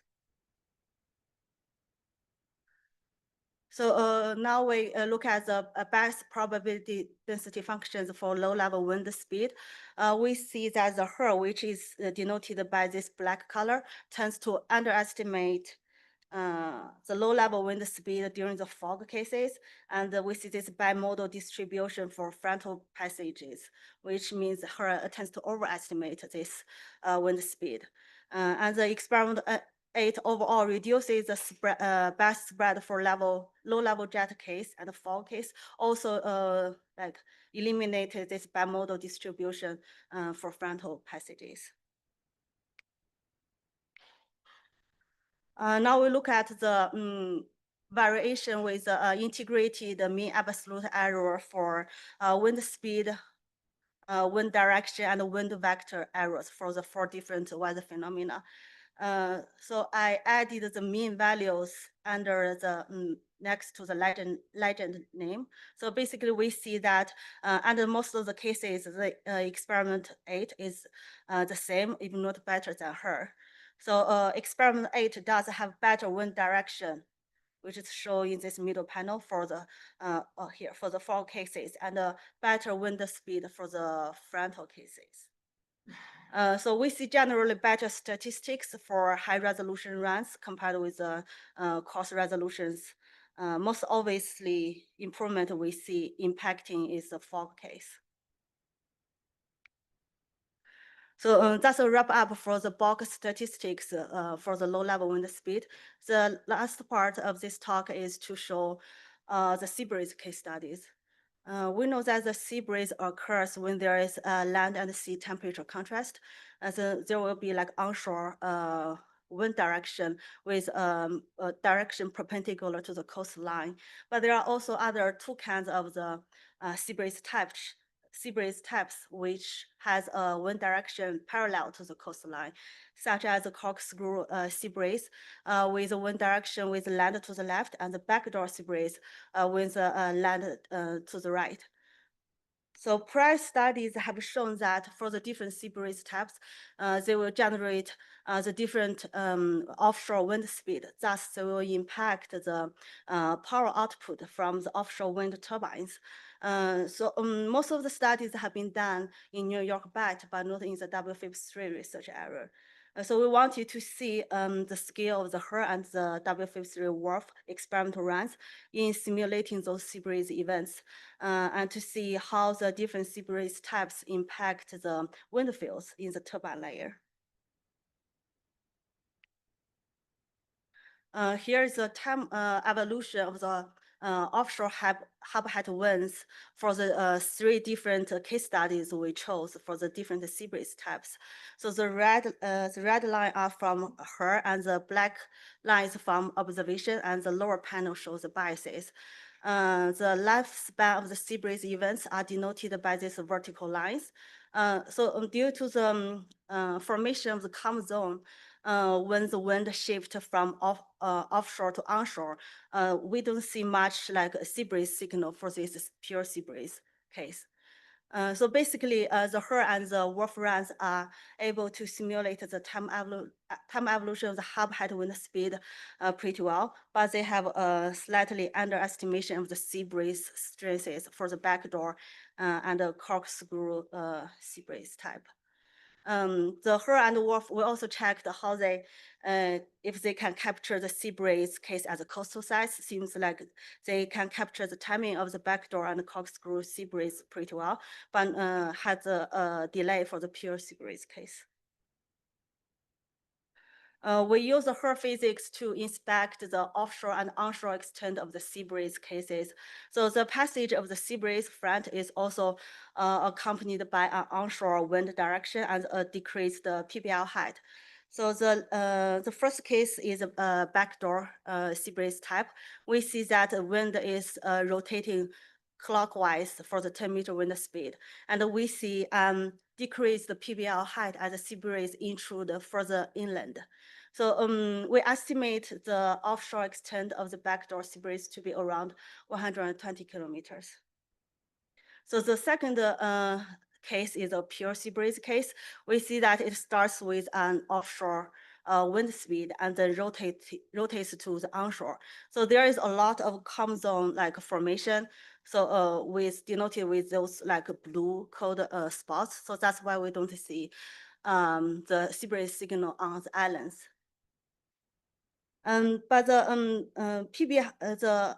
onshore intrusion for the pure sea breeze is much limited compared with backdoor sea breeze.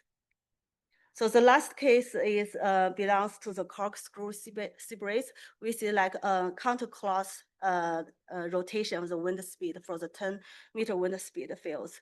And the intrusion of the PBL height is also limited, is smaller than the backdoor sea breeze. So here we are able to use a cross section plots to see how the sea breeze structure looks like for the different sea breeze types. So this is time height distribution from this offshore point to the onshore point for this backdoor sea breeze type as a different time steps. So the controlled plots, controlled fields are the wind speed perpendicular to the cross section, and the vector component includes the wind speed parallel to the cross section. Also, we include the vertical wind speed, so we can see how the vertical motion fields look like. So as the 10 UTC, we see mainly land breeze with downslope flows dominate over land. As 18 UTC, sea breeze began to form, we see these updrafts as the leading edge of the sea breeze. So for the 23 UTC plot, we see that the leading edge of the sea breeze extends to around 750 meters, and the sea breeze circulation is fully developed with this onshore flow at this time. In summary, for the low-level wind vector errors, we tested the sensitivity to the different sea surface temperature data set. So switch to Ostia SST generally has a small positive impact. Switch to Rufus A initial conditions from REP lowers the wind vector errors overall. So most improvement are seen in sea breeze and low-level jet cases.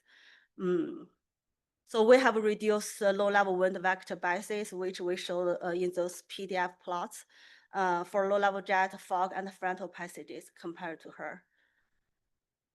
So for the model capabilities, we see that the WRF experimental run simulated the time evolution of hub height wind speed well, but can underestimate the sea breeze strength for backdoor and corkscrew sea breeze. So the different sea breeze types have the different impact on the wind fields. So generally the backdoor sea breeze has a larger inland propagation than the other two sea breeze types. And the pure sea breeze has a weaker offshore headwind, which is related to the formation of the calm zone. And the different sea breeze types will like produce the different offshore extent of the sea breeze circulation. That's it. Thanks.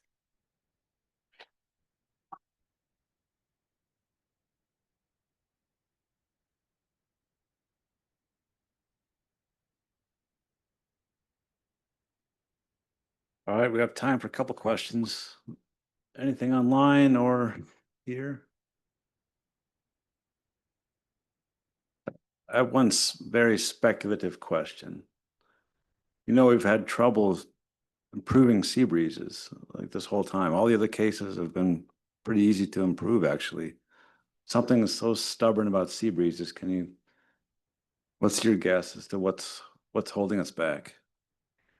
Oh, well, first, the sea breeze bias is relatively like lower compared to the other three weather regimes we inspected. Another thing is for the Ostia SST, for the sea breeze, for the three sea breeze cases we inspected, it has a higher SST than the GFSST used in REP. So we basically like reduced the land and sea temperature contrast a little bit. So maybe we'll rely on a land surface model.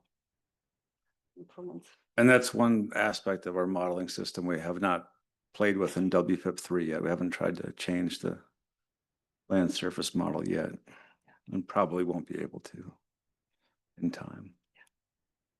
Okay, well, thanks a lot. I think we'll go ahead with the next speaker then. I think the next 3 speakers are all going to be virtual. And pardon in advance, I'm trying to read size 3 font. So the next speaker will be Peter D. Eberton, talking about the assessment of turbine wake effects on crop spray dispersion.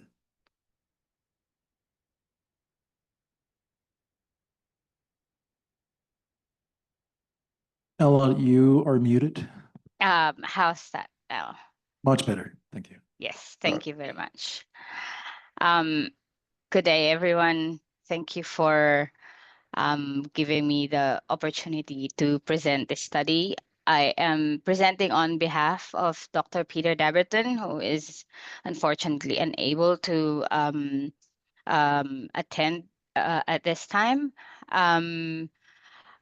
As I mentioned, my name is Ella Castillo. I am the principal scientist at Wind Lab, which is a renewable energy developer based in Australia. And I'm presenting one of the studies, one of the recent studies that was conducted for one of our sites that we're prospecting for as a wind farm site. So, as I mentioned, this is a prospective wind farm site located in New South Wales, which has just recently completed the environmental impact assessment. So engagement at the site has mostly been positive. And just to give you a little bit of a background about the site, it's probably one of the flattest areas in Australia. Almost an idealized run, if I may say so myself. Land use is primarily agricultural.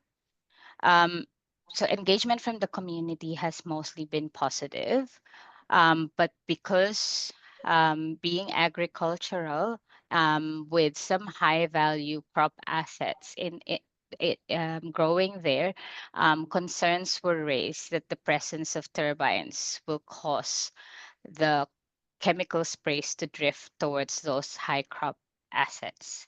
So in order to address that, well, I guess to give a bit of a background first on what actually could happen, would be due to turbine wake effects. So I should say that turbine wake effects is already an important consideration when we go to the stage of optimizing the turbine layout. So because it causes reduced energy downstream.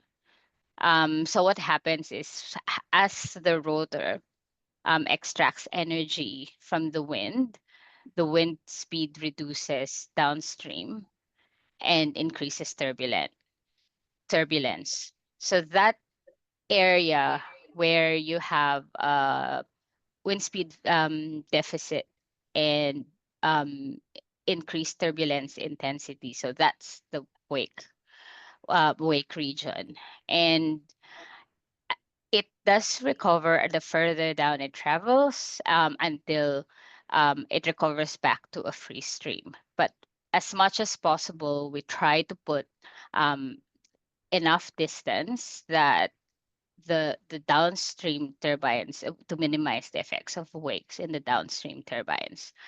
So the rule of thumb is at least 3 rotor diameters for non-predominant wind direction and 12 to 16 rotor diameters for the predominant wind direction. It used to be smaller, but nowadays it has it's become the need for greater spacing has surfaced. So we knew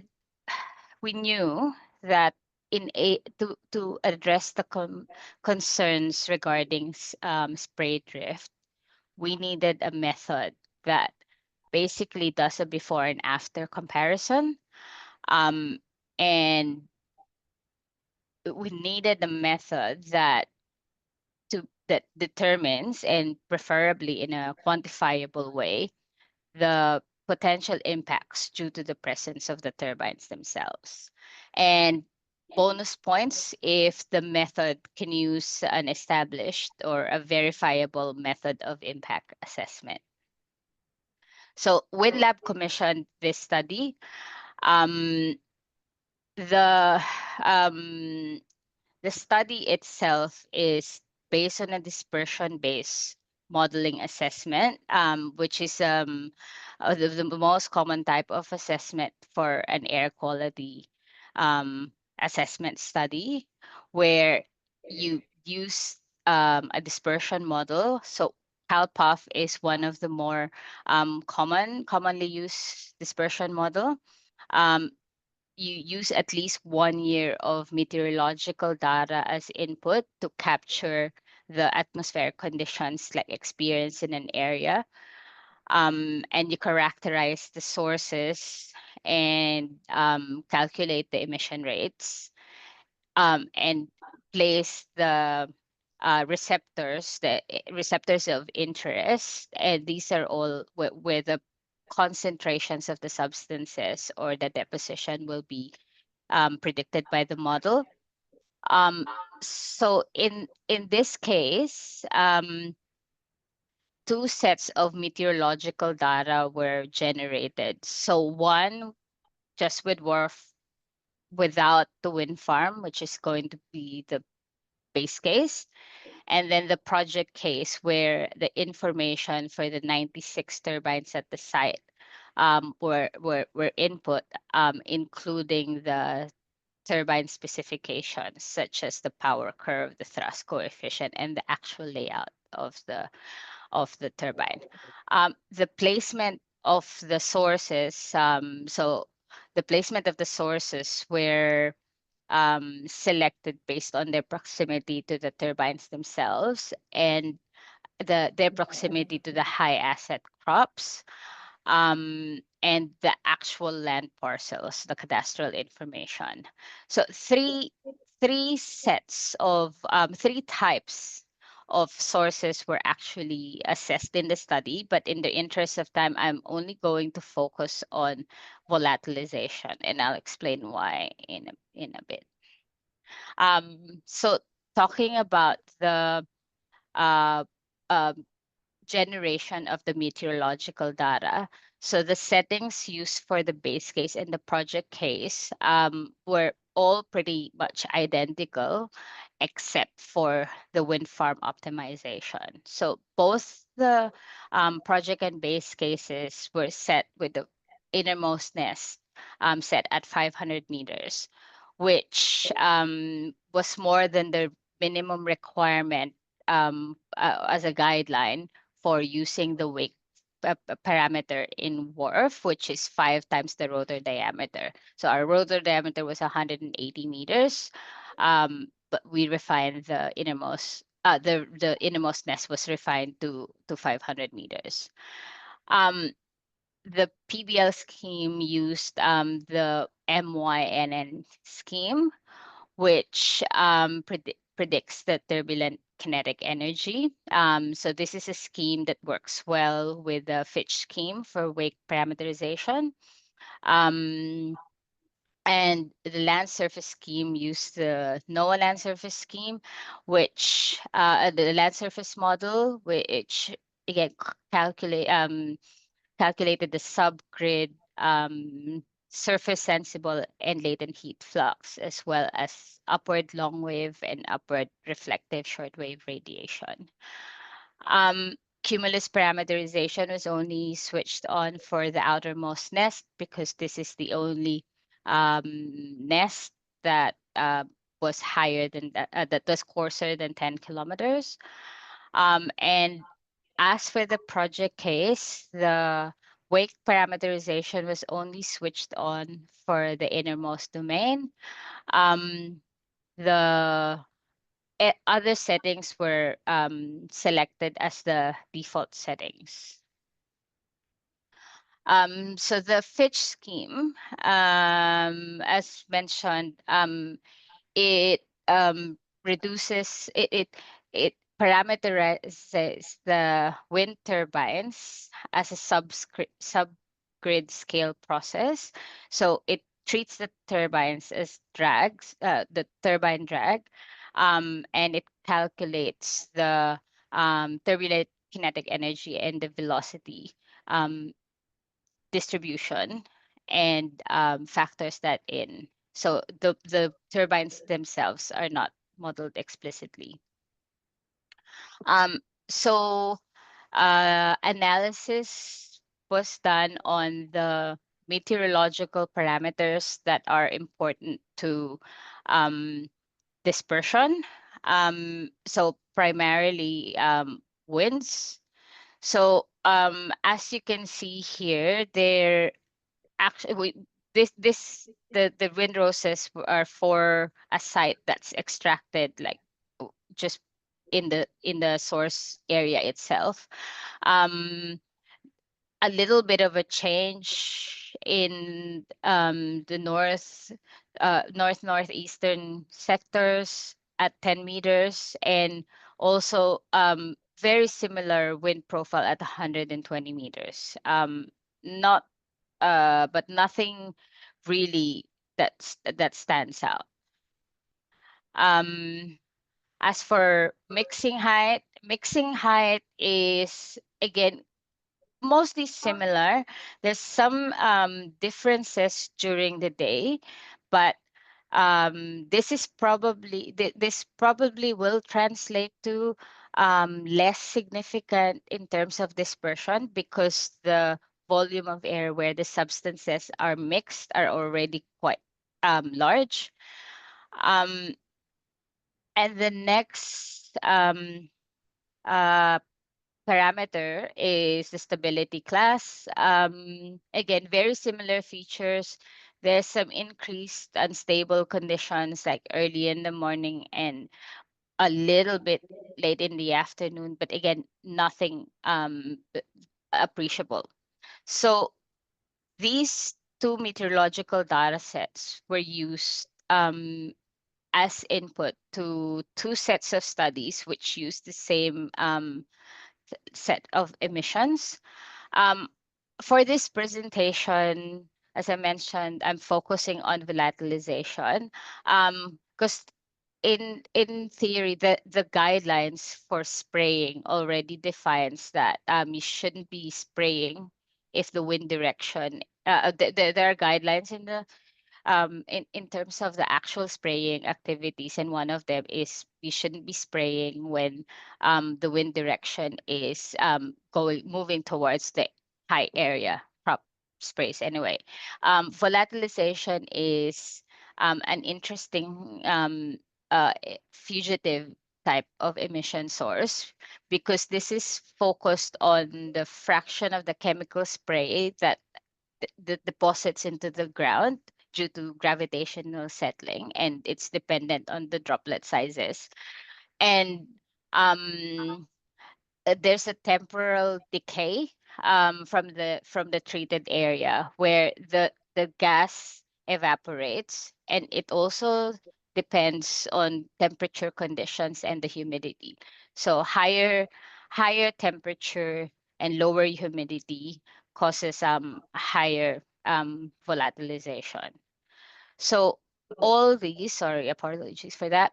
So all these were used as input to the CalPAF dispersion model. So I've got here the illustration of the two types of model. So the CalPAF dispersion model is the second one. It releases, so the actual dispersion of substances are shown as puffs, and the substances themselves have a Gaussian distribution within the puffs themselves, and then the concentration and the deposition rates are calculated at the areas of interest. So for this study, the areas of interest is the whole surrounding area, but time series or high level analysis was conducted for specific sites in the 4 directions surrounding the source at varying distances. And as mentioned, the gas deposition is considered in the study. So I will just go through these slides quickly. So this is a comparison of the actual dispersion results before and after the wind farm. So distribution remains mostly east-west, but there's some detailed differences that that can be seen. So the actual spray drift results where the receptors of interest were placed all around the source at varying distances. And as you can see, the receptor that is most affected remains the same for both cases, but actually reduces the maximum distribution. But in general, so for most hours of the year, the distribution is somewhat comparable. That's true for most of the receptors. So there are some receptors in the east where the maximum, like ever so slightly, increased. But again, that's only for very limited receptor hours of the year. So I've limited this presentation to just this, but there's a lot of analysis that were actually done, particularly for the other types of activities. And just coming to the end of my presentation. So I guess one of the most interesting things that was found with this study is the combination of the wake parameterization capability of WRF, combined with an established dispersion-based method, enabled the formulation of a novel solution to a unique challenge in the Australian landscape. So there weren't really a lot of options that were used, so we're really glad that we were able to utilize the wake parameterization of WRF. And as for the results themselves, the meteorology on the ground, like close to the ground at 10 meters, there's not much change. There's some changes at 120 meters. No appreciable changes in atmospheric stability or mixing height just during the day. But the end result was that even before the dispersion modeling itself, it was not expected to significantly affect dispersion conditions. So for volatilization itself, while there's some slight changes, generally there was a slight decrease in the deposition rates. But again, this was only for a limited number of hours. And thank you all for your time. And yeah, if you have any questions.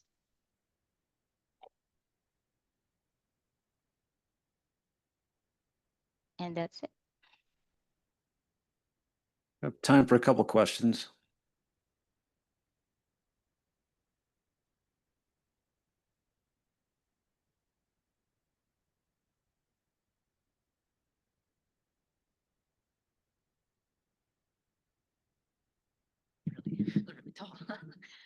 Hi, really interesting stuff. Very cool work that you're doing. I had a question about the WRF simulations you did for the meteorology data. Did you do one WRF run for each sort of scenario? So just one run with the turbines and a run without the turbines? Yes, Okay. that's it. Yeah. Okay. So then my follow-up question to that is, how confident are you then that the differences you were describing between the two WRF scenarios are due to the inclusion of the turbines, or do you think that they could possibly also maybe just be noise?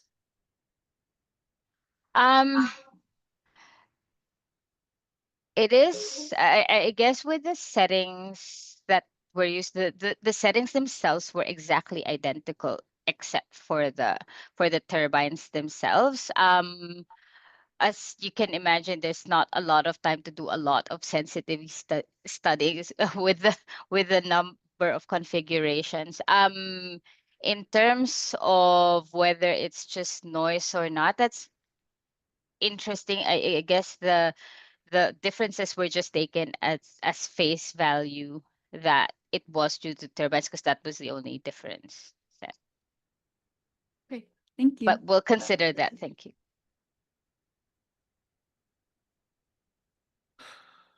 It seems like during the daytime, just the general boundary layer turbulence is so strong, it kind of oftentimes overpowers the turbulence due to from the wakes of the turbines. So that could probably explain like smaller differences during the day, but during the nighttime, do you find evidence that there is a lot of turbulence from the turbine wakes actually reaching the surface, or is there enough of a really shallow, stable layer to kind of shield it?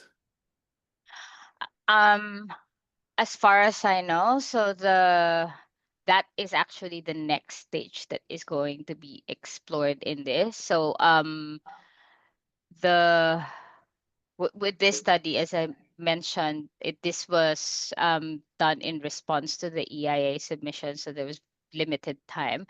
But that actually was going to be noted, like how further investigation into in the finer scale to find out how it actually changed in a more local sense.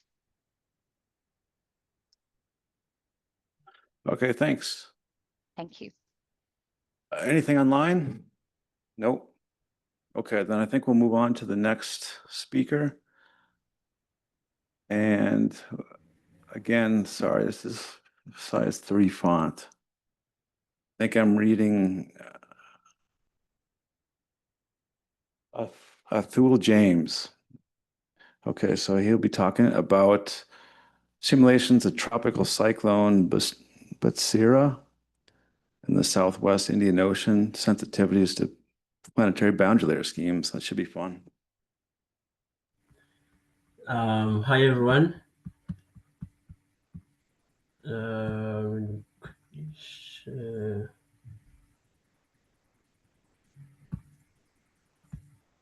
Sorry, I don't know. I can't share my screen.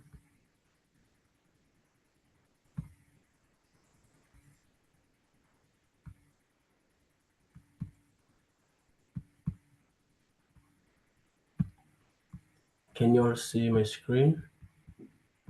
Yes, we can see your slide deck. All right, And thank you so we much. see your slides. My name is Atule, and I'm working with Babatunde, Akintunde, Linda, and Richards from the University of Cape Town. And the name of the project is MPAS simulation of tropical cyclones in the Southwest Indian Ocean, and I'm looking into the sensitivity of planetary boundary layers. So before I start, I would like to say my special thanks to Nancy Tutu, NRF, and Water Research Commission for funding this study, and for UCT and NERSC for being the host institutions. To begin with is the tropical cyclones. So the tropical cyclones are the fast rotating storm that are found in the tropics. They are characterized with warm core, low pressure systems, high winds, and heavy rainfall. And they have like all this is due to the turbulence that is found in the planetary boundary layer that is affecting us, and the landfall of the rainfall that comes with it affect the community by blowing out the houses and also bringing floods. So it's very important to study these so we can bring out early warning systems. So just because the satellites have some limitations, so scientists have decided to use climate models to study these atmospheric phenomena. For example, Maui et al. 2017 used Chemulec to study the tropical cyclones. Rajeswar et al. 2020 used WRF to study the sensitivity to planetary boundary layer schemes. And most importantly, Donkin and Abiodun 2023 studied the tropical cyclone in the Southwest Indian Ocean. And in their study, they found out that the convection permitting suits were failing to transfer moisture fluxes into the atmosphere. Hence, the low warm core is seen in this figure.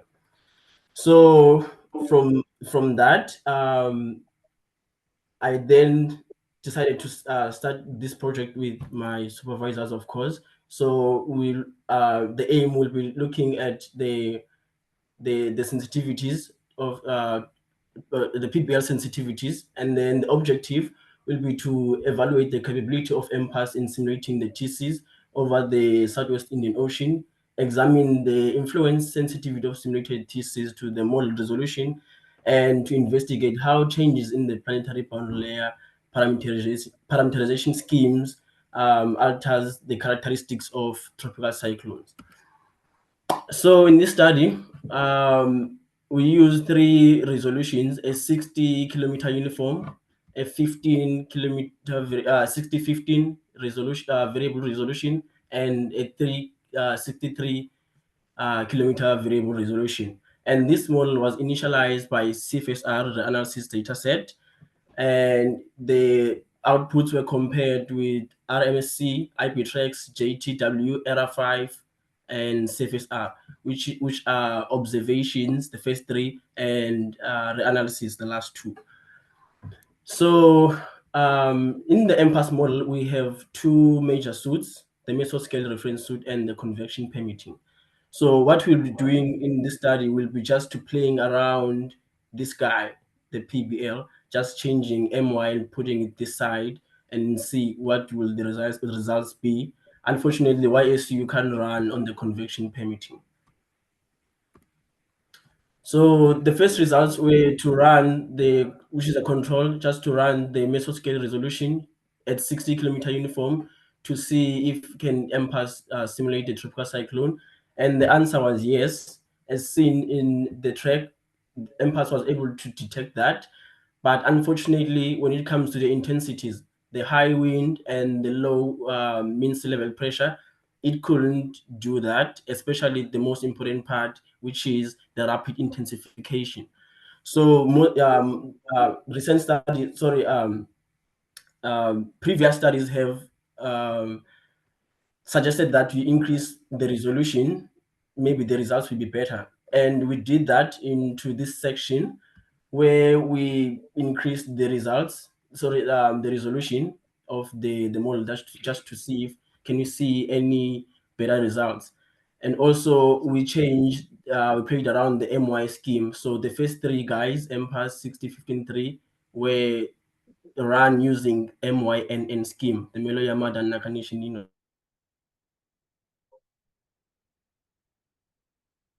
Then the MPAS 3 YSU. So with regards to the track, we see that the MYNN is scale away.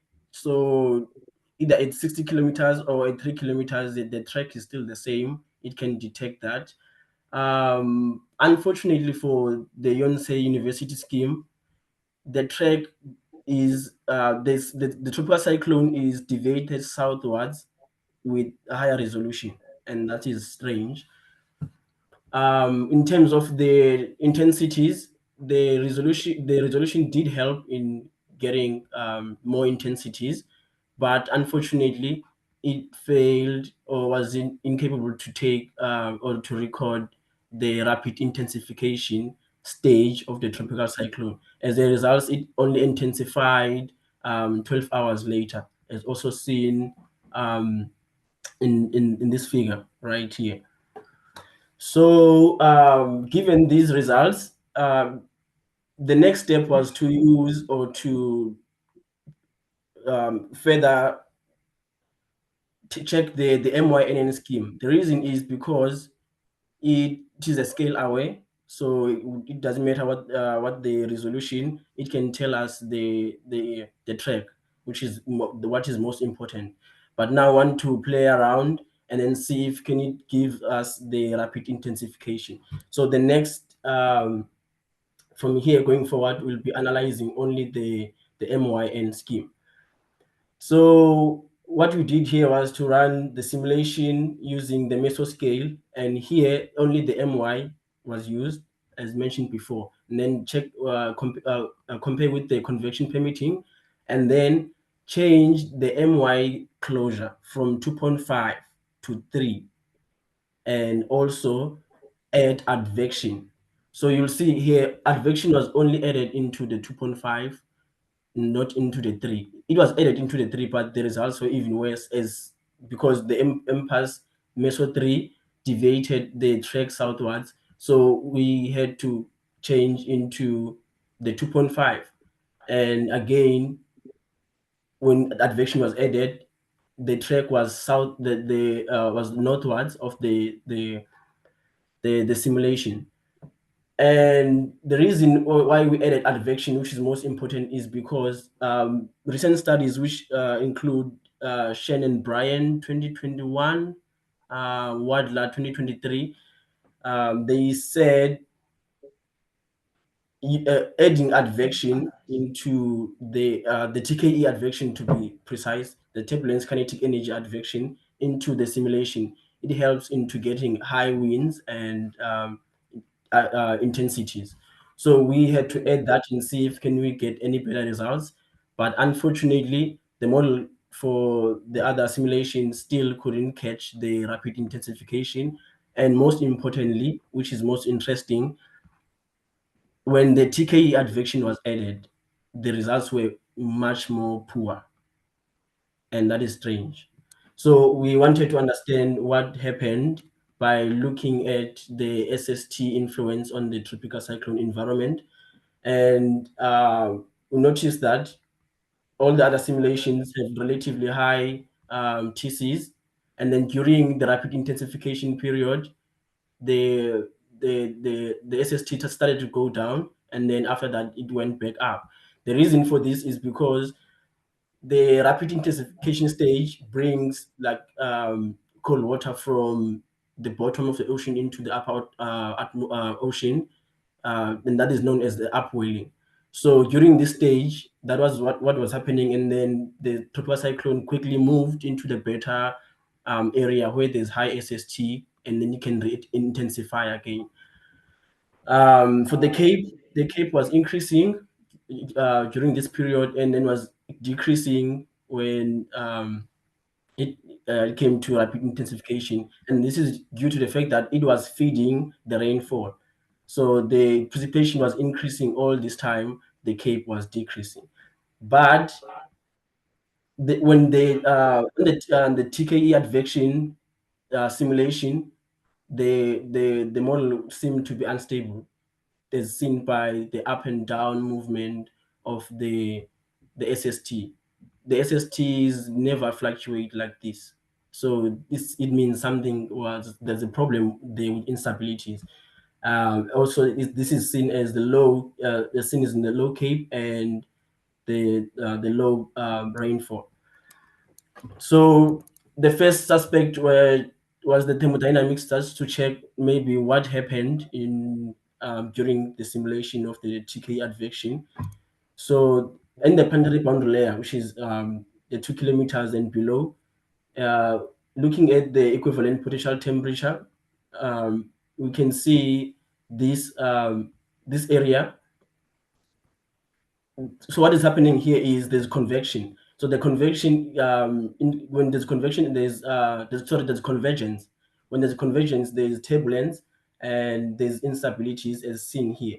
And then after that, as you go up higher into the atmosphere becomes stable. And then this stability helps in TC, the warm core of the TC. So unfortunately, when the other simulations were trying to stabilize themselves, the advection was becoming more unstable, was going the other way than the other simulations. And also this is seen most importantly as it has a low vertical velocity and mostly zero or less than zero convergence through almost like the entire column. And looking at the dynamics, so we checked the mean vertical wind shear. And what we noticed is that the other simulations we had like at the bottom, we are mainly interested in the first 2 kilometers of the atmosphere. We noticed that the other simulations had a mean shear of the maximum wind shear of 8. But the advection, the TKE advection simulation had double of that, which was 16. And previous simulation have said, and I think in the Pacific is 12, the threshold is 12 meters per second. If the shear is more than that, then the simulation won't fall. I think in the Atlantic it was 10 meters per second, but I don't have an understanding of the Southwest Indian Ocean threshold. But I guess this 16 of mean wind shear is the one that made the TK advection to be unstable, and as a result, this made the vertical wind structure of the tropical cyclone to look in a different way, just like what the convection permitting suit in Tonkin and Abiod in 2023 found. The warm core was only in the mid section of the atmosphere, the mid troposphere, whereas the other simulations do resemble the actual tropical cyclone, which is the warm core, as seen here, the eye walls, the winds, and the rain bands, the warm core on the side. So now the understanding is, the question in fact is why the other studies would say adding the TK advection helps into getting more wins and better simulation results. But when it is added into the MPAS atmosphere model, it gives us poor results. So just to discuss and conclude, we checked if MPAS can simulate the tropical cyclone, and the answer was yes. And we checked the horizontal resolution and intensity, and increasing the resolution helps getting better results, yes. We checked the physics suit. Most importantly, as found in Tonkin and Abiod in 2023, the convection permitting suit simulations are less performative than the mesoscale resolution. And this study also found that, and most importantly, the configuration of the turbulence kinetic energy advection had poor results, which is in contrast with what other journals are saying. And also looking at the impact of the rapid intensification on TC environment, we do see that during the rapid intensification, there is actually upwelling, which is what we were actually expecting, but it is not on the TKE advection. So the future work from here would be to investigate why MPAS underestimates the rapid intensification, and also why TKE advection in the MPAS model leads to instabilities. Finally, I would like to also give thanks to NRF Water Research Commission and Nancy once again for funding this research, and also UCT and NERSC for being the host institutions. Thank you so much.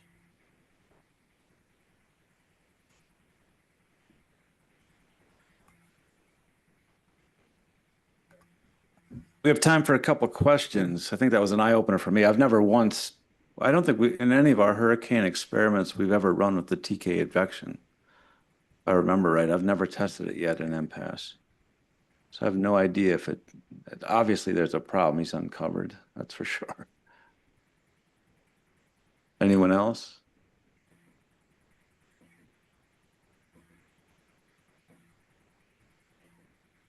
Hi, thank you for your talk. First of all, thanks for presenting the Southern Hemisphere TC. We don't see that very often here with our bias in the Northern Hemisphere. My question is, you showed the SST plots and you showed the cooling and upwelling.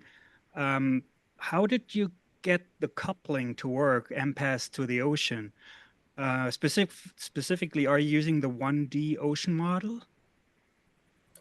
So this is I don't think so. Not 1D. I think it's 3D. This is a normal MPAS simulation. So how I get SST is MPAS only gives SSTs and mean sea level, but it doesn't give anything 3D below that. So it can just give you 1D of SST and mean sea level, and then give you 3D of everything into the atmosphere. Okay, so you didn't use a full 3D ocean model. Is that right? This is a full 3D. No. Sorry. Yes, it's 3D atmosphere, not ocean. Yeah, it's atmosphere, not ocean. Okay. Yeah. Okay. Yeah, thank you. And just one more comment. So I've done a lot of TC simulations, and it's really hard to get the rapid intensification right. There's a lot of things that can screw that up. So if you just have one case and you don't get it right, don't worry about it too much. It's really tough. Yeah. Thank you so much. Thank you so much. Okay, well, thank you. I think we'll have to go on to the next speaker now, which is another virtual talk by Jorge Bravo, a comparative analysis of WRF and MPAS-A performance in simulating extreme rainfall during the superstorm Ida in the New York City metropolitan area. Yeah, hello again. Can you hear me? Yep. Okay, I will share my screen. Share. Okay, I'm thinking that this is fine. Well, as the presenter say, I'm talking about this comparison about the WRF, and now I'm working with MPAS. Basically, with this superstorm Ida, the remnants of Hurricane Ida, when it crosses over New York metropolitan area.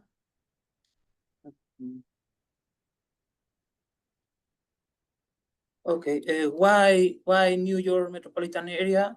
As many of you know, most probable, New York City is one of the most populated areas in the world. Also, is an iconic for the country, U.S. country, of course.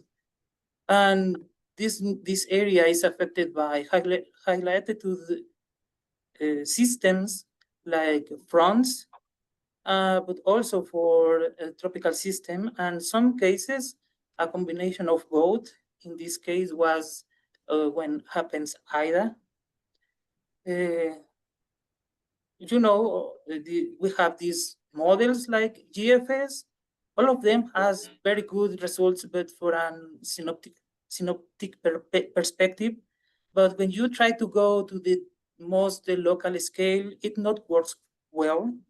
So we need a high resolution models. I was working with WRF last year.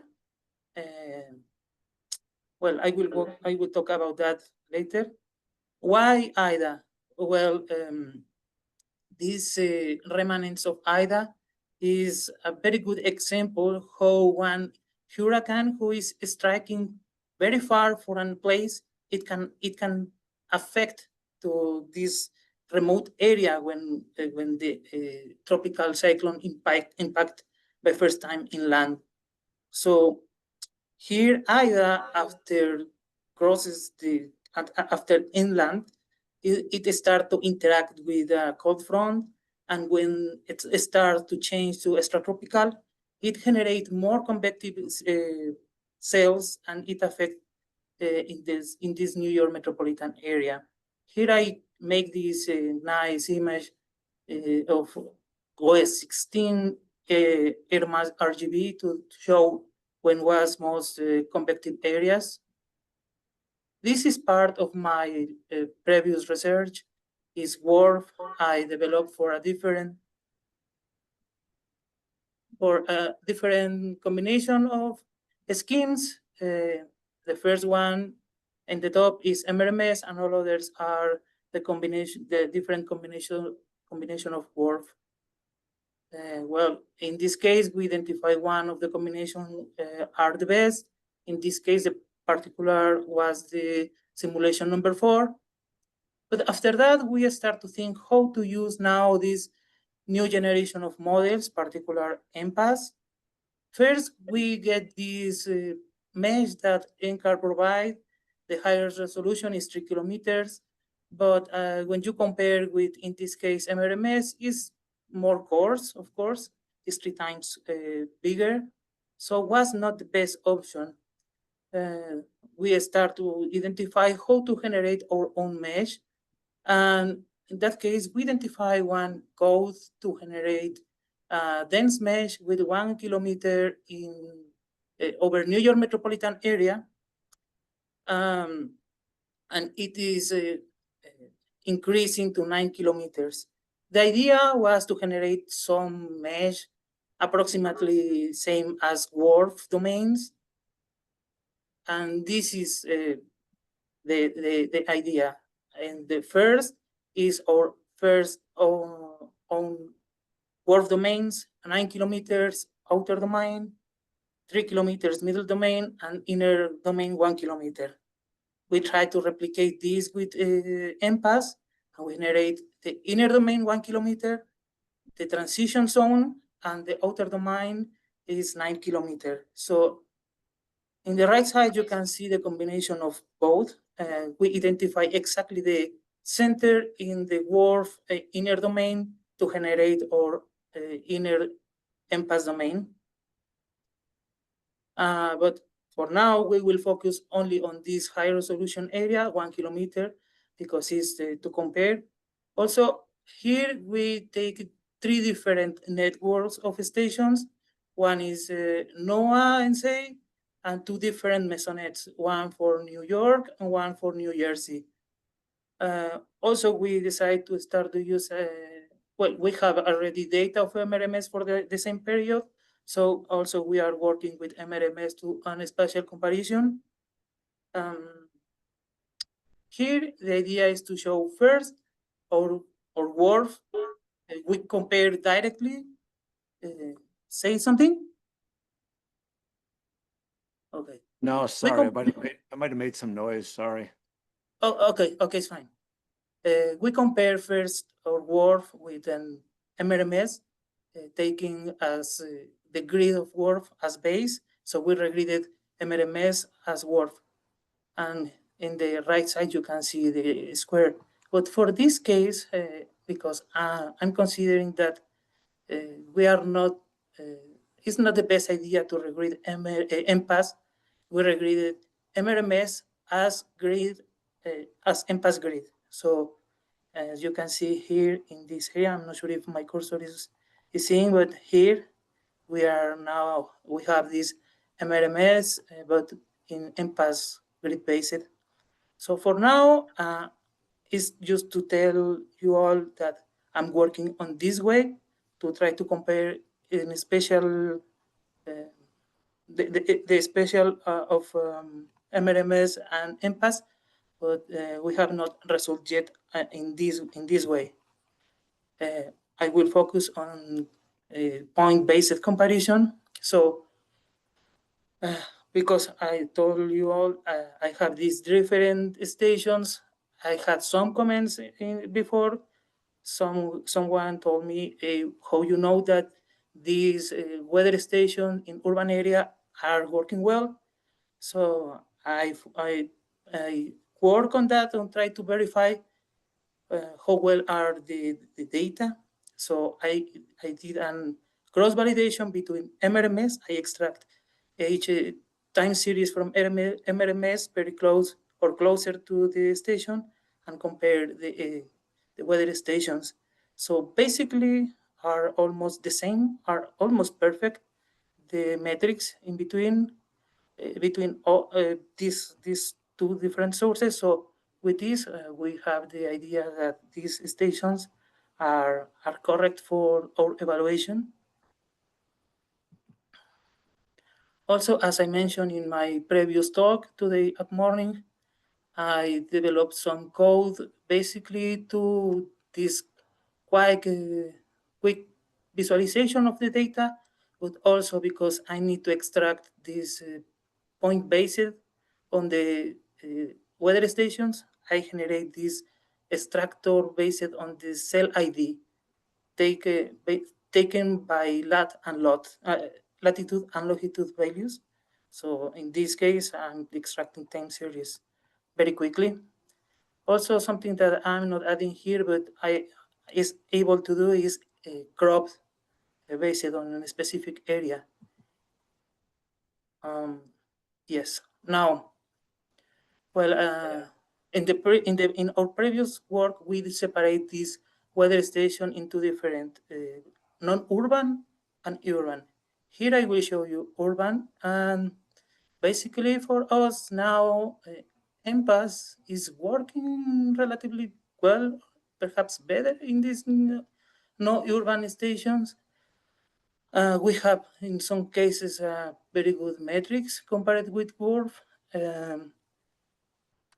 And for urban stations, in some specific case, WRF is working very well, but sometimes this MPAS is working very acceptable. So for us, now MPAS with these default settings is working very acceptable, but we are thinking that we can improve a little bit. So our preliminary results are these. MRMS graded data and in situ observations with a cross-validate enable a very good comparison with the models. Also, we generate this code to very quick access to the data and also to an efficient extraction of the region areas or individual grid cells based on latitude and longitude points, and we can visualize very quickly. For spatial comparison, we are regridding MRMAs in MPAS grid instead of regridding in lat-long. And for in non-urban areas, MPAS is working better than WRF. And for urban areas, sometimes WRF is most better, but MPAS is working very acceptable. And we are now thinking how to improve MPAS. Perhaps we are changing for this high resolution area, the digital elevation model and also the land use. Yes, basically this is my talk. This is what I'm working now. If you have any question, please, I'm here.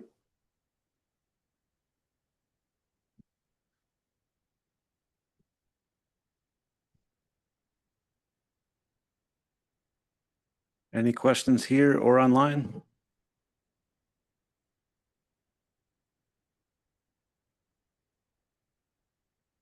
One second. Sure. Hello, thank you. So, I mean, you made a comparable configuration for MPAS and WRF. I was wondering if, from the point of view of the computational time, you had some results, significant results about the two models. Well, for now, to be honest, I'm not taking account the time in the execution of the models, but probably MPAS is a little bit faster than WRF because in WRF I have 3 different domains. Thank you.